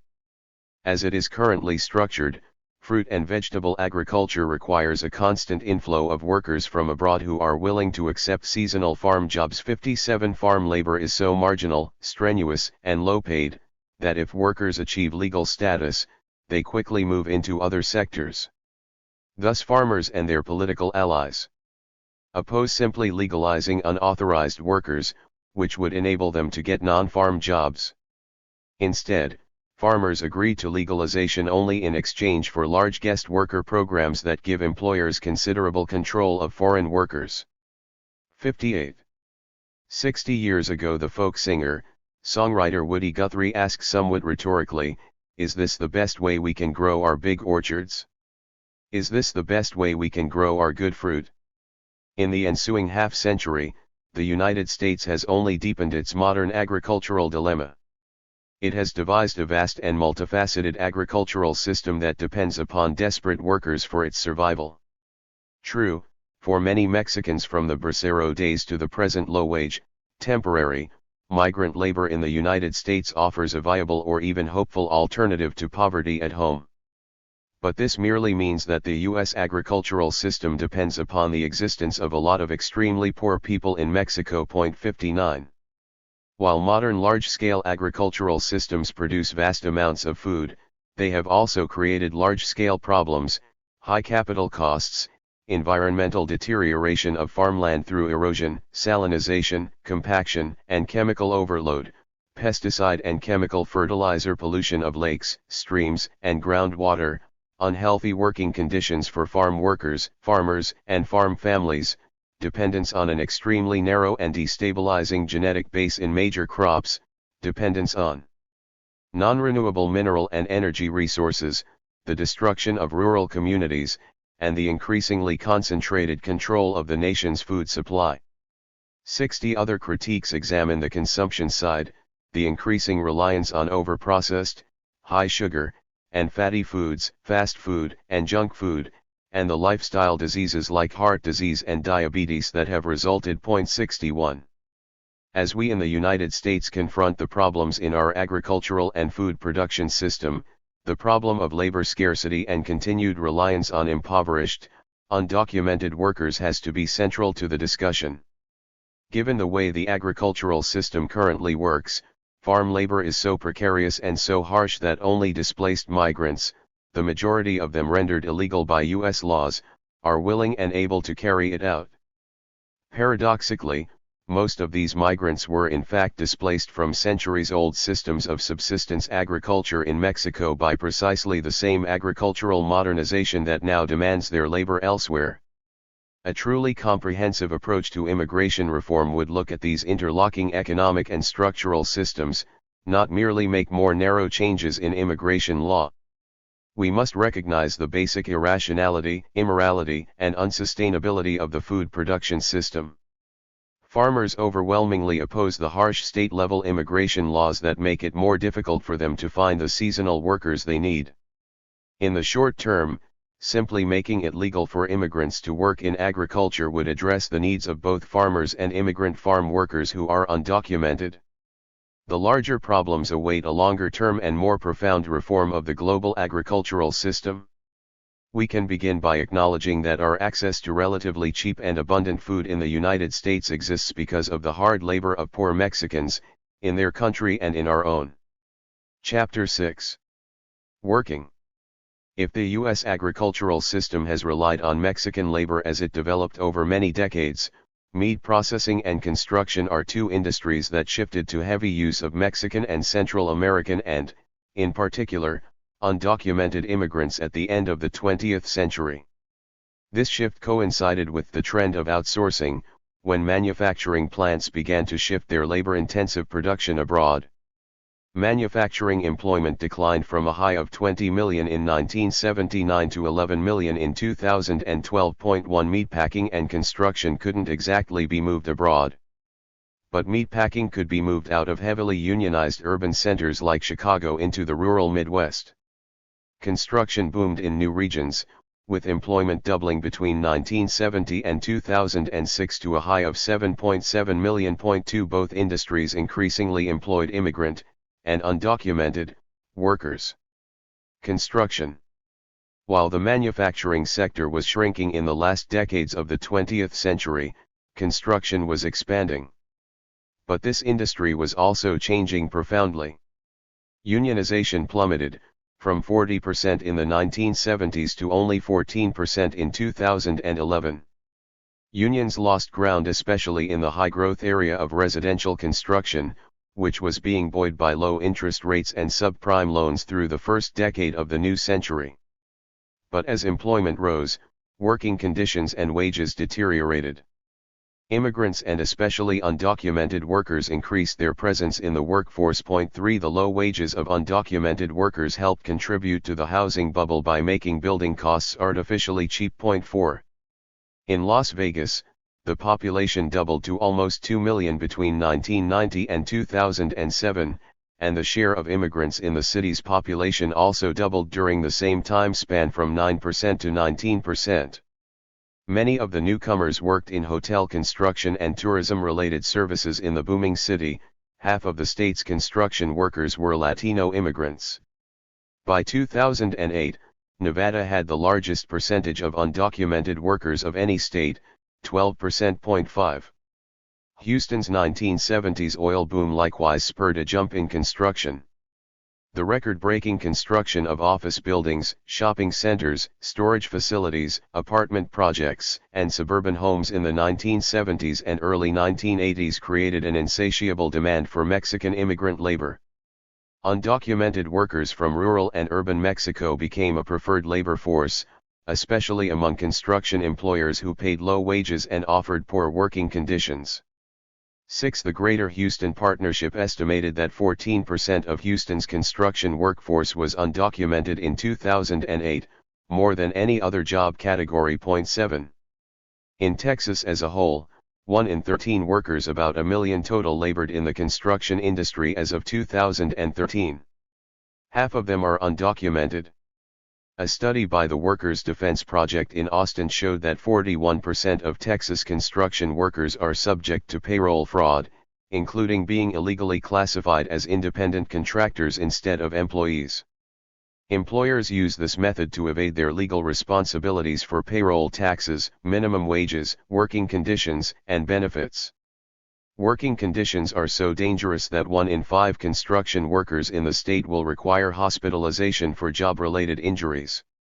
More construction workers die in Texas than in any other state, the study discovered. 8 In New Orleans, only days after Hurricane Katrina hit, the federal government waived employer sanctions provisions, allowing employers to hire workers without documents. Soon after, it waived prevailing federal wage standard requirements for contractors working on federally funded reconstruction projects.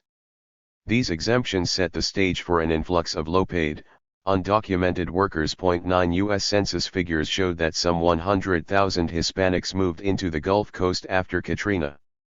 Hispanics made up half of the labor force working in reconstruction, and half were undocumented.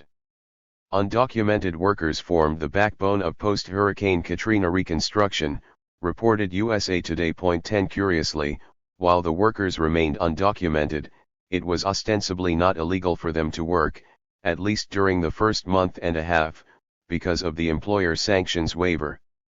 Overall, Undocumented workers made up a quarter of the workforce in New Orleans in the months following the hurricane. 11 Almost 90% were already in the United States and moved to New Orleans from other areas, primarily Texas and, to a lesser extent, Florida. 12 Unsurprisingly, undocumented workers faced lower wages and poorer working and living conditions than those with documents.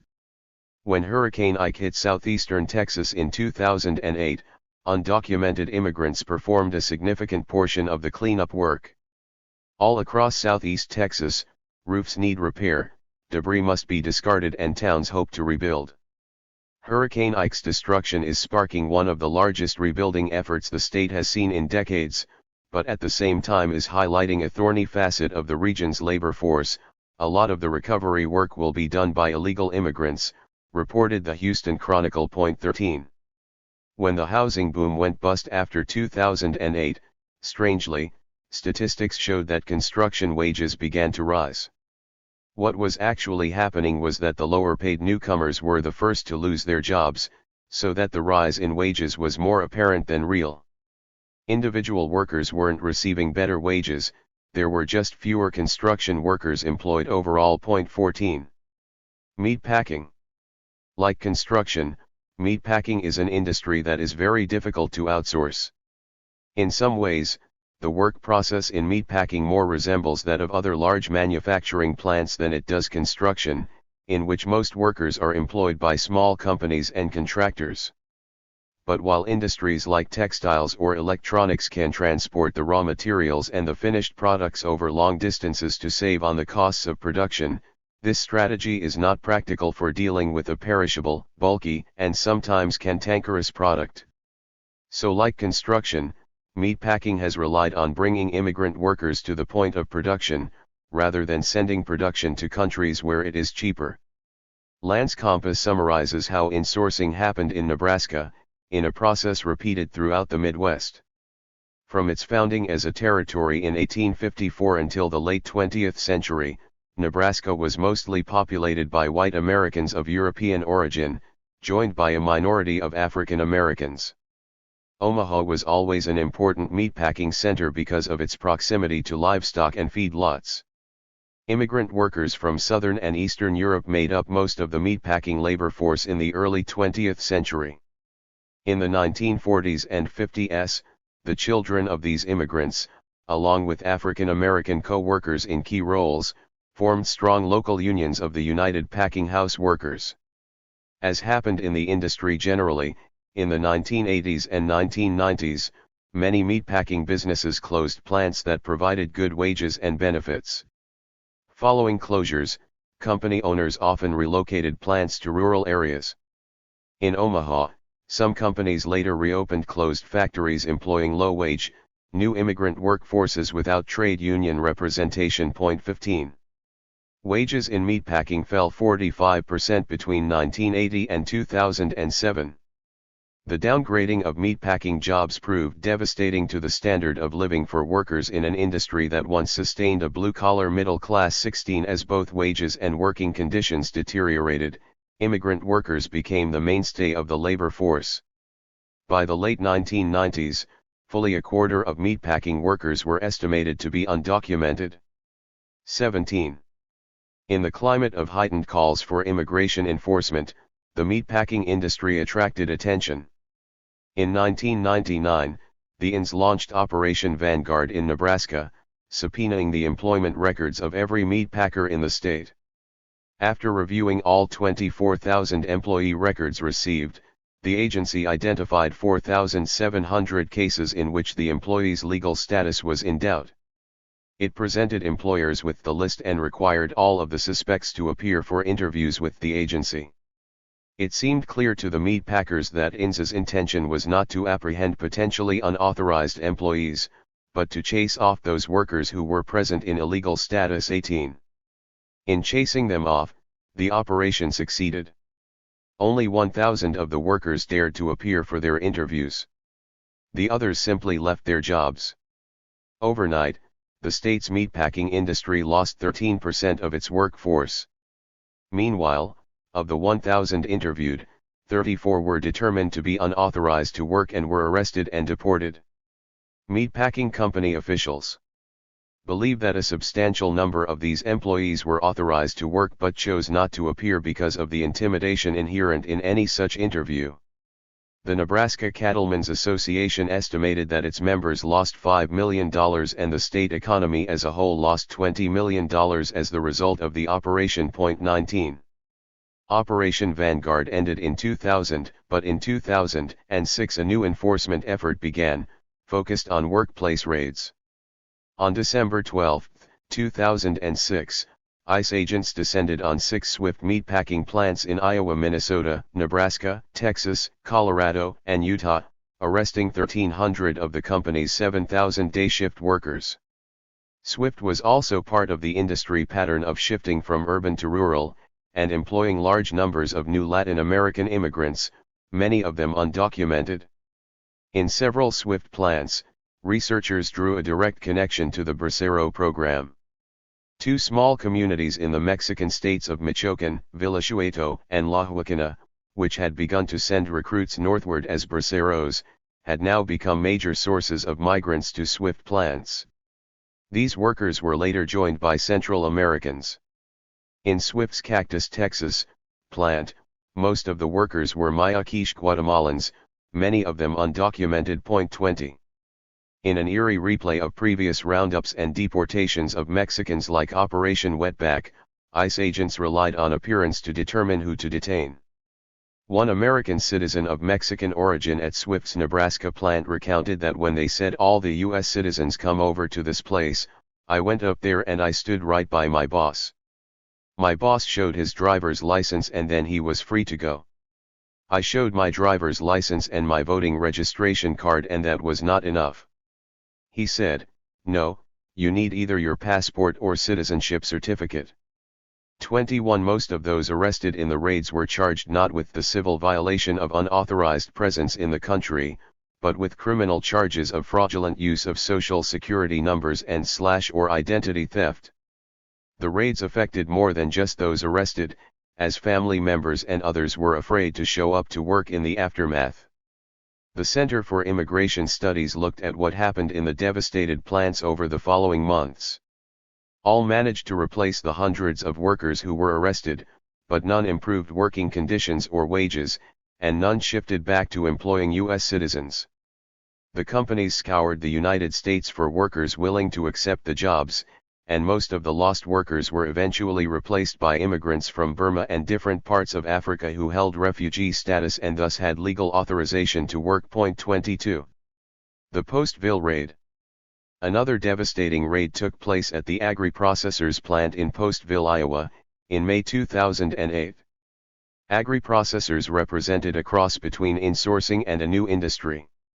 Although meatpacking in general was an old industry that was moving into new rural areas, kosher processing had been a local, small-scale industry before the late 20th century. In the 1980s, before the Postville plant had opened, almost all fresh kosher meat had been sold through local butchers. It came in raw quarters from slaughterhouses that were rented out by rabbis, and it rarely made it beyond major cities on the coasts. 23. The Rubashkin family changed all that. Locating their new plant in the small town of Postville, Iowa, they proposed to turn kosher meat into a nationally available, mass-produced product. The Rubashkins created a world in which it was possible to buy fresh kosher beef and poultry in ordinary supermarkets across the country, even in places that had few Jews. The changes brought about by the Rubashkins did something more than expand the reach of kosher meat. They brought an entirely new customer base to kosher food, the secular Jews and even non-Jews who never would have stopped at a butcher shop. The expansion also allowed Orthodox communities in places that had never had them. 24. Agri-processors also differed from other meat packers in choosing the tiny town of Postville as its location.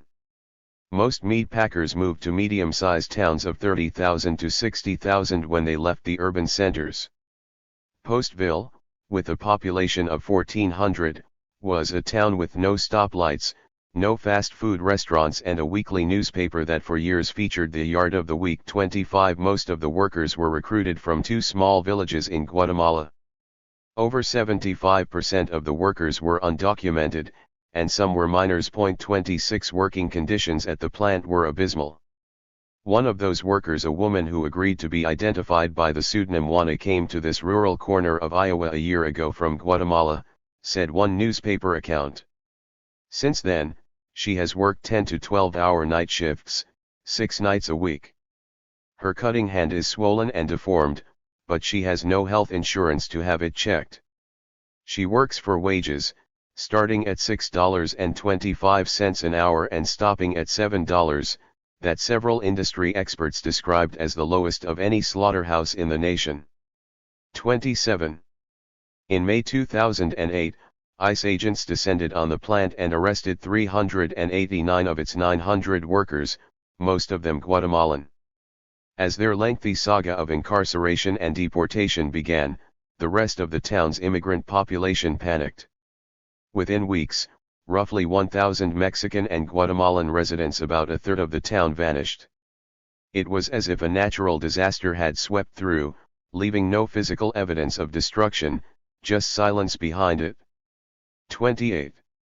The agri-processors raid in May 2008 was the largest single-site operation of its kind in American history. 29 Because one of the court interpreters, Eric Frixas, wrote a detailed protest about the irregularity of the procedures, which circulated widely on the internet and was later submitted to Congress, the public obtained access to an unusually complete picture of the process. According to Frixas's account, the arrest, prosecution, and conviction of 297 undocumented workers from Postville was a process marred by irregularities at every step of the way. The government charged the workers en masse, and without any evidence whatsoever, of the criminal charge of aggravated identity theft. Prosecutors then coerced them into a plea bargain for a lesser but still criminal charge of misuse of a social security number. 30. The Guatemalan workers knew that they were in the country without legal permission. But that's a civil violation, not a crime. The only punishment should have been removal. Through their own networks, most of the undocumented immigrants know that they have few rights in the immigration court system. Most of them had no idea what the criminal charges meant, and when pressured to accept a plea bargain, most of them did so. Many acquiesced out of desperation, since as the sole support for their families, they could not afford to remain in detention awaiting trial. They believed they would quickly be deported.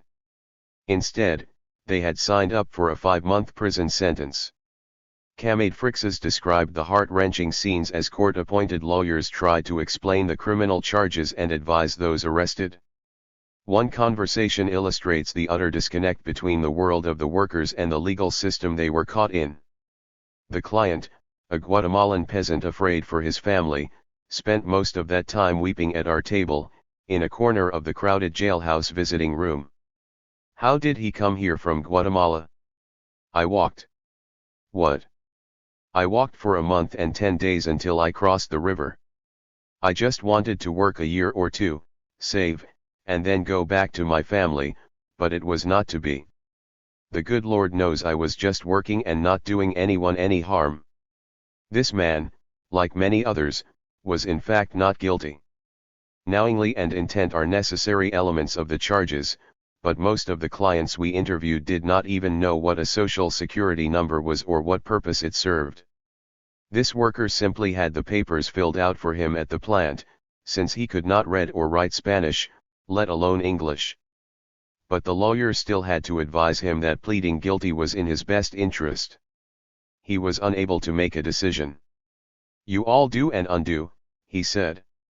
"So you can do whatever you want with me." To him we were part of the system keeping him from being deported back to his country, where his children, wife, mother, and sister depended on him. He was their sole support and did not know how they were going to make it with him in jail for 5 months. None of the options really mattered to him. Caught between despair and hopelessness, he just wept. He had failed his family, and was devastated. I went for some napkins, but he refused them. I offered him a cup of soda, which he superstitiously declined, saying it could be poisoned. His Native American spirit was broken and he could no longer think. He stared for a while at the signature page pretending to read it, although I knew he was actually praying for guidance and protection. Before he signed with a scribble, he said, "God knows you are just doing your job to support your families, and that job is to keep me from supporting mine." 31. Like Swift, agri-processors looked to other sources of marginalized, immigrant workers in the wake of the raid. In one of its most desperate moves, Agri recruited 170 people from the Micronesian island of Palau, whose status as a former U.S. protectorate means its citizens can work legally in the United States. In September 2008, the Palauans traveled 72 hours and 8,000 miles on planes and buses before arriving in Postville with little more than flip-flops and brightly colored shorts and tops. 32. 6 months later, the plant closed. It was later sold and reopened, and like other plants in the industry, implemented the E-Verify system. However, as a journalist found in 2011, few Iowan-born locals work there. Ridding this small community of its illegal workforce, far from freeing up jobs for American-born citizens, has resulted in closed businesses and fewer opportunities. Even nearly 4 years later, many homes still remain empty, and taxable retail sales are about 40% lower than they were in 2008. In order to staff its still low-paying jobs with legal immigrants, the new owner of the plant has recruited a hodgepodge of refugees and other immigrants, who often leave the town as soon as they find better opportunities, creating a constant churn among the population. The switch to a legal workforce has made the community feel less stable, some locals say, and it's unclear if Postville will again become a place where immigrants will put down roots, raise children, and live in relative harmony with their very different neighbors. 33. Years later, a researcher in Guatemala met with families that had been deported, including 16 US-born, U.S. citizen children. The children, Aria Summers reported, were growing up in extreme poverty, with little schooling and scant medical care. The kids are undernourished and barely literate in either Spanish or English. Their parents plan to send them back to the United States once they are 10 or 12 years old and able to travel alone. 34. While the Obama administration scaled down the Bush-era policy of workplace raids, the E-Verify system expanded rapidly. E-Verify was created in 1997 under the auspices of the 1996 Illegal Immigration Reform and Immigrant Responsibility Act and requires participating employers to check each new hire against a set of federal databases to ensure that the individual is either a citizen or an immigrant specifically authorized to work in the United States. The system was initially voluntary, but in 2007, the Office of Management and Budget required all federal government agencies to screen all new hires through the system and, in 2009, required certain federal contractors and subcontractors to use it for existing employees as well as new hires. Several states, beginning with Arizona in 2007, have mandated that all employers in the state utilize E-Verify. 35 other states have tried to restrict its use. 36 S-744, the comprehensive immigration reform bill supported by President Obama and passed by the Senate in June 2013, would make the system mandatory for all employers nationwide. But the experience of the meatpacking industry shows that eliminating undocumented workers, either through workplace raids or through the use of E-Verify, has not increased employment opportunities for citizens. Instead, it has destabilized businesses and communities, created temporary flows of refugees, and brought harm to innumerable immigrants, citizens, and businesses with benefit to none. Many argue against the use of E-Verify because the GAO found it to be plagued with errors and false alarms, as amply illustrated by several GAO investigations between 2005 and 2011.37. While it's quite true that the program has mistakenly ensnared large numbers of work-authorized immigrants and naturalized citizens, that is not the only or even the main reason to oppose it. Even if the program worked perfectly, its impact on individuals, businesses, communities, and the economy would only be to cause harm. 38. New jobs, landscaping. Other sectors that employ significant numbers of undocumented workers are the mostly unregulated, small-scale niches in the service sector like landscaping, nanny services, and newspaper delivery. The first two are sectors where employment has grown in recent decades, while in the latter it has shrunk. But all three have been refuges for undocumented workers, in part because they involve low pay, insecurity and lack of benefits, difficult hours, and isolated, heavy, and sometimes dangerous working conditions. These poor working conditions parallel the working conditions in industries that have been outsourced and insourced. The cheap products provided by outsourcing and insourcing, along with the cheap services provided by these new service industries, have contributed to rising consumption and illusions of affluence in the United States. The landscaping industry has grown steadily since the 1970s, hand in hand with the construction industry. Newly built homes, businesses, and public buildings created a fresh demand for landscaping services. Landscaping companies responded to the increased demand by creating new products and services, which soon came to be considered essential. 39. Two additional, interrelated changes in the past decades have contributed to the increase in demand for landscaping services. First, the ranks of the super-rich who hire landscaping companies to maintain their palatial grounds have increased. Second, middle and upper-middle-class suburban families that once might have maintained their own yards are now too busy and are contracting out services that they or their children used to provide. As the industry grew, the new jobs were filled by immigrants, especially undocumented immigrants. One of many companies to expand and transform in the new era belonged to Nikita Floyd. The Washington Post described its trajectory. In the early 1990s, Floyd had fewer than a dozen employees, all of them black. Today, 73% of the Washington area's landscaping workers are immigrants, along with 51% of office cleaners and 43% of construction workers. Floyd's 20 wintertime workers are all men from El Salvador, except for 2 black women who manage the office. In the summer, he employs twice as many men, all immigrants. Floyd's experience illustrates immigrants' impact. Once just a guy with a lawnmower, he runs a business with annual sales of more than $2.5 million. He credits immigrant employees for his business's growth and pays about $10 an hour, with no work and no pay in inclement weather. It's grueling labor in the winter. A man can spend the day stabbing a spade into frozen dirt or be asked to shimmy up a tree with a chainsaw in one hand and no netting below .40. Like the farm and meatpacking associations discussed earlier, the California Landscape Contractors Association is strongly opposed to the criminalization of immigrant work and implicitly acknowledges its industry's reliance on the undocumented. Calling for legalization, the association notes that the status quo is untenable, as it puts employers in a strange don't ask, don't tell situation where they can never be sure of their workforce. The industry operates under a continuous labor shortage, the association explains. The landscaping industry relies heavily on an immigrant labor force. Landscaping is physically demanding work. It is performed in hot, cold, and sometimes rainy weather. Some landscaping jobs are seasonal. American-born workers increasingly are not attracted to such jobs. Because landscaping work involves outdoor manual labor, it is to some extent young person's work. Yet America has an aging workforce.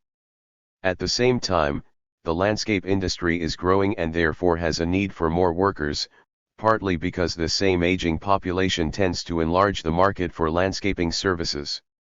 Immigrants, who tend to be young, address this unmet need for younger workers in the landscape industry. 41. New jobs, nannies. Landscaping is not the only personal service job that has proliferated with the use of undocumented immigrants in recent decades. A number of high-profile public figures have been embarrassed when reporters uncovered their use of undocumented domestic workers.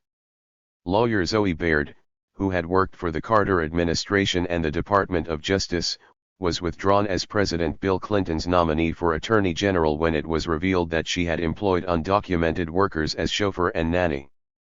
Then Clinton's second choice, Kimba Wood, was withdrawn for the same reason. 42 When Mitt Romney was running in the Republican primary in 2007, in large part on an anti-immigrant platform, the Boston Globe published an investigation showing that undocumented workers maintained the 2.5-acre lot around his home in Belmont, Massachusetts. 43 California Republican gubernatorial candidate and former eBay CEO Meg Whitman fired her nanny of 9 years during the campaign when she allegedly first learned that she was undocumented. 44 And Bernard Kerik stepped down from his nomination as chief of the Department of Homeland Security in 2004 when it was learned that he too had hired a nanny who lacked documents. 45 But not only the super-rich hire nannies, landscapers, and house cleaners. In 2001, sociologist Pierrette Hondanyu-Sotelo described the proliferation of services in the previous 20 years that had transformed middle-class life in heavily immigrant Los Angeles. At the time she was writing, Los Angeles was still in the vanguard. A decade later, what she described had become commonplace throughout the United States. She writes, "When you arrive at many a Southern California hotel or restaurant, you are likely to be first greeted by a Latino car valet. The janitors, cooks, busboys, painters, carpet cleaners, and landscape workers who keep the office buildings, restaurants, and malls running are also likely to be Mexican or Central American immigrants, as are many of those who work behind the scenes in dry cleaners, convalescent homes, hospitals, resorts, and apartment complexes. Only 20 years ago, these relatively inexpensive consumer services and products were not nearly as widely available as they are today. The Los Angeles economy, landscape, and lifestyle have been transformed in ways that rely on low-wage, Latino immigrant labor. 46 The number of gardeners and domestic workers in Los Angeles doubled between 1980 and 1990. 47 The inexpensive nature of these services, in part because of the often undocumented immigrant labor that provided them, helped to sustain an illusion of upward mobility for people in the working and middle classes. 48 This illusion overlays other changes in the U.S. economy over the past 50 years, as the rapid expansion of the middle class that began in the post-World War II era slowed and then reversed in the 1970s, to be replaced by growing economic inequality. Paradoxically, Hondanyu-Sotelo found that increasing social inequality led to greater numbers of people employing domestic help. The middle class works harder to maintain its standard of living and must increasingly rely on low-cost services provided by the more impoverished. 49 Formerly, domestic workers were found mostly in the employ of upper-middle-class suburbanites. By the 1980s, employers came to include apartment dwellers with modest incomes, single mothers, college students, and elderly people living on fixed incomes. They live in tiny bungalows and condominiums, not just sprawling houses. Even Latina domestic workers found themselves employing other immigrant women to clean, cook, and care for their children, while they provided those same services to their wealthier clients. 50 Tellingly, Los Angeles was the vanguard. In the 1990s, when Angelenos, accustomed to employing a full-time nanny/housekeeper for about $150 or $200 a week, moved to Seattle or Durham, they startled to discover how the cost of living that way quickly escalate. Only then they realized the extent to which their affluent lifestyle and smoothly running household depended on one Latina immigrant woman. 51 As the Latino immigrant population spread from the Southwest to other parts of the country, access to the services it provided also became more widespread. 52 Business Review reported, "Nannies a growth industry in slow economy. With more parents working, and child care expensive or unavailable, the nanny industry fills the gap." 53 The Arizona Republic reported, "Conventional work schedules, increased awareness, and flexible care options have ignited growth in the nanny industry. At the same time, parents have a desire for more personalized care." 54 The New York Times commented on the widespread nature of the so-called nanny problem with regard to the Zoe Baird case. As everyone learned before a conveniently childless candidate ended the search for an attorney general, The hiring of illegal caregivers is an endemic labor practice among paralegals and secretaries as well as $250,000 a year executives in cities like New York, Los Angeles, or Miami, points of entry to the United States as well as centers of immigrant population. Cities with a babysitter or nanny labor force tend to lack even the fragile, faint daycare networks that exist in other parts of the country. 55. Newspaper delivery. Newspaper delivery, of course, has been around for a long time. But today's newspaper delivery system is something entirely new. No longer does a neighborhood kid walk or bike through the streets tossing papers into his neighbors' yards. Today, 81% of paper deliverers are adults, and a large proportion of them are undocumented immigrants. A look at the structure of the industry will help explain why. 56. In many areas of the country, newspapers are delivered through a system of independent contractors, the same system construction companies use to evade their legal responsibilities as employers. The newspaper publisher works with a contracting company, which in turn hires workers who must sign a contract confirming that they are not employees but independent contractors. In Connecticut, all 14 respondents to a survey of newspaper publishers in the state confirmed that they use this system. 57. Likewise in the Boston area, the Wall Street Journal, New York Times, and Boston Globe are all distributed by a single company, which hires contractors to deliver all three in a given area. As independent contractors, workers may not receive the minimum wages and may not be eligible for workers' compensation or unemployment benefits. In a case where independent contractors sued and appealed for class status in a class action suit, the U.S. District Court, Southern District of California described the job in the following terms. Plaintiffs deliver the North County Times to the homes of subscribers. Each morning, the newspaper carriers arrive at one of several distribution centers in San Diego County. The carriers arrive at different times. Although they generally arrive between 1 a.m. and 4 a.m., some arrive earlier or later. The arrival time varies depending on the day of the week. The carriers are contractually obligated to deliver the assembled newspapers by 6 a.m. each weekday and 7 a.m. on Saturday and Sunday. Upon arrival, the carriers are responsible for assembling the newspapers. Some assemble the papers at the distribution center. Those that use the distribution center pay a rental fee and others assemble the papers elsewhere. Assembling the newspapers may involve folding or inserting the following: newspaper inserts, sections, preprints, samples, supplements, and other products at NCT's direction. The carriers pay for their own rubber bands and plastic bags used to assemble the papers. Some carriers buy the rubber bands and bags from defendant, and others purchase them elsewhere. The carriers also pay for their own gas and automobile expenses they incur delivering the newspapers. 58. Contractors sign up to deliver papers 365 days a year, starting no later than 4 a.m. every day. They cannot miss a day unless they can arrange for their own replacement, must own a car, and have a valid driver's license. They have to maintain and buy gas for the car, driving hundreds of miles a week. All for less than minimum wage. During winter weather emergencies, when public transportation is shut down and the governor of Massachusetts calls a state of emergency, closing public offices and begging residents to stay at home and businesses to remain closed until the plows can clear the streets, independent contractors receive a curt message with their newspapers. Snow is expected. We will be working. ICs are expected to deliver their routes. Plan accordingly, be early, do not allow your car to be blocked in, expect to have to shovel out. 59. It's a job, in other words, made for an undocumented immigrant. Conclusion. Overall, the rise in undocumented workers over the past several decades has gone along with the rise in the invisible, exploited labor that they perform. The generally unacknowledged work that they do is a crucial underpinning to the standard of living and consumption enjoyed by virtually everyone in the United States.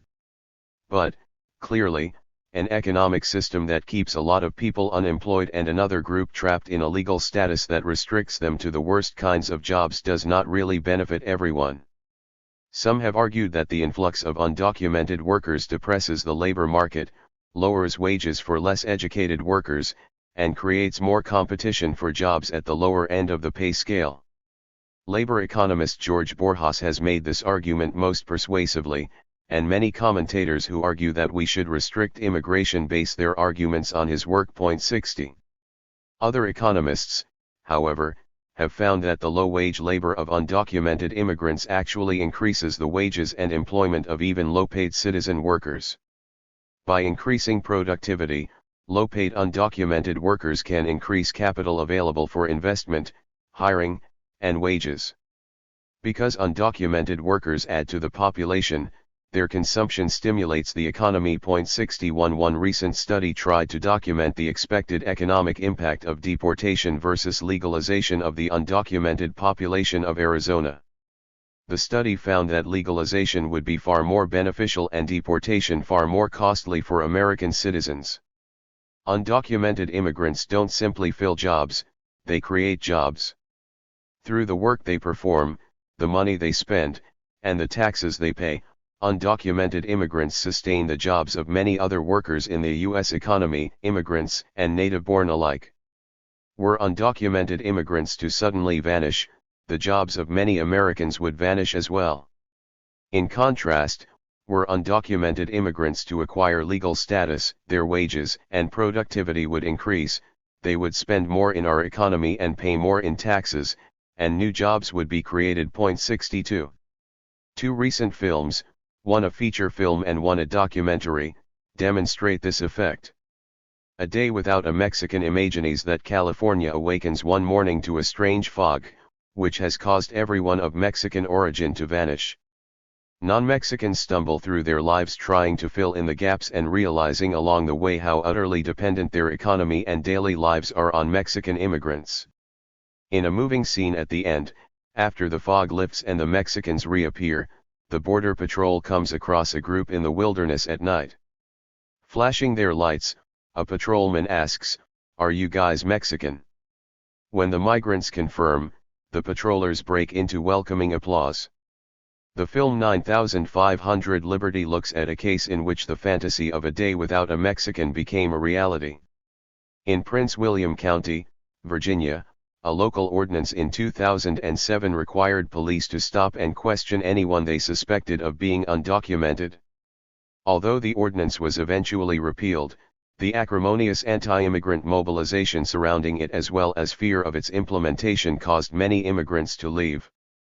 As businesses closed, schools and neighborhoods emptied, and the housing market collapsed, the white citizen majority in the county became more dubious about the supposed benefits of expelling the undocumented. Although the current system benefits many people in the United States, we must also recognize its fundamental injustice and think seriously about how it works and what steps could make it more just. If immigrants are being exploited by the current system, and if undocumentedness is one of the concepts that sustains inequality and unjust treatment, then we need to question undocumentedness itself. The system benefits most Americans materially, given that Americans, even poor Americans, consume an extraordinary proportion of the planet's resources. Only 4% of the world's children are American, but they consume 40% of the world's toys. 63 Despite the fact that many Americans are unemployed, in debt, and struggle to pay for health care and put food on their plates, they still consume more than their share. They do so because of the economic chain that links them to workers who are legally marginalized, either because they work in other countries or because they work illegally inside the United States. Undocumentedness has everything to do with work and the economy. It is a key component of the late 20th century global system. Every so-called industrialized country, or more accurately, deindustrializing country, relies on the labor of workers who are legally excluded to maintain its high levels of consumption. Like the United States, these countries rely on the legal conveniences of borders, countries, and citizenship to impose different rules for different people and maintain a legally excluded working class. This system also creates fantastic profits for the few. But a fairer economic system would distribute the planet's resources more equally. If we can understand undocumentedness as a mechanism for creating and perpetuating economic inequality, it will be easier for us to reject it outright. Chapter 7. Children and Families. Although the need to work and the availability of work has played a central role in the rise of both immigration and undocumentedness in the past half-century, every worker is also a human being. Like everyone else, undocumented workers have children and families. The undocumented population and those personally affected through family relations by undocumentedness include much more than the single, working-age male. As border enforcement has increased over the past 2 decades and the circular, seasonal migration of workers has shifted to long-term family settlement, more and more children have been affected by issues of status. Some children are undocumented themselves, while others live in mixed-status families, with one or both parents, siblings, or other relatives who are undocumented. Still others have temporary and unstable statuses. Some children, whether citizens or undocumented themselves, lose parents or other family members to deportation, while others cross the border illegally to reunite with parents they had lost to migration. Virtually all parents who come to the United States do so because they want better lives for their children. The U.S. law claims to protect the best interests of children.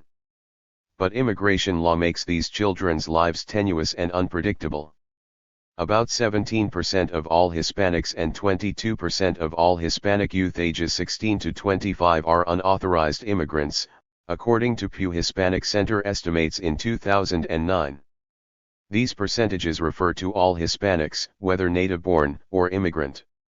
Among immigrants, the numbers are, of course, much higher. Some 41% of all foreign-born Hispanics and 58% of foreign-born Hispanic youths are estimated to be unauthorized immigrants. 1. Other youth fall into in-between categories, like asylum applicants or those who have received temporary protected status, wherein their presence is currently legal, but in an unstable status that could easily be revoked. What Cecilia Menjivar termed liminal legality. 2. President Obama's DACA program of 2012 created another temporary status, allowing certain undocumented youth a 2-year respite from illegality, but with no guarantee of what would occur at the end of the 2 years. While immensely popular among Latinos, DACA did little to address the underlying problem of undocumentedness. 3. The immigration system in general is designed to deprive undocumented adults of most rights, but, in some cases, laws designed to protect children transcend status and are applied equally to all children. Laws and policies thus struggle between two contradictory aims: to punish violations of immigration status or to protect the rights of children and their need to be with their parents. In the case of U.S. citizen children of undocumented parents, the goal of keeping children together with their parents can contradict the goal of removing the parent, and the goal of promoting the best interests of the children conflicts with the laws that punish their parents for their status. In some cases, judges have ruled that a child's best interest requires that he or she remain in the United States and have terminated parental rights of parents who are deported. In other cases, immigration laws prevent children from entering the United States to reunite with their parents. Undocumented youth can also be deported and face legal discrimination that prevents them from working, going to college, and receiving public benefits. From being virtually invisible in the public sphere only a decade ago, undocumented youth, especially those who have grown up in the United States, have stepped to the forefront in organizing for immigrant rights. Their activism openly challenges the anti-immigrant propaganda and may be changing the way the citizen public views the undocumented. Young and alone. The past 2 decades have witnessed a dramatic surge of young people fleeing their homes in Mexico and Central America and attempting the treacherous border crossing alone. They may be seeking to escape violence, gangs, or abuse at home, or they may be making a desperate attempt to reunite with parents who left them to journey to the United States. They face all of the hazards that adults face, and more. Undocumented youth, especially Central Americans fleeing civil wars, began crossing the border alone in the 1980s. At the time, the immigrant detention system had no provisions or capacity to deal specifically with detained youth, they were simply imprisoned with and treated as adults. During 1990, the INS reported that 8,500 minors had been apprehended crossing the border without documents, 70% of them unaccompanied. Most were Mexican and were quickly returned to Mexico under an agreement with that government. Non-Mexicans, though, were detained in immigration facilities, some for lengthy periods, awaiting immigration hearings. 4. A series of lawsuits and court decisions starting in 1985 led finally, in 1997, the then INS to develop special policies for detained minors. Under the Flores v. Me settlement of that year, the INS developed separate standards for children that took their age and needs into account. Children would be released, if possible, to a sponsor, they would be placed in the least restrictive setting possible, and the agency would implement appropriate standards for their treatment. A U.S. government study in 2001 explained that most juveniles the INS encountered were still of Mexican origin and generally held for only a few hours before being returned voluntarily to Mexico. The study emphasized that the Border Patrol worked to ensure that juveniles were returned to family members or to Mexican government officials rather than being simply dropped off across the border. 5. Most of the children who ended up in U.S. custody, therefore, were Central American. The numbers taken into custody increased rapidly over the first decade of the new century, from the low thousands to up to 10,000 a year. 6. The system scrambled to keep up with the influx. After 2002, when the INS was replaced by ICE under the new Department of Homeland Security, responsibility for detained children was transferred to the Department of Health and Human Services and the Office of Refugee Resettlement. 7. And in 2003, the OR created the Division of Unaccompanied Children's Services to handle the placement of undocumented minors. 8. The treatment of children in detention improved with the involvement of the social service agencies. Rather than being housed indefinitely with adult criminals, children were sent to special facilities where they had access to educational and social services, and most were released within weeks to family members in the United States. Facilities must provide classroom education, healthcare, socializing/recreation activities, vocational training, mental health services, case management, and, when possible, assist with family reunion. 9. According to the New York Times, it is not unusual for youths to recall the detention shelters as some of the best times in their battered lives. 10. Still, in 2006, a study found that detained minors fall into the bewildering inner workings of the immigration and asylum system.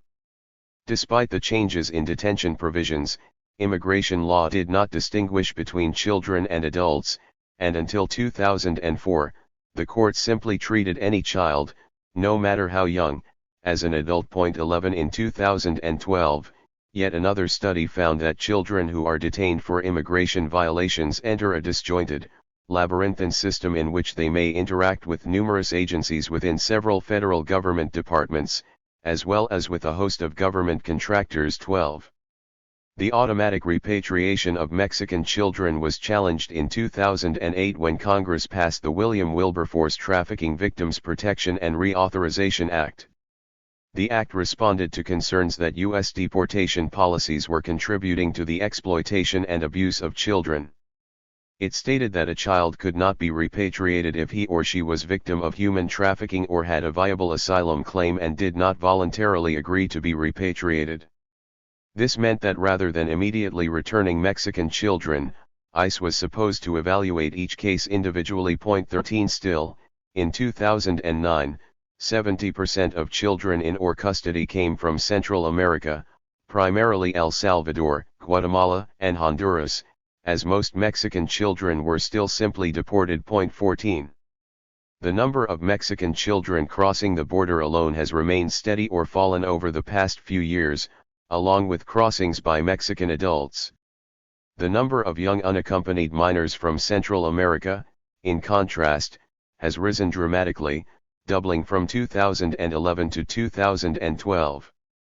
The rush of young illegal border crossers began last fall but picked up speed this year, reported the New York Times in August 2012. 15. During 2012, more than 14,000 youth, most of them Central American, had been taken into or custody. In just the first 3 months of 2013, 7,000 more crossed, suggesting that the record increases were continuing. 16. Central America's political and economic crises exacerbated by U.S. military involvement and trade policies virtually guarantee that children will continue to try to escape. Almost all of the children's migration arose out of long-standing, complex problems in their home countries, problems that have no easy or short-term solutions. 17. According to the Women's Refugee Commission, which interviewed 150 young unaccompanied border crossers, most are fleeing gangs, drug traffickers, and violence at home. They are willing to risk the uncertain dangers of the trip north to escape certain dangers they face at home. 18. The conditions in Central America have deteriorated to such a point that, when the Women's Refugee Commission asked the children if they would risk the dangerous journey north through Mexico all over again now that they had direct knowledge of its risks, most replied that they would. They said that staying in their country would guarantee death, and that making the dangerous journey would at least give them a chance to survive. Many of them expressed a longing for their homelands, stating that they would not have left but for fear for their lives. 19. The government was unprepared for the influx and was initially unable to abide by the 1997 standards. Children were held for up to 2 weeks in CBP short-term hold facilities. These facilities are not designed for long-term detention or to hold children. The lights stay on 24 hours a day, and there are no showers or recreation spaces. During the influx, they were sometimes so overcrowded that children had to take turns just to lie down on the concrete floor. The OR began to open emergency surge centers where it could hold detained youth. 20. The numbers arriving at the U.S. border reveal only part of the magnitude of the problem, since the Mexican government also reported a doubling in the numbers of detentions of Central American children traveling through that country in 2012. 21. Perhaps only half of the children who leave Central America even make it to the U.S. border. Along the way, they face the same hazards that older migrants face: injury or death on the train, kidnapping, rape, torture, coercion. It is clear that conditions for children detained crossing the border have greatly improved in the past decade. It's also clear, though, that a situation in which tens of thousands of children flee their homelands in Mexico and Central America each year is a desperate one. It's not enough to suggest that those countries need to solve their own problems. The United States has a long history of military, political, and economic involvement in the region, including overthrowing and establishing governments. It continues to provide economic and military support for policies and programs that it has designed and approved. These policies and programs provide enormous profits and cheap products for U.S. citizens and corporations, while exacerbating the very social crises that underlie the outmigration. Those of us in the United States need to seek deeper solutions that go beyond offering humane treatment and social services to these children after they cross the border. Losing their parents. Even children who are American citizens are at risk of losing undocumented parents to deportation. Although the Obama administration announced early on that immigration detention and deportation would focus on individuals who had committed crimes or were a threat to national security, deportations increased dramatically under his watch, to 400,000 a year. Almost all of those deported were, like most undocumented immigrants, members of communities with jobs, homes, and families. Their lives intersected every day with those of U.S. citizens. In many cases, they were the parents of U.S. citizens. As with the number of children crossing the border, the number of children losing their parents to deportation has also been rising. From 1998 to 2007, some 8% of those removed from the country were parents of U.S. citizens. In 2011, it was 22% of a much larger number of removals. During the first half of 2011, over 46,000 parents of U.S. citizen children were deported. The Applied Research Center estimated that as of 2011, there were over 5,000 U.S. citizen children living in foster care because their parents were either in immigration detention or had been deported. Some were put up for adoption as incarcerated or deported parents lacked the resources to enforce their parental rights. Point 22. The term anchor baby is frequently thrown around in these discussions, with the implication that giving birth to a child in the United States gives the parent some special rights or privileges. It doesn't. The child, as a U.S. citizen, has the right to all of the benefits that citizenship offers, including a U.S. passport, freedom to remain in or leave the country, and access to work and social services. The undocumented status of the parent, however, is not ameliorated in any way by the existence of the so-called anchor baby.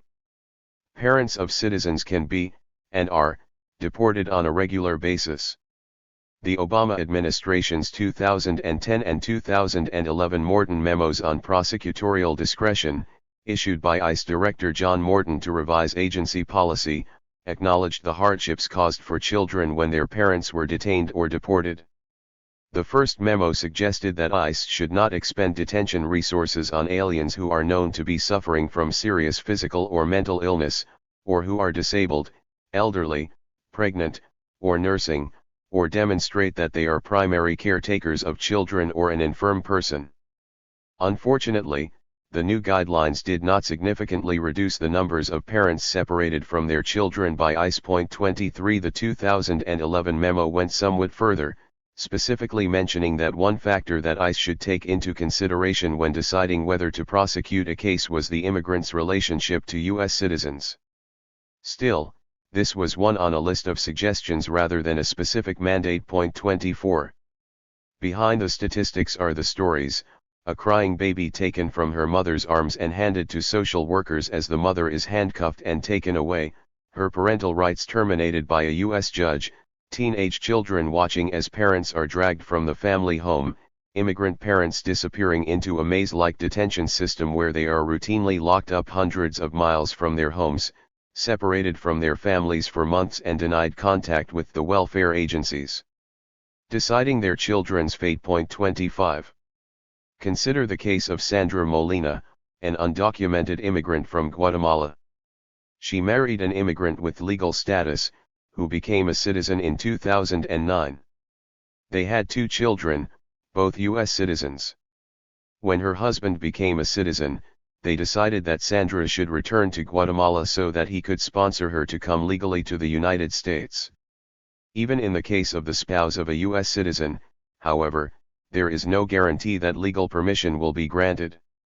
In Sandra's case, it was denied, even though she had no criminal record or other apparent obstacle to legal entry.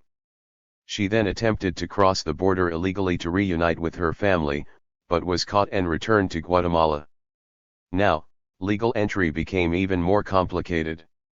Re-entry after deportation is a felony, punishable with jail time, and one of the Obama administration's priorities for deportation is those who re-entered after being deported. In Mexico, Sandra says she feels so hopeless about her life that she has thought about ending it. "I just want to be forgiven," she said, sobbing on the phone. "I feel I am about to go crazy. I miss my children so much. They are all I have. I cannot go on without them." Back home in Stamford, her children are suffering too. The youngest cried constantly, the eldest became angry and withdrawn. Though their plight is documented in thick files that include testimony from psychologists and counselors about their need for their mother, appeals for humanitarian relief were denied. 26. The case of an undocumented Ecuadorian immigrant who was detained with her 15-year-old son illustrates the contradictions as different government agencies pursue conflicting goals. The mother had lived in the United States for 4 years and had a 1-year-old daughter born here. She sent for her 15-year-old son, who was detained crossing the border and placed in DUC's custody. Following DUC's policy, she was called and her son was released to her. "I received a call to come pick him up," she explained from her prison cell, "so I left my daughter with my friend who lived next door, and took a bus to Arizona to get him. I picked up my son and we went straight to the bus. At the bus station, I was approached by some officers and they detained both of us.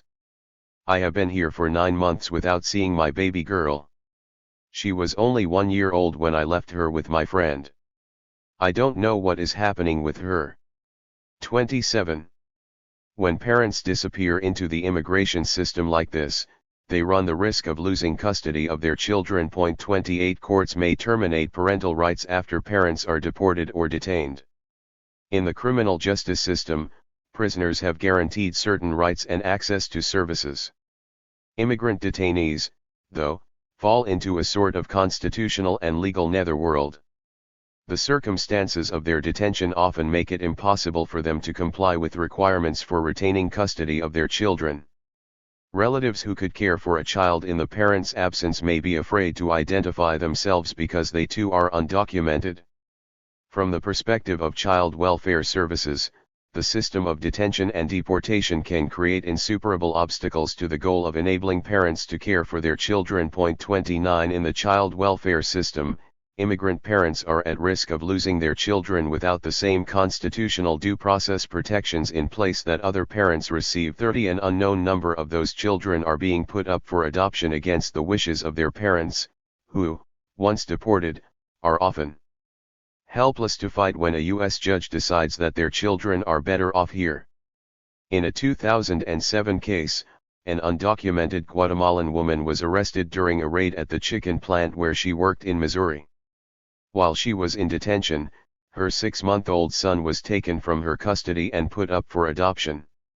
The judge ruled that smuggling herself into a country illegally and committing crimes in this country is not a lifestyle that can provide any stability for a child.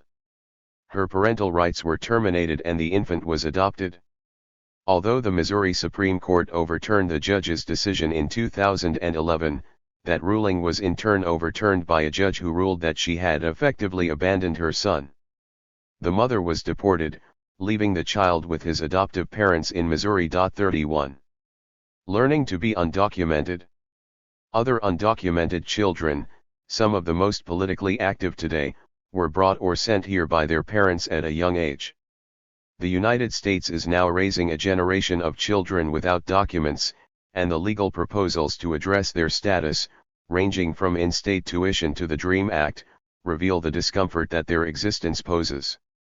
They are Americans in their heart, in their minds, in every single way but one. On paper, President Obama declared. 32 As one undocumented student put it, I breathe, eat, and live in America and have done so since I can remember. 33 The president's remarks remind us that a person's birthplace is an almost entirely arbitrary fact. Should it really be used to determine his or her subsequent life chances? Children, of course, don't usually know much about status and immigration law unless their parents choose to explain the status issue to them. Generally, their main interaction with state authority is through school, and since 1982, schools have been required to treat all children equally, regardless of status. In that year, the U.S. Supreme Court's Plyler v. Doe decision struck down a Texas law that allowed local school districts to deny entry to children who lacked legal documentation and withheld state funds for their education if local districts did choose to enroll them. The court ruled that to deny children access to education not only violated the Equal Protection Clause of the 14th Amendment, but would impose an unwarranted, lifetime hardship on them and bring no benefit to the state. 34 Thus, children may never confront the issue of documentation in their daily lives. Most citizens become aware of the importance of identification documents when they are teenagers and apply for a driver's license or for their first formal job. For the first time, they may be required to dig up a birth certificate or a social security card to prove their citizenship status. José Antonio Vargas, an undocumented immigrant from the Philippines, described the shock that many undocumented youth experience when they first become aware that there is something about their legal status that divides them from their peers. Vargas joined and propelled a growing movement among undocumented youth to break the silence, come out of the shadows, and openly challenge the system that excludes them. In the summer of 2011, Vargas published a daring exposé of his own life story in the New York Times Magazine. He began by recounting how his mother sent him, at age 12, to live with his grandparents in Mountain View, California, and how he struggled to learn English and excel at school. One day when I was 16, I rode my bike to the nearby DMV office to get my driver's permit. Some of my friends already had their licenses, so I figured it was time. But when I handed the clerk my green card as proof of US residency, she flipped it around, examining it. "This is fake," she whispered. "Don't come back here again." Confused and scared, I pedaled home and confronted Lolo. I remember him sitting in the garage, cutting coupons. I dropped my bike and ran over to him, showing him the green card. "Peak Baito?" I asked in Tagalog. My grandparents were naturalized American citizens. He worked as a security guard, she as a food server, and they had begun supporting my mother and me financially when I was 3, after my father's wandering eye and inability to properly provide for us led to my parents' separation. Lolo was a proud man, and I saw the shame on his face as he told me he purchased the card, along with other fake documents, for me. "Don't show it to other people," he warned. 35. The Philippines offers a particularly convoluted case of the meaning of immigration, citizenship, and documents, since it was a U.S. colony for the first half of the 20th century and Filipinos were unilaterally deemed to be U.S. nationals who could travel freely to the mainland until 1934.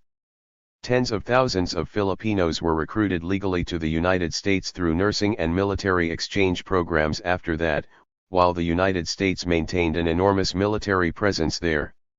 Vargas's migration was a product of this history, as well as the twists and turns of U.S. immigration law. In the Philippines, Vargas's great-aunt married a Filipino-American who was serving in the U.S. military, starting a family chain of migration. Using the family preferences built into the law, she petitioned for her brother and his wife, who entered the country on immigrant visas in 1984 and later became naturalized citizens. The grandfather then petitioned for his 2 children. Citizens, however, can only sponsor children who are unmarried. Vargas's mother was single, she and her husband had separated almost a decade earlier. But fearing that immigration would consider the petition fraudulent based on her previous marriage, the grandfather decided to withdraw it.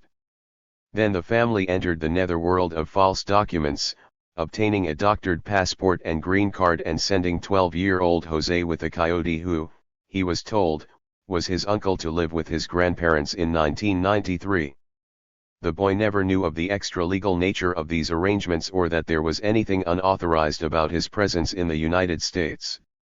Vargas's experience coming of age, symbolized by his rebuff at the DMV, falls within what sociologist Roberto Gonzalez describes as the transition to adulthood for many undocumented youth. As Gonzalez explains, becoming an adult also involves a transition to illegality as public schooling and U.S. immigration laws collide to produce a shift in the experiences and meanings of illegal status for undocumented youth at the onset of their transition to adulthood. 36 These youth, while treated equally under the law during their childhood, are excluded from the rites of passage that lead most American youth to the adult world. They are left in a developmental limbo. The extremely low economic status of most undocumented families pushes young people to assume more financial responsibility than their documented peers, but they are not, officially, allowed to work.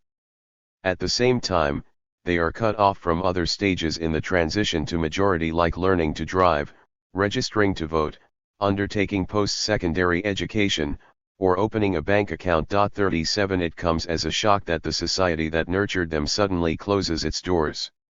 One student wrote, "I did not think to question the Pledge of Allegiance or the history that was being taught to us. Looking back, I should have questioned the allegiance I pledged every morning to a country that rejected me." 38. Youth activism. This generation of undocumented youth coming of age in today's United States is historically unprecedented. Most undocumented adults are individuals who were raised in another country and came here as adults. They knew life in their country of birth, and they came here of their own volition.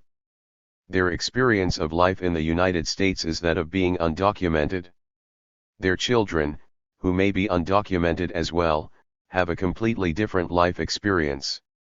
They were raised and attended schools in this country, where they were repeatedly told that this is a nation of immigrants, a country that treats everybody equally. They were taught that if they worked hard, they could attend college and get a good job. They were taught that they had rights, because that's what the schools teach children in this country. They learned about Thoreau's civil disobedience and about Martin Luther King Jr. and struggles for racial justice and equality. At home, they were taught that their parents brought them here so that they could have a better life. When Carola Suarez Orozco, Marcelo Suarez Orozco, and Irina Todorova studied several generations of immigrant youth and their experiences in U.S. schools, they found that the immigrants of the first generation are the highest achievers. They are acutely aware of the sacrifices their parents made to provide more opportunities for them, and these parental sacrifices propel many immigrant students to launch themselves wholeheartedly into their educational journey. 39. Learning that they are undocumented and what that means is an unexpected and unacceptable shock to many of these children. They never felt or knew that they were any different from their classmates. Consider these testimonies from students. It's almost like I am tied down to the ground with a ball and chain because I don't have citizenship. It's like someone giving you a car, but not putting any gas in it. They say you can accomplish whatever you want or set your mind to, but they don't say that it's just for some 40. Just as this new generation of undocumented youth was finishing high school, the 1996 Welfare Reform Act and IRA made it almost impossible for them to go to college. By prohibiting them from receiving public financial aid and depriving them of state residency, the acts effectively shut the door to higher education. 41. These youth have been at the forefront of organizing for immigrants' rights over the past decade. Access to higher education has been one focal organizing point for high-achieving students. At the state level, they fought for the right to be considered state residents and to attend public colleges and universities. At the national level, they fought for the DREAM Act, which would give them educational rights and also put them on a path to citizenship. In Texas, Republican Governor Rick Perry signed the first in-state tuition law in 2001, allowing undocumented students to be considered state residents for tuition purposes. California passed a similar law later the same year, and other states followed. As of mid-2013, 14 states offered in-state tuition to qualified students who were undocumented. 42. Some arguments about in-state tuition were strictly economic. Proponents explained that it would increase state revenues by allowing more individuals to enroll in state colleges and universities, while opponents feared that letting in the undocumented would reduce the seats available to citizen students. The number of students able to take advantage of these provisions has been small. As of 2005, there were 1,620 in the University of California and California State University systems and 5,100 in Texas, including the community college system, which accounted for about 80% of undocumented students. 43. The Massachusetts Taxpayers Foundation estimated that such a law would allow some 350 students a year to enroll in that state, again with the majority going to community colleges. 44. In-state tuition has been a state-level struggle. Only the federal government could address the larger issue of status.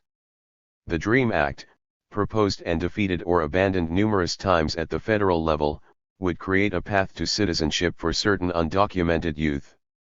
The different versions of the act vary slightly on specifics, but in general they address a population that has come to be known as the Dreamers, young people between the ages of 16 and 30 who were brought to the United States by their parents before they reached the age of 16, that is, as children who may have crossed the border illegally, but not through their own will or decision. The act would extend provisional legal status to such youth for 6 years. If they attend college or serve in the military for 2 years, their provisional status could be converted into a path to citizenship. 45-46. The Migration Policy Institute estimated in 2010 that there were 2.1 million undocumented youth who were potential beneficiaries of the DREAM Act. Almost a million of these were under the age of 18. 47. The DREAM Act was reintroduced repeatedly in both the U.S. Senate and the House starting in 2001, and included in S. 2611, the Comprehensive Immigration Reform Act approved by the Senate in 2006, and S-744, the Border Security, Economic Opportunity and Immigration Modernization Act passed by the Senate in 2013. Many advocates saw the rights of Dreamers as a front line in a larger struggle over the meaning of undocumentedness. By placing a sympathetic face a high-achieving high school student together with the term and the status of undocumented, they sought to challenge the better-known image associating the status with criminality.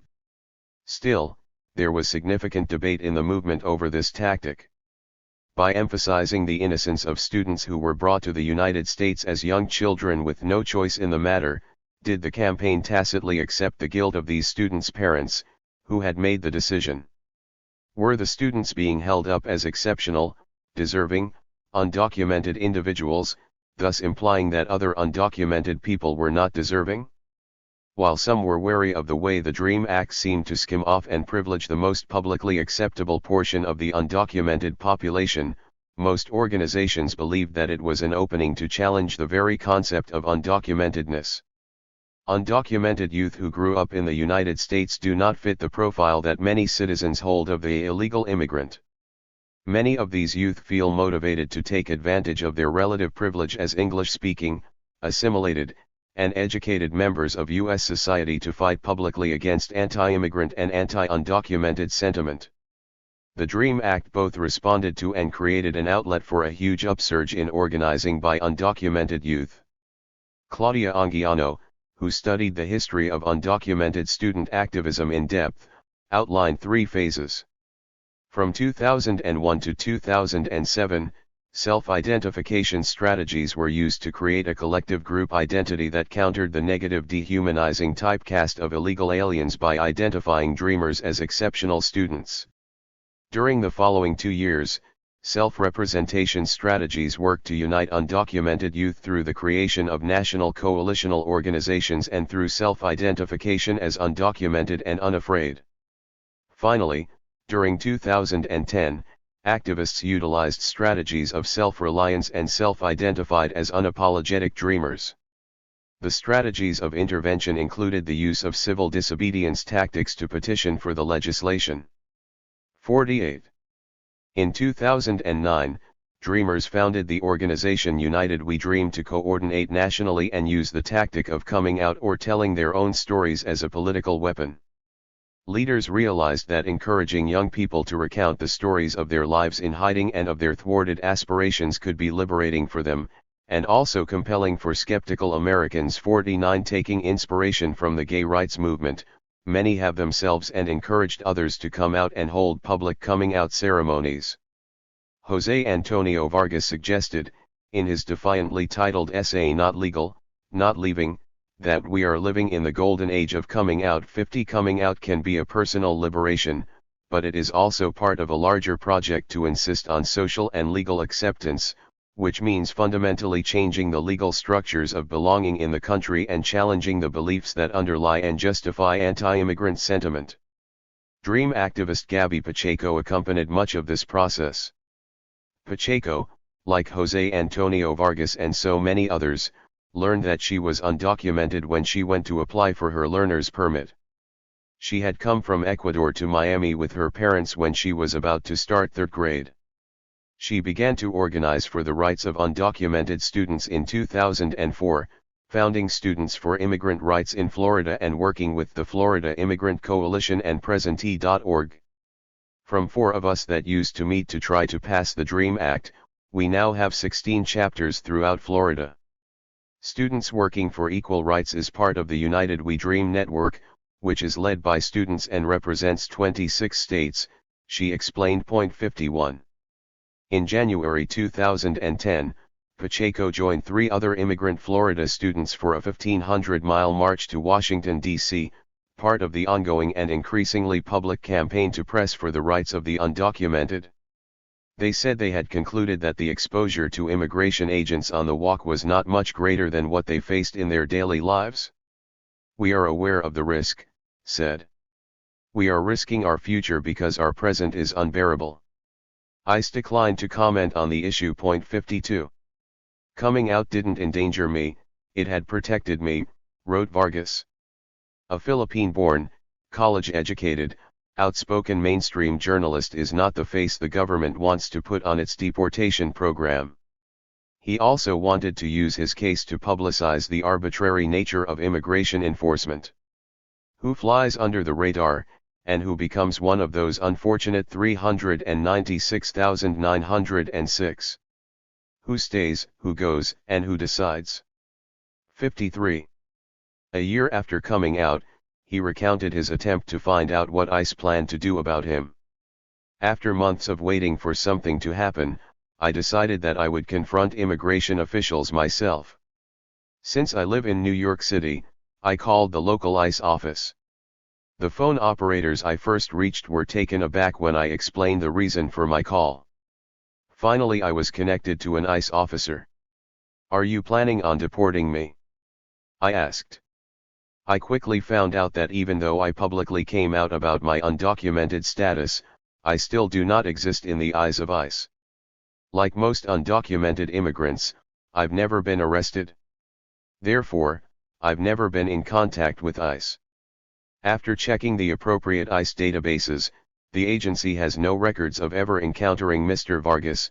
Luis Martinez, a spokesman for the ICE office in New York, wrote me in an email. I then contacted the ICE headquarters in Washington. I hope to get some insight into my status and that of all the others who are coming out. How does ICE view these cases? Can publicly revealing undocumented status trigger deportation proceedings, and if so, how is that decided? Is ICE planning to seek my deportation? We do not comment on specific cases, is all I was told. 54.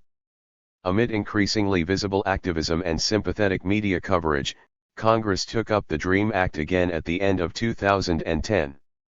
Although it passed the House of Representatives, advocates could not muster enough votes to overcome a Senate filibuster. Most Republicans opposed the DREAM Act in the 2010 vote, even some who had supported previous attempts. The House was about to be turned over to a Republican majority. For some dreamers, it was time to shift away from a legislative strategy. In a meeting after the vote with Senator Harry Reid of Nevada, the majority leader, Ms. Pacheco, said she grabbed him and whispered in his ear. "You know the president has the power to stop deporting us," she said. "You know you could tell him to do this." Startled, Mr. Reid gave her a hug and walked away. In early 2011, United We Dream decided to change its focus to the president. At the National Council of La Raza meeting in Washington in July, when Obama tried to explain that he could not bypass Congress to push for immigrants' rights, dreamers erupted in shouts, "Yes you can! Yes you can!" 55. Meanwhile, Obama's June 2011 Morton memo specifically included dreamers as a category meriting prosecutorial discretion, essentially advising that ICE refrain from prosecuting them for immigration violations. Dreamers saw this as a concession and an opening for further action. In March 2012, Florida Republican and potential vice presidential candidate Marco Rubio announced that he was preparing to propose his own version of the DREAM Act.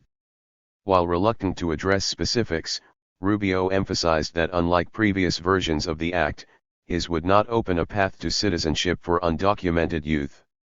"I think that one of the debates that we need to begin to have is a difference between citizenship and legalization. You can legalize someone's status in this country with a significant amount of certainty about their future without placing them on a path towards citizenship, and I think that is something that we can find consensus on," Rubio explained. DREAM Act supporter and Democratic Senator Harry Reid declared scornfully that this was a watered-down version that he would do everything in his power to oppose. 56. Still, Democrats worried about ceding momentum and possibly Latino votes to the Republicans during an election year. Dreamers praised Rubio's step, and they continued to challenge Obama to take presidential action. In May, they presented the administration with a letter signed by over 90 law professors outlining legal precedents and steps that the president could take to halt deportations of undocumented youth. 57.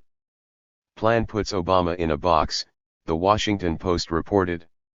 Democrats are reluctant to see Rubio's efforts as anything other than a political gambit to repair his party's tarnished image with Hispanics and boost his own profile as a potential vice presidential pick or future White House contender. But if Obama does not at least try to work with Rubio, he could risk losing a centerpiece of his appeal to Hispanic voters that he is their fiercest ally in Washington and that the GOP is to blame for lack of action on fixing the country's immigration ills. 58. In June, Obama regained the initiative for the Democrats when he announced his DACA program. DACA. Much smaller than a comprehensive immigration reform, smaller even than the DREAM Act, DACA offered a 2-year respite to young people who, Obama said, were American in every single way but one, on paper. We're a better nation than one that expels innocent young kids, he explained. 59 While his announcement was celebrated by many young undocumented immigrants and organizations that advocate for immigrant rights, it did not make those young people American, and like the DREAM Act, it implicitly raised questions about the very nature of status and illegality that were uncomfortable for both dreamers and their opponents.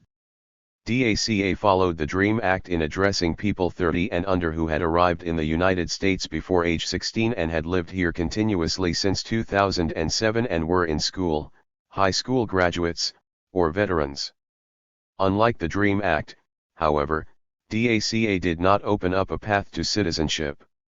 It was limited to relief from deportation for 2 years and, during those 2 years, permission to work. The Pew Hispanic Center estimated that up to 1.4 million youth would be eligible for DACA, half of them under 18 and half 18 to 30 and either enrolled in school or high school graduates. 70% of these were from Mexico. Together, DACA candidates represented just over 10% of undocumented immigrants in the United States. 60.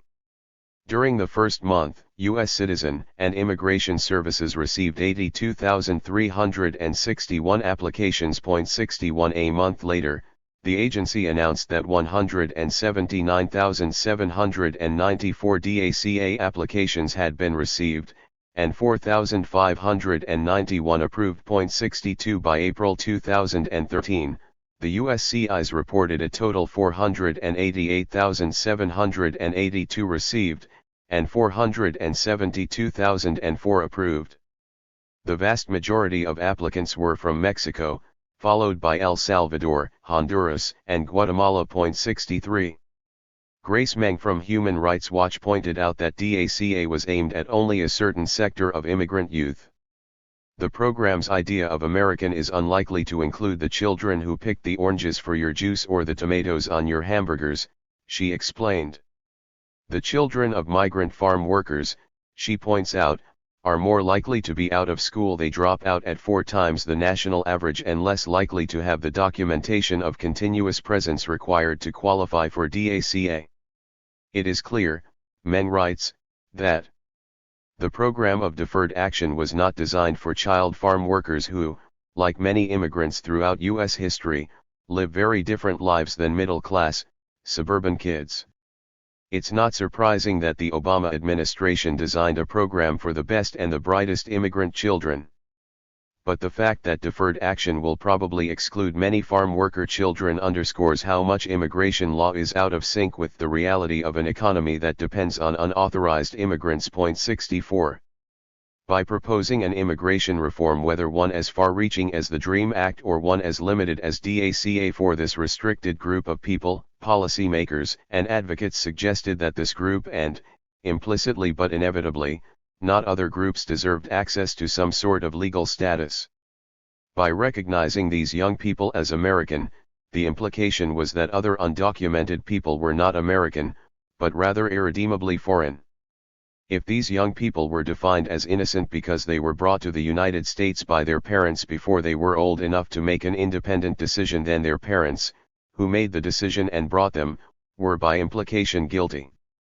When Senators Robert Menendez, Dick Durbin, and Harry Reid introduced a recent version of the DREAM Act in May 2011, they presented it in precisely those terms. The act, Reid claimed, was for children brought to this nation by their parents through no fault of their own. We should not punish children for their parents' past decisions, Menendez added. Senator Ben Cardin agreed that we should not hold innocent children responsible for the sins of their parents. 65. Many children found it difficult to accept the logic that counterpoised their own innocence with their parents' guilt. As one dreamer protested, "I was brought to this country by a very courageous woman. She's my hero. She's my mother. She left everyone and everything she knew behind in order for her to give me a better life. I'm not going to blame her. I thank her for bringing me here." 66. Referring to the internal border that separates the undocumented from the rest of U.S. society, another dreamer wrote, "Is it possible that DACA is also perpetuating this internal border? DACA passed largely due to the pressure that was being put on politicians and President Obama by dreamers. But, I began to question, what else could have influenced the passing of DACA? The strong movement of dreamers started getting exposure to the general public of the country, and the movement made many people question why these students were being punished. Dreamers began to make this internal border visible to the country. In order for the United States to keep perpetuating undocumentedness as an unwanted and illegal thing, they chose to help us in a way that keeps us in the same state of second-class citizenship with a nicer title and stops the general public from continuing to ponder this question. Undocumentedness allows the country to keep its cheap labor and discriminate against non-whites. And, with undocumented students out of the immediate picture of undocumentedness, the continual perpetuation of undocumented people as outsiders can continue to thrive. 67. Many argued that DACA was a first step rather than a solution. By having this relief and having access to greater resources, we can begin to push harder for relief for the entire community, said Lorella Prioli, advocacy director of the group United We Dream. This fight for dreamers in our community has never been about ourselves. It's been about our families. 68. Just a month after the 2012 election, United We Dream agreed upon a new platform demanding an inclusive pathway to citizenship. A New York Times reporter described the meeting. Their decision to push for legal status for their families was intensely emotional. When they were asked at a plenary session how many had been separated by deportation from a parent or other close family member, hundreds of hands went up. They were critical of Mr. Obama for deporting more than 1.4 million people during his first term. When Obama is deporting all these people, separating all of our families, I'm sick and tired of that, said Regem Corpus, a 19-year-old student at the University of California, Los Angeles, who was born in the Philippines. Our family's dreams were to get a better future, said Ulysses Vasquez of Sonoma County, California, but our future is with our families together. At the meeting, several parents followed their children's lead and held a coming out ceremony to tell their stories publicly for the first time. 69. Other contradictions plagued DACA as well. Presidential candidate Mitt Romney announced that, if elected, he would immediately halt the program upon taking office, though he said he would not revoke the status of those who had already been approved. With Obama's election, the program seemed secure at least for the 2 years initially announced. But many of those who it was designed to help found themselves caught in the multiple contradictions of the immigration system, which DACA could not transcend. For many young immigrants, the very documents they needed to supply to prove that they fulfilled the program's requirements were precisely those that they lacked. As the New York Times asked, how do you document an undocumented life? Particularly difficult were work records. For those who worked off the books and were paid in cash, no records documented the transactions. For those who used false social security numbers, submitting the evidence incriminated them in another crime. Moreover, employers were reluctant to unearth or provide records that could implicate them, too, in legal problems. 70. Furthermore, DACA did not affect the actions of ICE, which was pursuing deportation cases against a significant number of potential recipients. Instead, it placed two branches of the Department of Homeland Security against each other. While USCIS administered DACA, ICE attorneys were still charged with pursuing deportation cases. With 325,000 cases pending in its backlogged system, ICE found itself prosecuting and even deporting young people, even as USCIS was reviewing or approving their applications for deferred action. 71. Obama also disappointed many dreamers when he announced that DACA recipients would be excluded from federal health care programs under the Affordable Care Act, even though immigrants deemed lawfully present were eligible. The New York Times noted ironically that immigrants granted such relief would ordinarily meet the definition of lawfully present residents. But the administration issued a rule in late August that specifically excluded the young immigrants from the definition of lawfully present. 72. The Department of Homeland Security left it up to individual states to decide whether people with DACA status could obtain a driver's license or receive state-level benefits like in-state tuition at state colleges and universities. Arizona's governor declared that DACA youth were not eligible for driver's licenses, while Massachusetts became the first state to make them eligible for in-state tuition. In Michigan, the Secretary of State's office announced that DACA youth would not be able to obtain a driver's license. "We rely on the federal government to tell us who is here legally, we don't determine that," the office explained. So far, the federal government has not provided information to the states indicating that DACA grants that legal status. As one Michigan DACA recipient put it wryly, "I'm caught in this situation where I can go to work, I can go to school, I'm legal here, but I can't go to work and can't go to school." 73. As President Obama celebrated his victory in the 2012 election, he highlighted immigrant youth. "We believe in a generous America, in a compassionate America, in a tolerant America open to the dreams of an immigrant's daughter who studies in our schools and pledges to our flag, to the young boy on the south side of Chicago who sees a life beyond the nearest street corner, to the furniture worker's child in North Carolina who wants to become a doctor or a scientist, an engineer or an entrepreneur, a diplomat or even a president," the president proclaimed stirringly. Obama was very clearly referencing the immigrant youth who he supported with his backing of the DREAM Act and deferred action, said Julianne Hing, Colorline's immigration reporter. But it should be noted that his support came largely because immigrant youth have put his feet to the fire and relentlessly demanded more humane treatment of undocumented youth and their families. 74. The Senate's comprehensive immigration reform bill passed in June 2013 included the most generous version yet of the DREAM Act, but as the bill subsequently stalled in the House, the future for immigrant youth remained as uncertain as ever. Chapter 8. Solutions. In order to talk about solutions, we have to understand the real roots and nature of the problem. Many politicians and others who see immigration control as an issue of security and sovereignty imagine that hordes of poor people of color are seeking to appropriate the resources of this land that we now call the United States. This formulation of the problem is a precise reversal of the actual European settlement of the country, from the perspective of the Native Americans. It is also a mirror image of the United States' relationship with the countries primarily Mexico, Central America, and other Latin American countries from which the undocumented come. In every case, the products and profits accumulated in the sending countries are a major source of the abundance and affluence in the United States.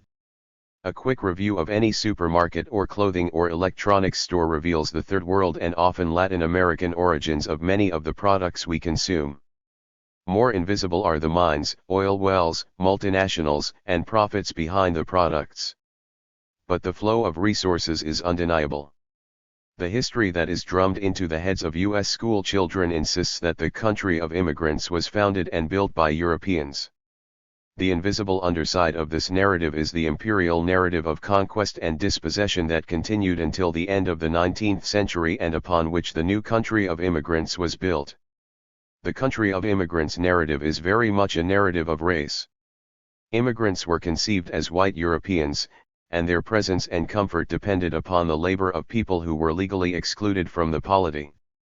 Throughout the 19th and much of the 20th centuries, Mexicans, like African Americans prior to 1868, were accepted as a necessary evil for their labor and considered unthreatening to the white nature of the country that viewed them as exploitable workers rather than as potential citizens. The history of reliance on Mexican labor coupled with the refusal to grant rights to Mexican workers is a long one indeed. The Treaty of Guadalupe Hidalgo and the Gadsden Purchase offered U.S. citizenship to Mexican citizens resident in the territories newly taken. By specifying Mexican citizens, the laws excluded the Native American population resident in the area. And by offering citizenship to Mexicans at a time when citizenship was restricted to whites, the laws implied that Mexicans would be considered white. In the mid-century, then, it was possible to be both white and Mexican in the United States. However, as Catherine Benton Cohn explains in her detailed study of 4 Arizona border towns, Mexican nationality became racialized as non-white during the 19th century through work. Where Mexicans were workers, rather than landholders, they came to be legally defined as racially Mexican and disqualified from citizenship. Where Mexicans owned ranches and farms, racial categories were blurry and unimportant. But in the industrial copper mining town of Bisbee, Mexican workers were segregated economically by their lower pay and geographically by new town planning experiments. To most non-Mexican residents of Bisbee, Mexicans were peon workers or potential public charges, not neighbors or business partners, not co-workers or co-worshippers, and certainly not potential marriage partners. In these areas, where Mexicans became defined as racially Mexican through their laboring status, American increasingly equaled white, and so Mexican came to mean the opposite of both too. Nicholas de Genova notes the long-standing equation of Mexican migration with a presumably temporary, disposable labor migration predominated by man. The 1911 Dillingham U.S. Immigration Commission argued that while are not easily assimilated, this is of no very great importance as long as most of them return to their native land. In the case of the Mexican, he is less desirable as a citizen than as a laborer. For one way or the other, then, de Genova concludes, U.S. policy would ensure that most of them proved to be sojourners. 5. The laws that restricted citizenship to whites did not restrict the right to work to whites. On the contrary, Congress has repeatedly created new categories of non-white people who were specifically cast as workers. Deportability became a crucial factor in cementing the association between Mexicanness as a race and legal status as a temporary worker. The threat of deportation worked to institutionalize the fragile character of Mexicans' claims to rights in the land where they came, invited, to work. It could be used to accommodate the changing needs of employers, and it could also be used to discourage union organizing or other forms of social protest. 6 Until the 1960s, racial justification seemed sufficient for legal discrimination against Mexicans, making immigration illegal. After the 1960s, when race was finally rejected as a rationale for excluding people from access to public spaces, citizenship, or entry into the United States, new forms of legal and legalized exclusion took its place. The last 2 major immigration reforms, in 1965 and 1986, turned Mexican migrant workers into illegal workers and used that legal status to justify discrimination. They also, paradoxically, helped to greatly increase both the immigrant and the undocumented population. The 1965 law is generally seen as a civil rights triumph. One typical account explains that it ended discrimination and represented a significant watershed in U.S. immigration history, and particularly in its explicit reversal of decades of systematically exclusive and restrictive immigration policies. Immigration scholars agree that the climate of the civil rights movement of the 1960s set the context for the 1965 immigration reform. 7. Despite this generous interpretation, the 1965 law was actually distinctly and unequivocally restrictive when it came to Mexican migrants. 8 Through the 1950s and early 1960s, hundreds of thousands of Mexicans were crossing the border as braceros or alongside the braceros each year. Then the bracero program was ended and Mexican immigration was suddenly capped. By 1976, a cap of 20,000 immigrant visas a year was enforced. The seasonal, Circular migration of Mexicans over many decades that had attracted little national attention suddenly became a yearly and highly visible violation of American sovereignty by hostile aliens who were increasingly framed as invaders and criminals. 9. If the new restrictions were intended to lower migration from Latin America, they failed miserably. Instead, all types of immigration from Latin America rose after 1965, temporary and permanent, legal and illegal. Legal immigration from Latin America grew from about 450,000 between 1950 and 1960 to over 4 million between 1990 and 2000, while the number of undocumented Latin Americans living long-term in the United States grew from almost none in 1965 to close to 10 million in the first decade of the new century. 10. Further unintended consequences flowed from the greatly increased border enforcement of the 1990s and 2000s. As border crossing became more difficult, more dangerous, and more expensive, seasonal migrants began to change their patterns and stay on in the United States, sometimes bringing their families as well. The undocumented population grew rapidly in those decades, not because more immigrants were arriving, but because fewer were leaving.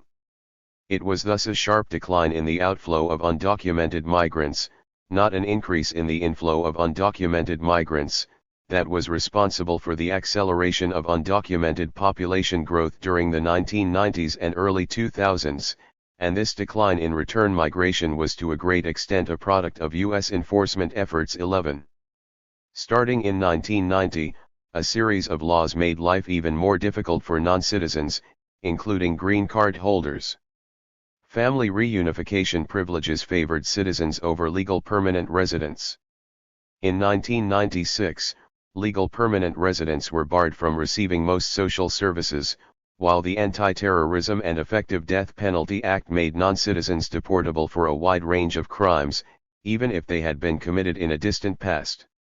Then, in 2001, the USA Patriot Act made deportation and arrest possible for virtually any non-citizen, based only upon the U.S. Attorney General's decision. 12.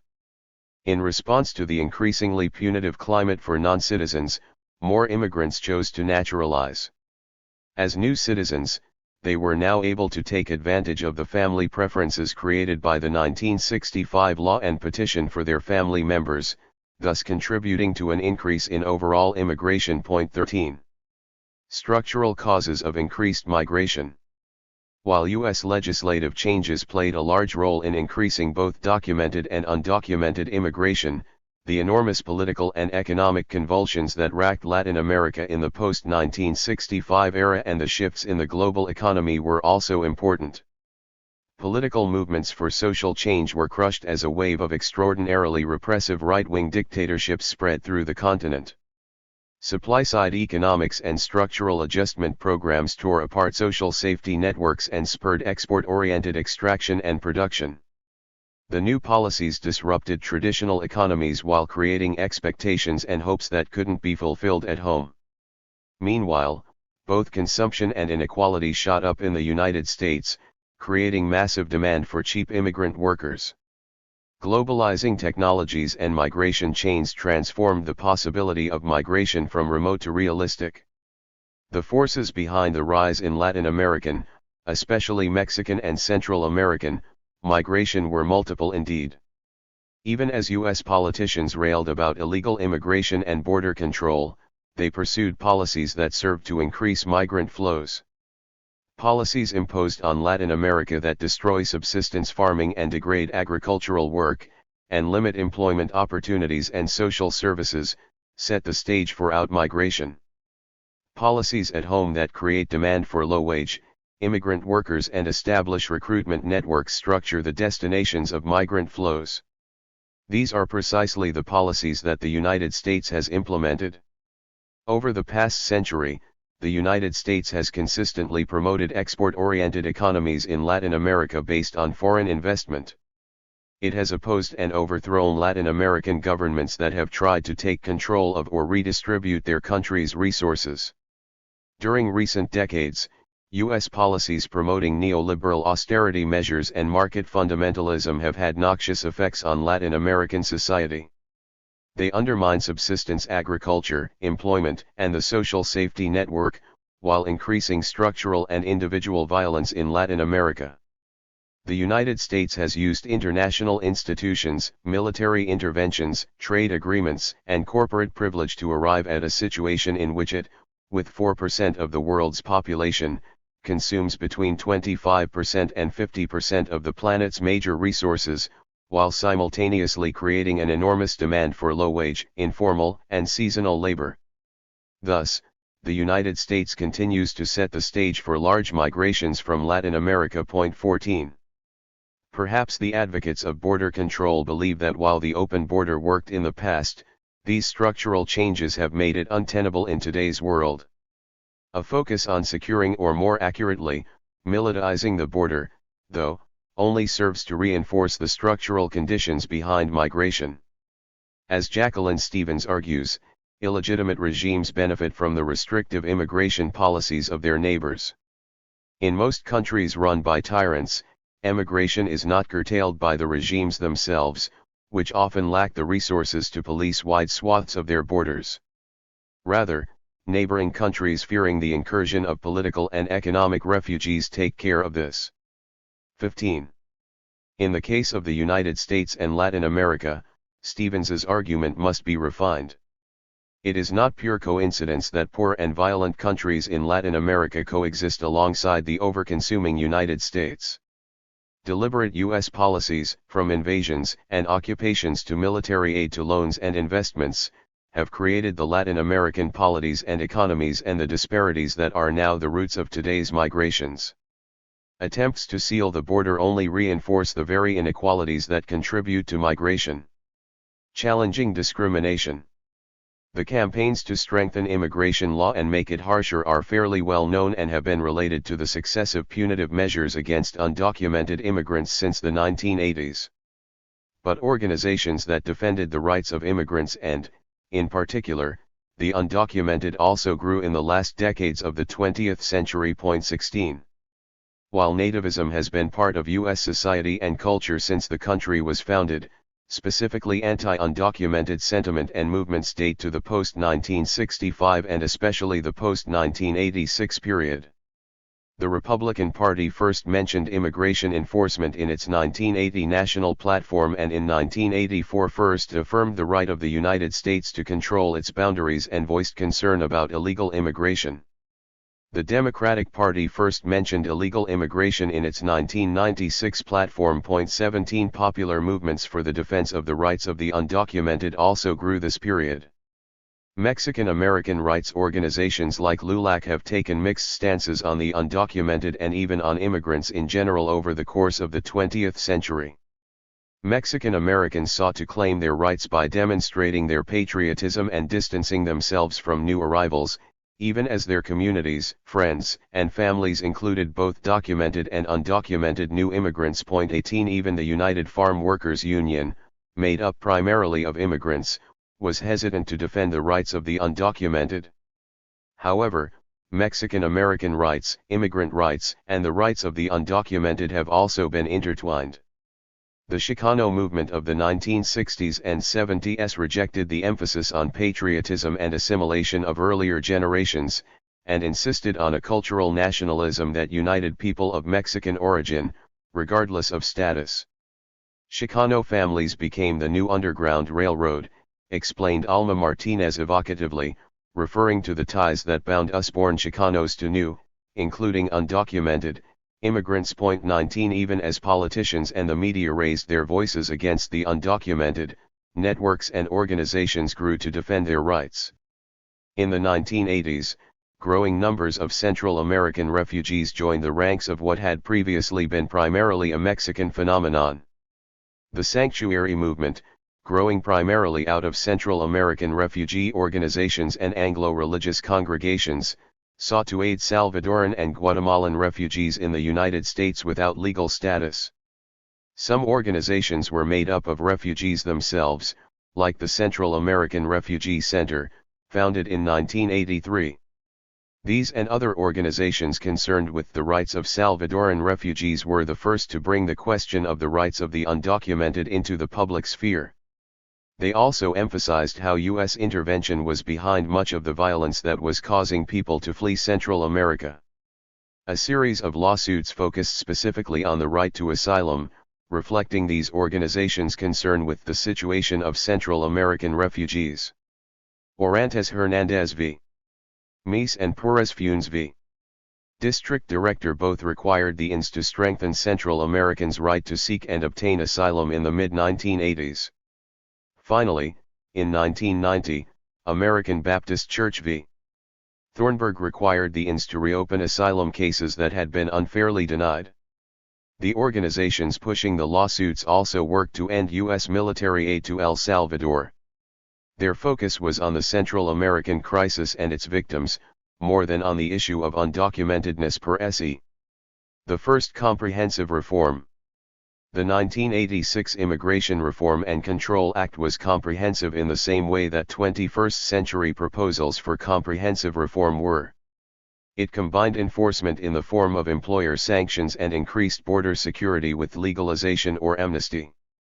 The rationale was that by legalizing some of the undocumented population, encouraging others to leave, and making it more difficult for further undocumented people to enter the country, the numbers of the undocumented should be significantly reduced. IRCA had complicated implications for the undocumented. For those who could document presence since 1982 or eligibility for special agricultural worker status, the chance to obtain legal status was priceless.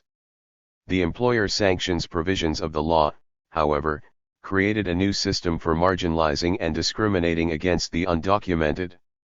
By offering legal status to some, but not all of the undocumented, IRCA invited even more pernicious racism against those it left out. The National Network for Immigrant and Refugee Rights was established in 1986, growing out of a coalition that coalesced in 1985 to organize a National Day of Justice for Immigrants and Refugees in opposition to legislative proposals for employer sanctions for the hiring of undocumented workers, which was incorporated in the 1986 IRCA. Following the passage of the law, new organizations like the New York Immigrant Coalition and the Massachusetts Immigrant and Refugee Advocacy Coalition formed, both to help undocumented immigrants gain legal status and to challenge discriminatory aspects of the enforcement of employer sanctions. Despite its supposed comprehensiveness, IRCA did not live up to its claims. Around 1.7 million immigrants became legalized through IRCA provisions, which succeeded in reducing the total undocumented population by that number. However, the gradual net inflow of undocumented people did not seem to change much. As Karen Woodrow and Jeffrey Passel explain, the entire decrease in the undocumented population from 3.1 million in 1986 to 1.9 million in 1988 is attributable to formerly undocumented immigrants changing their status to legal residents under the provisions of the IRCA. 20 In other words, the law led to neither an increased outflow nor a reduced inflow of undocumented immigrants. In fact, after this group is taken into account, our research suggests that the remaining undocumented population may actually have increased between June 1986 and June 1988. Thus IRCA has not cut off the flow of new undocumented immigrants to the United States. 21.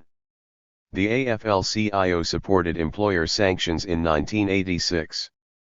But as Jeff Stansberry wrote a few years later, the IRCA is not a border control law, rather, it is a worker control law. In the words of Asian Law Caucus staff attorney Bill Tamayo, the new law has codified the existence of a cheap and highly exploitable class of labor, largely non-white and non-English speaking, with little rights, if any. And employers lost no time in using the law as a weapon against workers who tried to organize unions. 22 In 2000, the AFL-CIO reversed its stance and called for a repeal of employer sanctions. 23 AFL-CIO Executive Vice President Linda Chavez Thompson explained, employers often knowingly hire workers who are undocumented, and then when workers seek to improve working conditions, employers use the law to fire or intimidate workers. 24. Proponents of employer sanctions argued that by making it more difficult for undocumented immigrants to find work, the law would discourage them from migrating to begin with. For Mexicans contemplating migration, though, employer sanctions did not appear to loom very large. In one important study of Mexican sending communities in 1990, interviewees made it clear that having a job in the United States is far more important to them than any law the U.S. Congress might pass. If they have a solid job prospect, they will migrate, with or without papers. Our field studies suggest that the robust growth in employment opportunities in the United States in the second half of the 1980s has been at least as important in fueling the current wave of emigration as the effects of Mexico's lingering economic crisis. 25. The anti-immigrant 1990s. In the 1990s, explicitly anti-undocumented or anti-illegal mobilization took off, especially in California, where Proposition 13 in 1978 had decimated state finances. Under Governor Pete Wilson, illegal immigrants became a convenient scapegoat. 26 Proposition 187 in 1994 was the first of many state and nationwide efforts to impose austerity on the backs of the most vulnerable. Nicknamed Save Our State, it sought primarily to bar the undocumented from receiving public services. The text of the proposed law began by stating, "The people of California find and declare as follows, that they have suffered and are suffering economic hardship caused by the presence of illegal aliens in this state. That they have suffered and are suffering personal injury and damage caused by the criminal conduct of illegal aliens in this state. That they have a right to the protection of their government from any person or persons entering this country unlawfully." 27 Wilson made undocumented immigration the cornerstone of his 1994 re-election campaign. 28 Proposition 187's language and rationale became widespread in the anti-undocumented movement in subsequent years. Many of Proposition 187's provisions were never enacted, being tied up or rejected in the courts. However, as California goes, so goes the nation.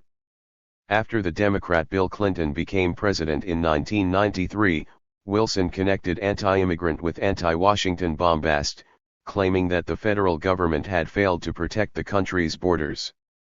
Wilson's attacks helped to push Clinton to the right on border enforcement, as Clinton sought to woo California's apparently increasingly anti-immigrant electorate. 29.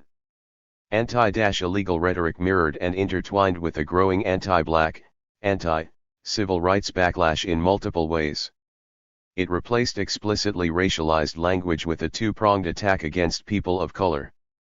First, starting with the 1980 election, conservatives repeatedly raised the issue of welfare, subtly framing it as a context between hard-working blue-collar whites and poor blacks who refused to work. 32nd was rhetoric about law and order. 31 The shift to a general attitude of toughness toward problems associated with communities of color began in the 1960s.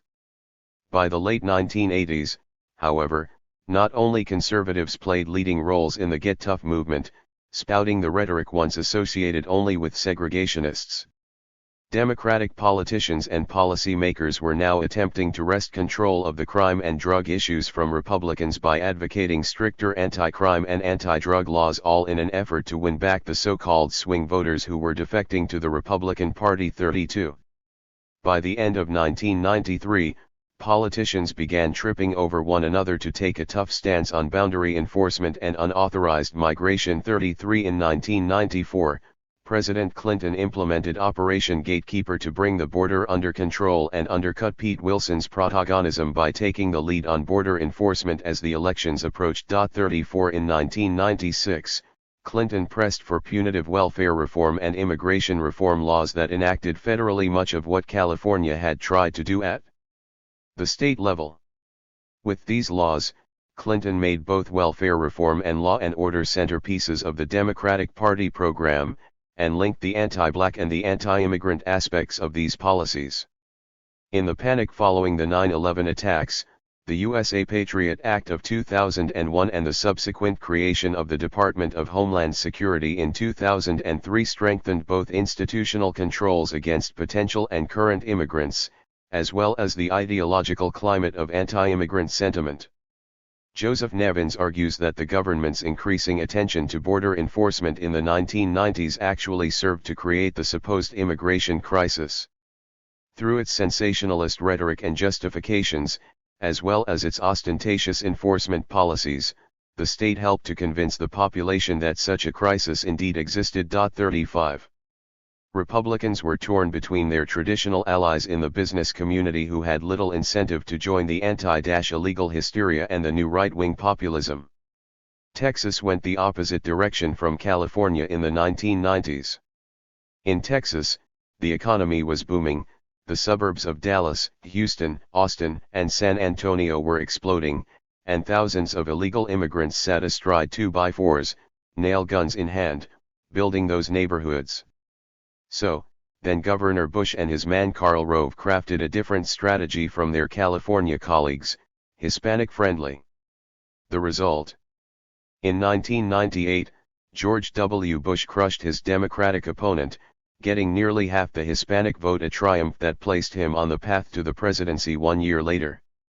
36. In 2001, Texas Republican Governor Rick Perry's decision to sign the nation's first in-state tuition law in 2001 represented the crest of the pro-immigrant wave. A decade later, Texas Republicans had gone the way of their California colleagues. Texas Republicans promoted a redistricting plan and voter identification law that federal courts struck down as discriminatory. As late as 2010, Perry declared that a law like Arizona's SB 1070 would not be the right direction for Texas. 37. By 2012, however, he was defending Arizona. No state should be held hostage to a federal government that refuses to enforce the laws of the land. The people of Arizona took action consistent with federal law and in direct response to the failure of this administration to secure our nation's borders. The absence of federal action on immigration enforcement directly spoils the integrity of our nation's laws. 38. Moreover, Perry was pushing for a Texas version of this legislation, banning sanctuary cities that would prevent local law enforcement agencies from enforcing federal immigration law. 39. Comprehensive versus enforcement only. In the new century. In January 2004, President and candidate George W. Bush had lauded the country's immigrant history in a speech whose audience included representatives of LULAC and other Hispanic organizations. Bush acknowledged the country's need for migrant workers and expressed great sympathy for the undocumented. Reform must begin by confronting a basic fact of life and economics. Some of the jobs being generated in America's growing economy are jobs American citizens are not filling. Yet these jobs represent a tremendous opportunity for workers from abroad who want to work and to fulfill their duties as a husband or a wife, a son or a daughter. Their search for a better life is one of the most basic desires of human beings. Many undocumented workers have walked mile after mile, through the heat of the day and the cold of the night. Some have risked their lives in dangerous desert border crossings or entrusted their lives to the brutal rings of heartless human smugglers. Workers who seek only to earn a living end up in the shadows of American life, fearful, often abused and exploited. When they're victimized by crimes, they're afraid to call the police or seek recourse in the legal system. They are cut off from their families far away, fearing if they leave our country to visit relatives back home they might never be able to return to their jobs. Thus, Bush proposed offering temporary legal status to all undocumented workers in the country. Although he emphasized that the status would be temporary initially for 3 years, but renewable, he also emphasized that those who wanted to apply for citizenship should also be allowed to do so. 40. Several congressional proposals for so-called comprehensive immigration reform were launched in the first decade of the new century.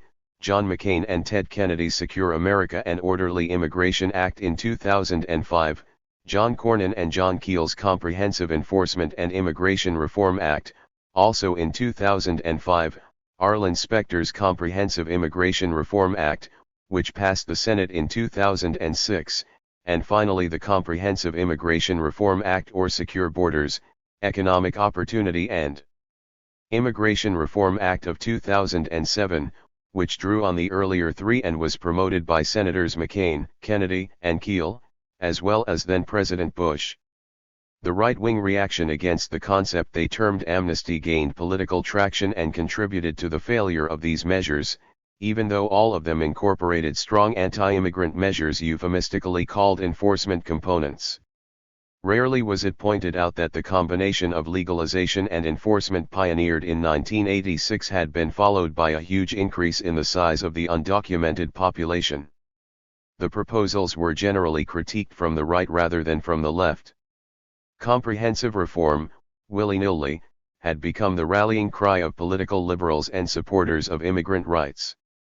While these comprehensive approaches stalled, the House passed an extraordinarily punitive piece of legislation that epitomized what came to be called the enforcement-only approach, H.R. 4437, the Border Protection, Anti-Terrorism, and Illegal Immigration Control Act of 2005.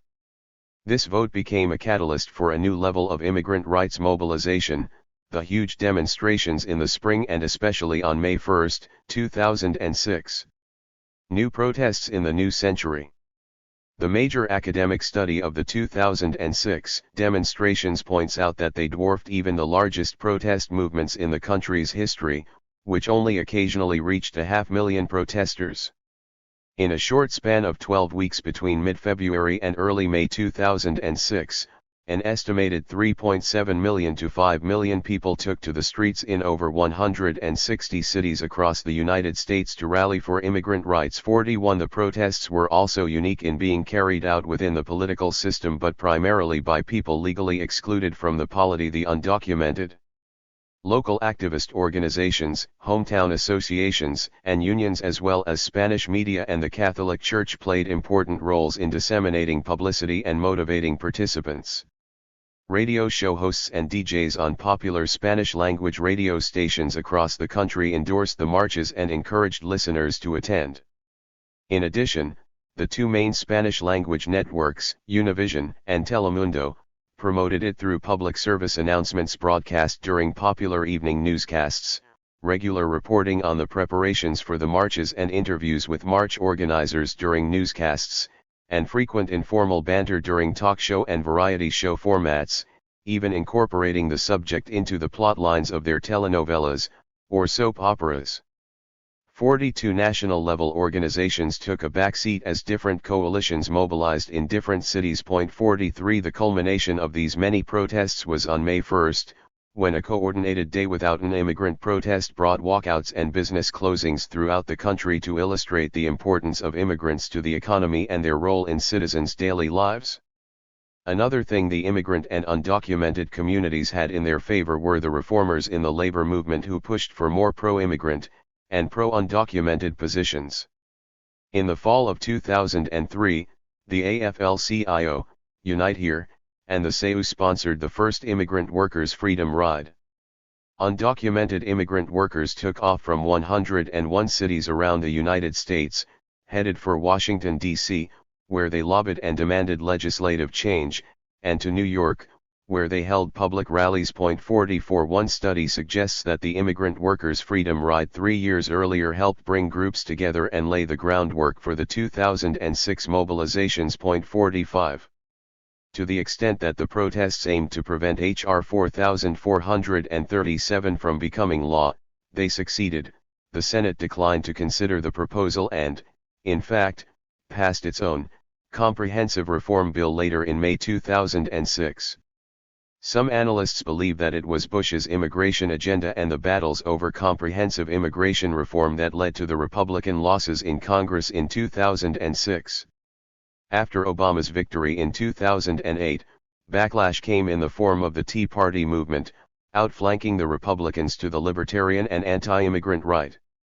The Republicans are currently torn between appealing to the fast-growing population of Hispanic voters who have traditionally voted Democratic and playing to the far-right anti-immigrant sentiment fanned by talk radio and the Tea Party. 35% of Hispanics voted for Bush in 2000, and over 40% did so in 2004, when Hispanic Republican support peaked. 46 In 2008, with Barack Obama running against John McCain and Sarah Palin, the Hispanic Republican vote sank to 31%. In 2012, as candidate Mitt Romney took an outspokenly anti-immigrant position, this went still lower to 27%. Meanwhile, the Hispanic vote rose to 10% of the total, up from 9% in 2008 and 8% in 2004.47. Consulting firms and the cultural battle. Rinkusen argues that despite the successes of 2006, a cultural battle for the rights of the undocumented was lost in the rise of xenophobia after September 11. Fox News, talk radio, reality TV, and other media and entertainment sources offer the public epic battles between criminal aliens and beleaguered law enforcement in what Sen calls a racialized cultural fight over the nation's identity. 48 Sen especially critiques the immigrants' rights organizations that have sought and followed the advice of consultants and mainstreamed their messages so as to tacitly accept, rather than challenge, common anti-immigrant sentiments. Many large organizations have relied on consulting firms like Weston Strategies that use surveys and focus groups to determine what messages will resonate with different sectors of the American public. The firm's founder, psychologist Drew Weston, urged advocates to concede to the public's antipathy for immigrants considered illegal, rather than to challenge that stance. Advocates should aim for the center, he argued, by avoiding talk of immigrants' rights and instead relying on some key phrases that would resonate with those less sympathetic. His surveys found that the phrases comprehensive immigration reform and fixing a broken immigration system went over especially well with these centrist voters. An effective message, Weston discovered, begins with taking tough measures to secure our borders, continues with cracking down on illegal employers, and finally ends with requiring those who came here without our permission to get in line, work hard, obey our laws, and learn our language. 49 His firm works with and has been commissioned by major immigrants' rights organizations like the Migration Policy Institute, the Center for American Progress, and Reform Immigration for America. Indeed, Weston's key phrases began to enter every politician's immigration proposals. The Democratic Party also constructed its 21st century agenda based on survey and focus group research about what messages would resonate with the American public. A study the party commissioned by Democracy Corps and Greenberg-Quinlan-Rossner Research as the 2008 election approached argued that immigration is especially important in congressional battleground districts and states where views on illegal immigration are more negative. Failing to show real determination to get this problem under control costs incumbent Democrats votes. Like Weston, the authors recommended acknowledgement of the problem, pragmatic and tough ideas to stem the flow of illegal immigration with a path to citizenship laden with the kinds of requirements that anyone should meet if they are to attain the honor of being an American citizen. Their bullet points included the following: attack Bush for losing control of the problem, enforcement at both the border and with employers, opposition to non-essential benefits, and responsibility and a path to citizenship. A large majority of voters support a path to citizenship if we are serious about having to qualify for citizenship, expelling anyone who has committed a crime, others pay a fine and taxes, learn English, and get in the back of the queue. But if voters hear only the part about a path to citizenship without the responsibilities, they do not support this and punish incumbent Democrats. But if Democrats get it and are very serious about getting the problem under control, including benefits, their leaders can get support for solving this problem. 50. As a candidate, Obama echoed this position when he outlined what he believed comprehensive immigration reform should look like and vowed to press for its passage. I can guarantee that we will have in the first year an immigration bill that I strongly support and that I'm promoting. And I want to move that forward as quickly as possible, he stated in May 2008.51. We need immigration reform that will secure our borders, and punish employers who exploit immigrant labor, reform that finally brings the 12 million people who are here illegally out of the shadows by requiring them to take steps to become legal citizens, he told the National Association of Latino Elected Officials in June. 52. A large coalition of immigrant rights organizations favored this idea of a comprehensive reform, despite its punitive aspects, and supported the Obama candidacy and presidency. Obama continued to reiterate this refrain once in office. The way to fix our broken immigration system is through common sense, comprehensive immigration reform, he declared at a Cinco de Mayo celebration in 2010, seeming to take his cue directly from Weston. That means responsibility from government to secure our borders, something we have done and will continue to do. It means responsibility from businesses that break the law by undermining American workers and exploiting undocumented workers. They've got to be held accountable. It means responsibility from people who are living here illegally. They've got to admit that they broke the law and pay taxes and pay a penalty, and learn English, and get right before the law and then get in line and earn their citizenship. 53. He continued to sound the same themes after winning the 2012 election. When I say comprehensive immigration reform, I think it should include a continuation of the strong border security measures that we've taken, because we have to secure our borders. I think it should contain serious penalties for companies that are purposely hiring undocumented workers and taking advantage of them. And I do think that there should be a pathway for legal status for those who are living in this country, are not engaged in criminal activity, are here simply to work. It's important for them to pay back taxes, it's important for them to learn English, it's important for them to potentially pay a fine, but to give them the avenue whereby they can resolve their legal status here in this country, I think is very important. 54. A core of mainstream immigrant rights organizations linked to the Democratic Party continues to push for this kind of a comprehensive reform. Organizations like the New Democrat Network, the National Council of La Raza, National Association of Latino Elected and Appointed Officials, We Are America Alliance, Mi Familia Vota Educational Fund, and Democracia USA are sometimes identified as the Inside the Beltway organizations. They emphasize the potential of the growing Latino vote, the need to incorporate new voters into the Democratic Party, and the need of the party to reach out to its new constituency through the project of comprehensive reform. A few advocates and organizations opposed the focus group approach. Oscar Chacon, Executive Director of the National Alliance of Latin American and Caribbean Communities, or NALAC, rejected the comprehensive consensus, arguing that this is oppressive language, punitive and restrictive. The 2008 Democracy Corps report was nothing but an effort by DC groups to justify their views with a public opinion survey. The Democrats were accept more and more of the premises of the anti-immigrant lobby.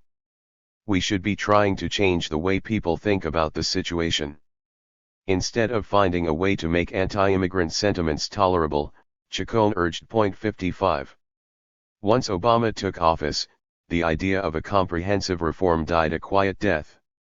The Obama administration moved instead on the enforcement side, promoting and imposing the Secure Communities and E-Verify programs.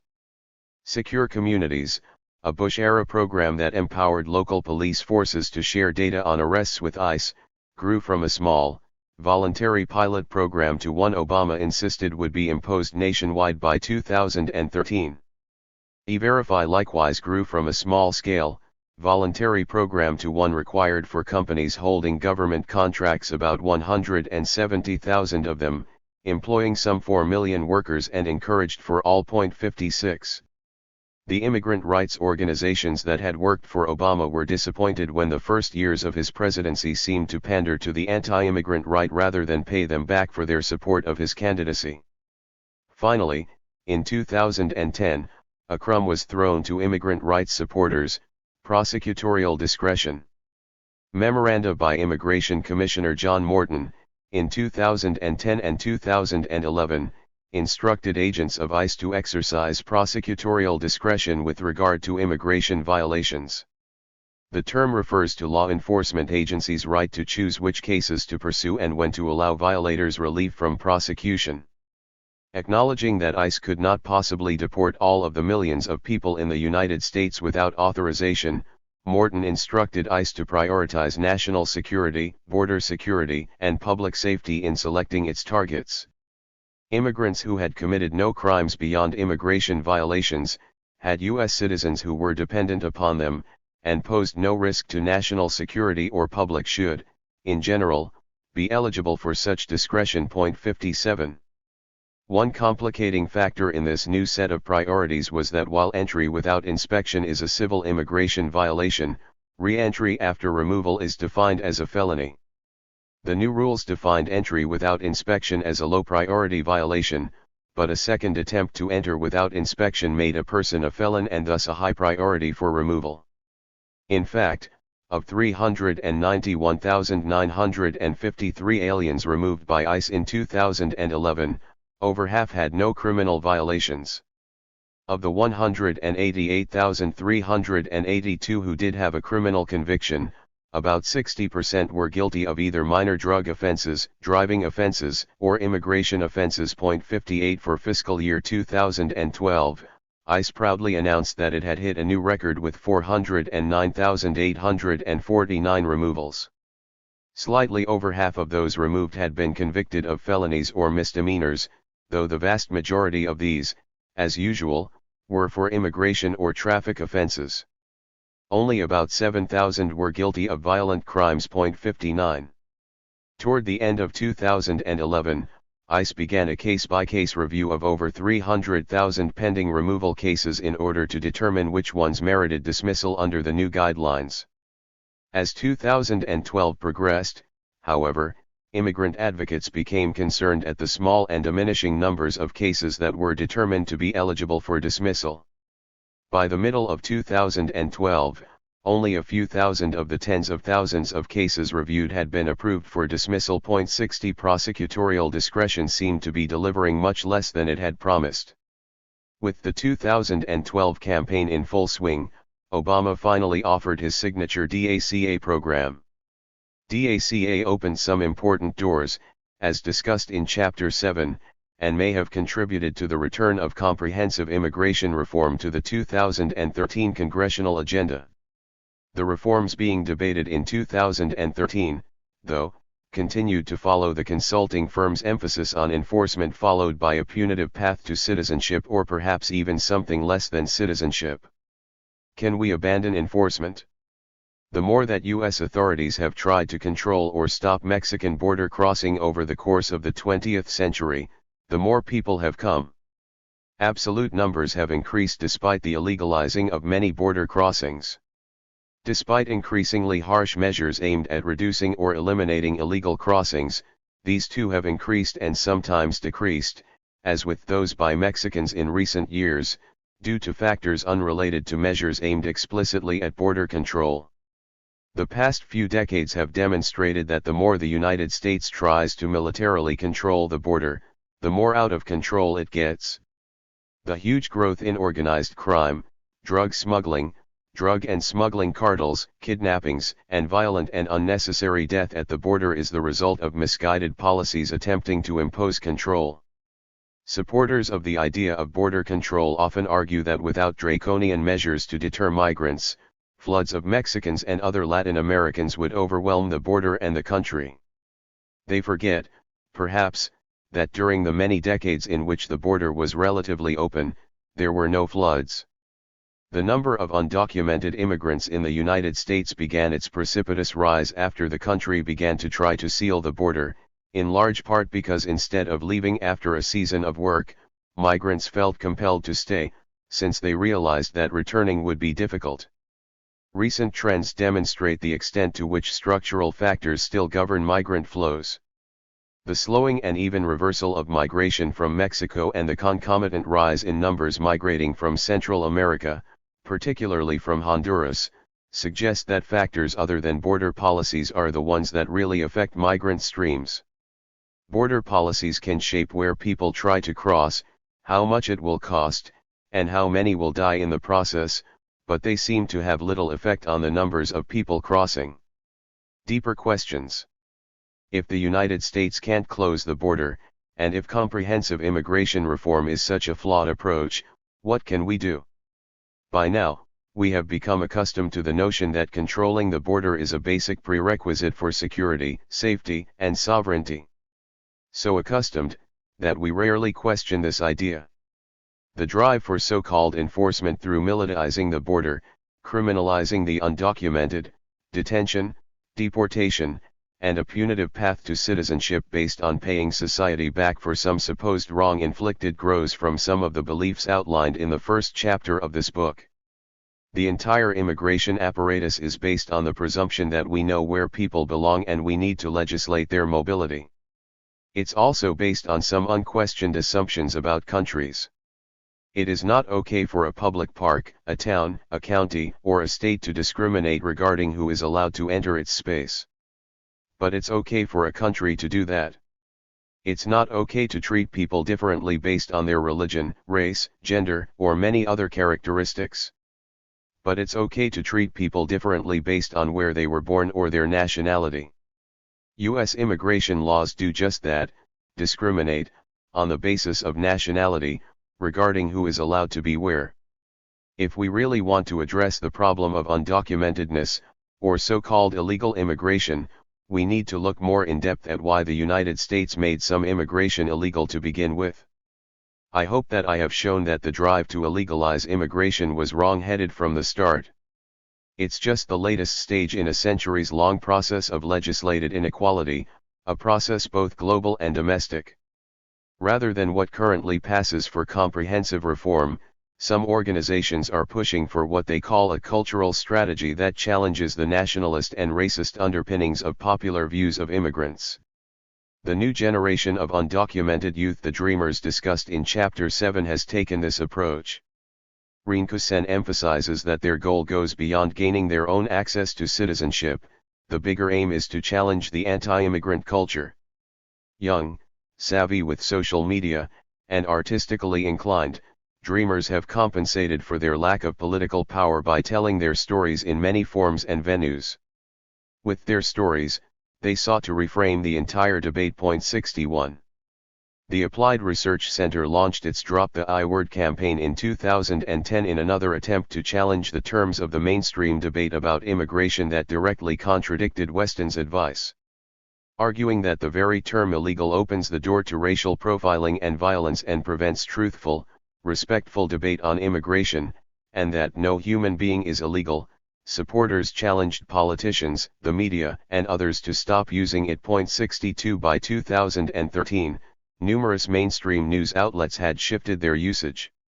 Illegal immigrant isn't always accurate because it implies that somebody illegally immigrated, when in fact a lot of people who are here illegally are here because their documentation expired after they came, the Associated Press explained when its new style guide recommended against using the term. Point 63. The New York Times and Los Angeles Times soon followed suit. Point 64. In December 2012, Mexican-American columnist Ruben Navarrete penned a controversial column in which he chastised Dreamers and implicitly, others who are explicitly challenging the official terms of the debate for acting like spoiled brats. They don't ask, they demand, Navarrete complained. These kids want it all. What some seem to really want is the golden ticket, U.S. citizenship. They are drunk on entitlement, he wrote, and will alienate supporters. 65. At my own university, Salem State, in Massachusetts, a group supporting undocumented students engaged in a similar debate a few years ago. Should the university openly admit and support students who were undocumented? Or should it quietly open some back doors? One local high school guidance counselor cautioned us that the anti-immigrant climate at her school was so virulent that she preferred to counsel students individually and would not recommend that we hold a public event at her school. A faculty member worried that if we raised the issue publicly, it would imperil our undocumented students. Another retorted, "Do you know of any historical example where social change has come about by people keeping quiet?" That question has stayed with me over the years and seems to surface again and again, as in Navarrete's column. There are those who truly believe that the best way to help the undocumented is through backroom deals that may bring some benefits for some people without addressing the larger structural issues of unequal international relations, an economy based on the use of labor kept cheap through legal marginalization, restrictive immigration policies, discrimination, and inequality before the law. History shows, though, that whether we are trying to change foreign policy, domestic and global economic structures, or laws that discriminate, Frederick Douglass was closer to the truth when he argued that change must be a struggle. Power concedes nothing without a demand. It never did and it never will. 66.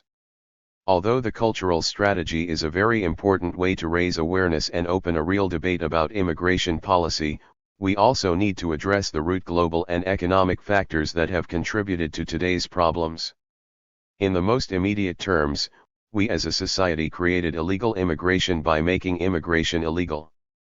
In larger terms, we created illegal immigration by fostering a global system that bases the prosperity for the few on the exploitation of the many and enforcing it, in the modern era, through borders and exclusive citizenship. It's up to us to change it.